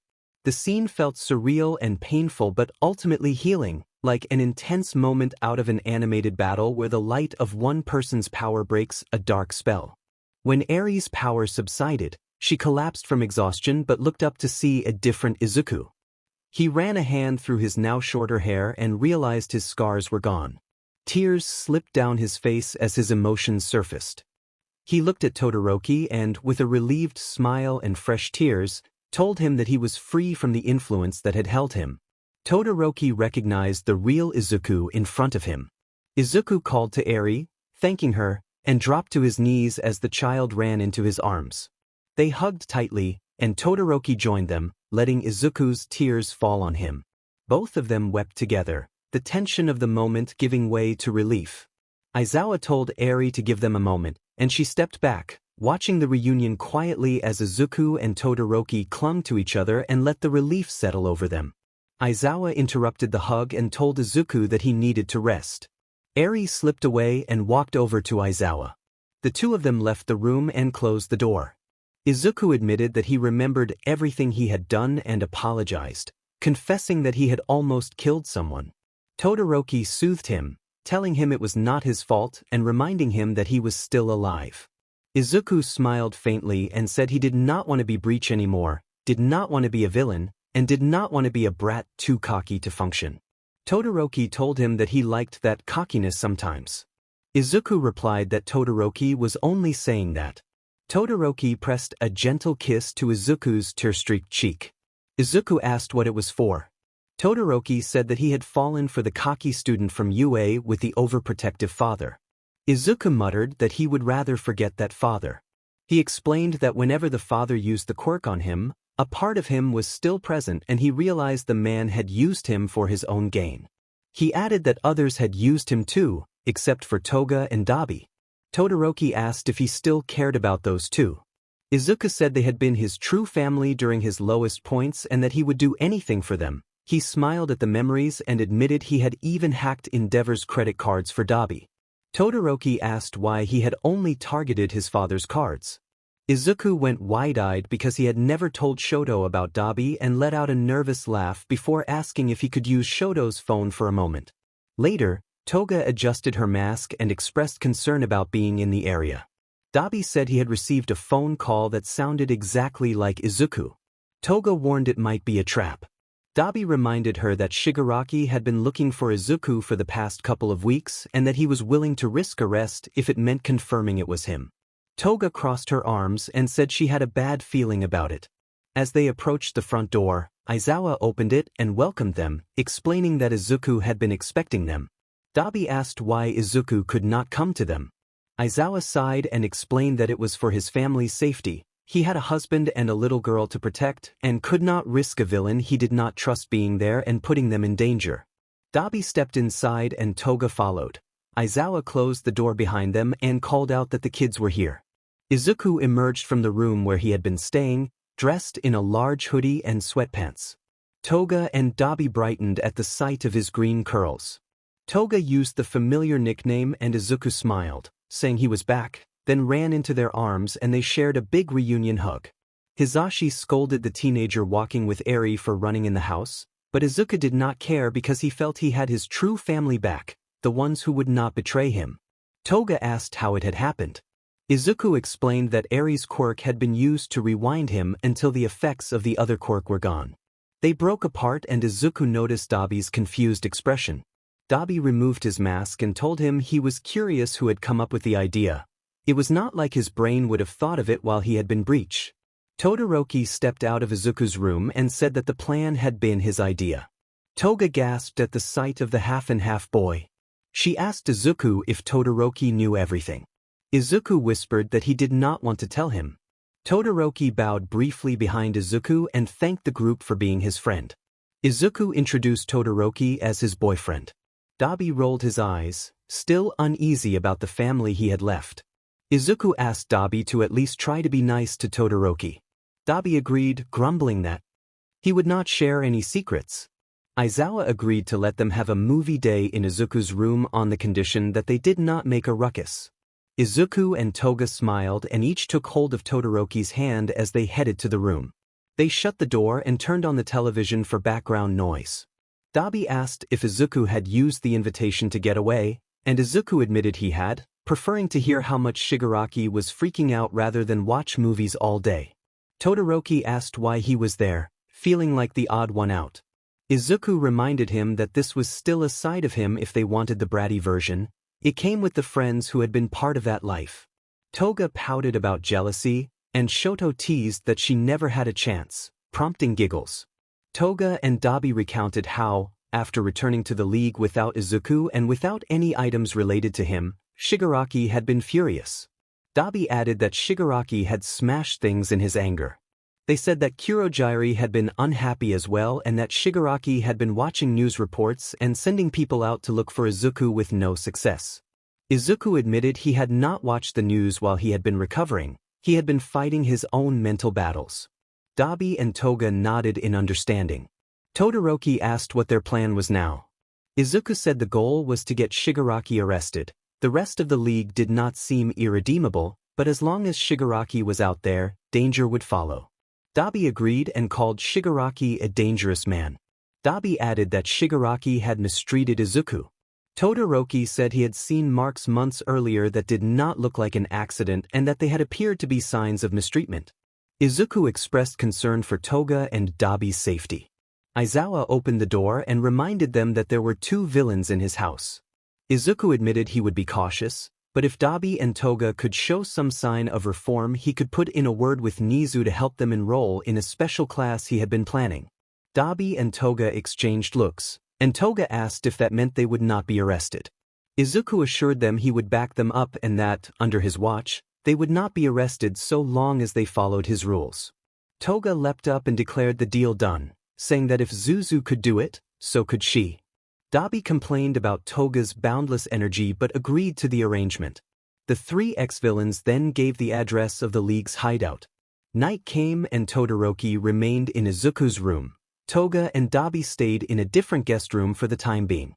Aizawa's home was surprisingly large. Izuku and Todoroki sat close together watching a movie. Izuku grew quiet and uneasy, and Todoroki noticed his breathing becoming unsteady and grew concerned. Todoroki gently brushed Izuku's hair back and asked what was wrong. Izuku admitted he wanted to see his father. He needed him to know what would happen to the league because of him. Izuku said his father had shaped him and placed impossible expectations on them. Todoroki responded by holding him a little tighter and reminded him that the decision was not his to make alone. Izuku begged Todoroki to put in a good word, and Todoroki smiled and told him he had missed him. Izuku returned the sentiment. At breakfast, Aizawa firmly refused Izuku's initial request while pouring orange juice for the group. Izuku explained that seeing his father would bring closure and help close the villain side of him. He offered to have Aizawa watch over the conversation the whole time. Aizawa pointed out that, if Izuku went, government officials and pro-heroes would be present and watching at all times. Izuku pressed for a clear answer. Aizawa said it was not a no. Izuku thanked Aizawa for everything.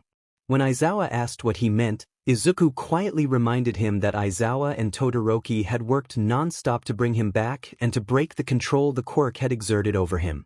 Izuku added that Aizawa and Mike had to endure Breach and that Breach would have killed them if he had had the chance. Aizawa acknowledged the danger and reminded Izuku that his past actions were complicated. He had been ordered to act, and he had done terrible things under that pressure. Izuku confessed that he had been ordered to kill Stain and that he and Toga had been responsible for Kuta's death, and that fear had controlled him.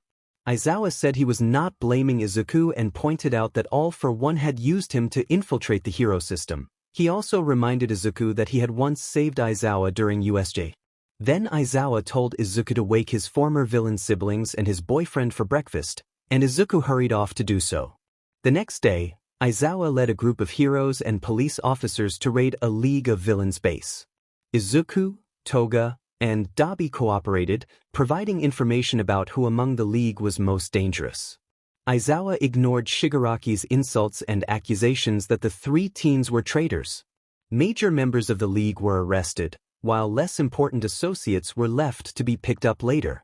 Later, Izuku stood before a mirror in his room wearing his old villain clothes and jewelry. He was still adjusting to the fact that this was no longer his life. Todoroki lingered in the doorway and asked if he really intended to go back to operating as Breach. Izuku laughed and threw a pillow at him, calling him a creep in a teasing tone. Todoroki caught the pillow and tossed it back.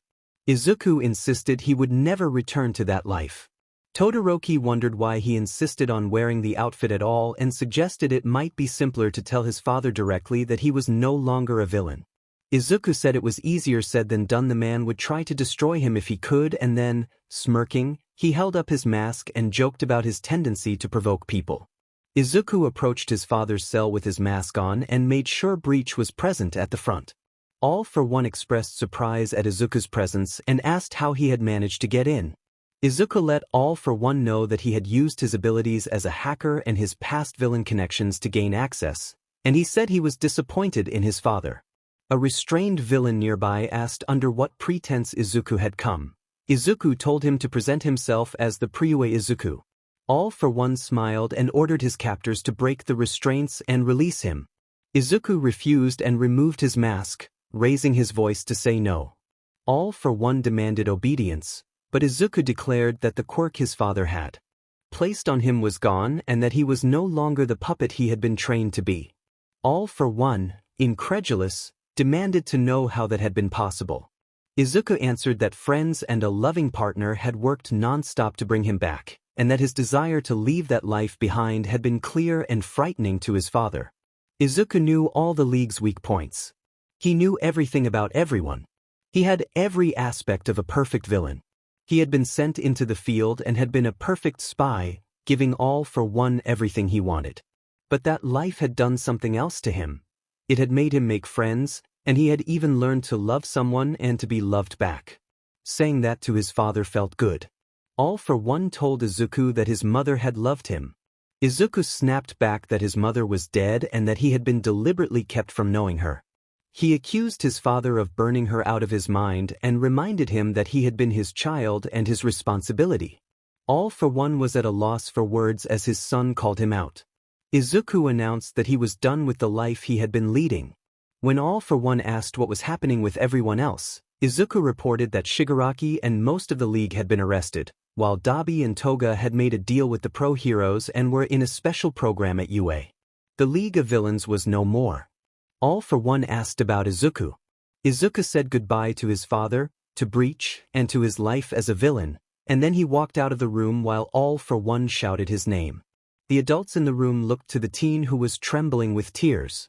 Aizawa approached Izuku and pulled him into a hug. Izuku broke down in his embrace, finally feeling a kind of love he had been denied by his father.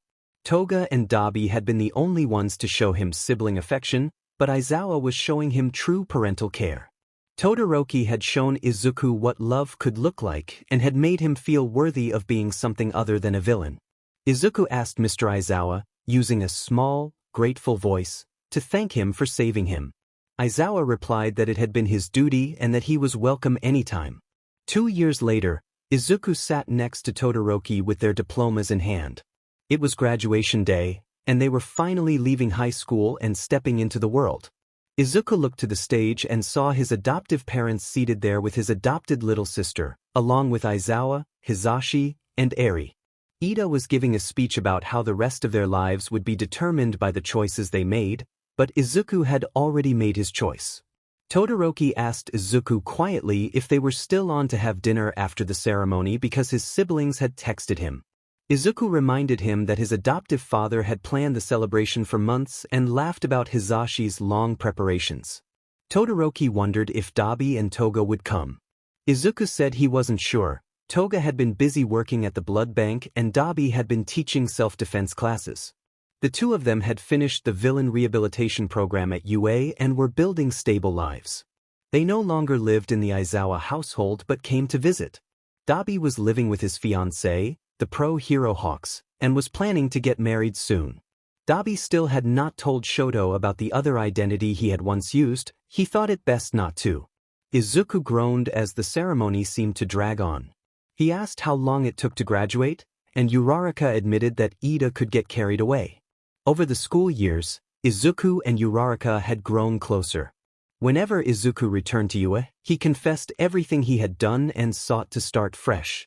He no longer used his father's name. He went by Izuku Aizawa, though he still used Izuku as his name. When Ida's speech ended and the closing ceremonies began, Izuku simply smiled.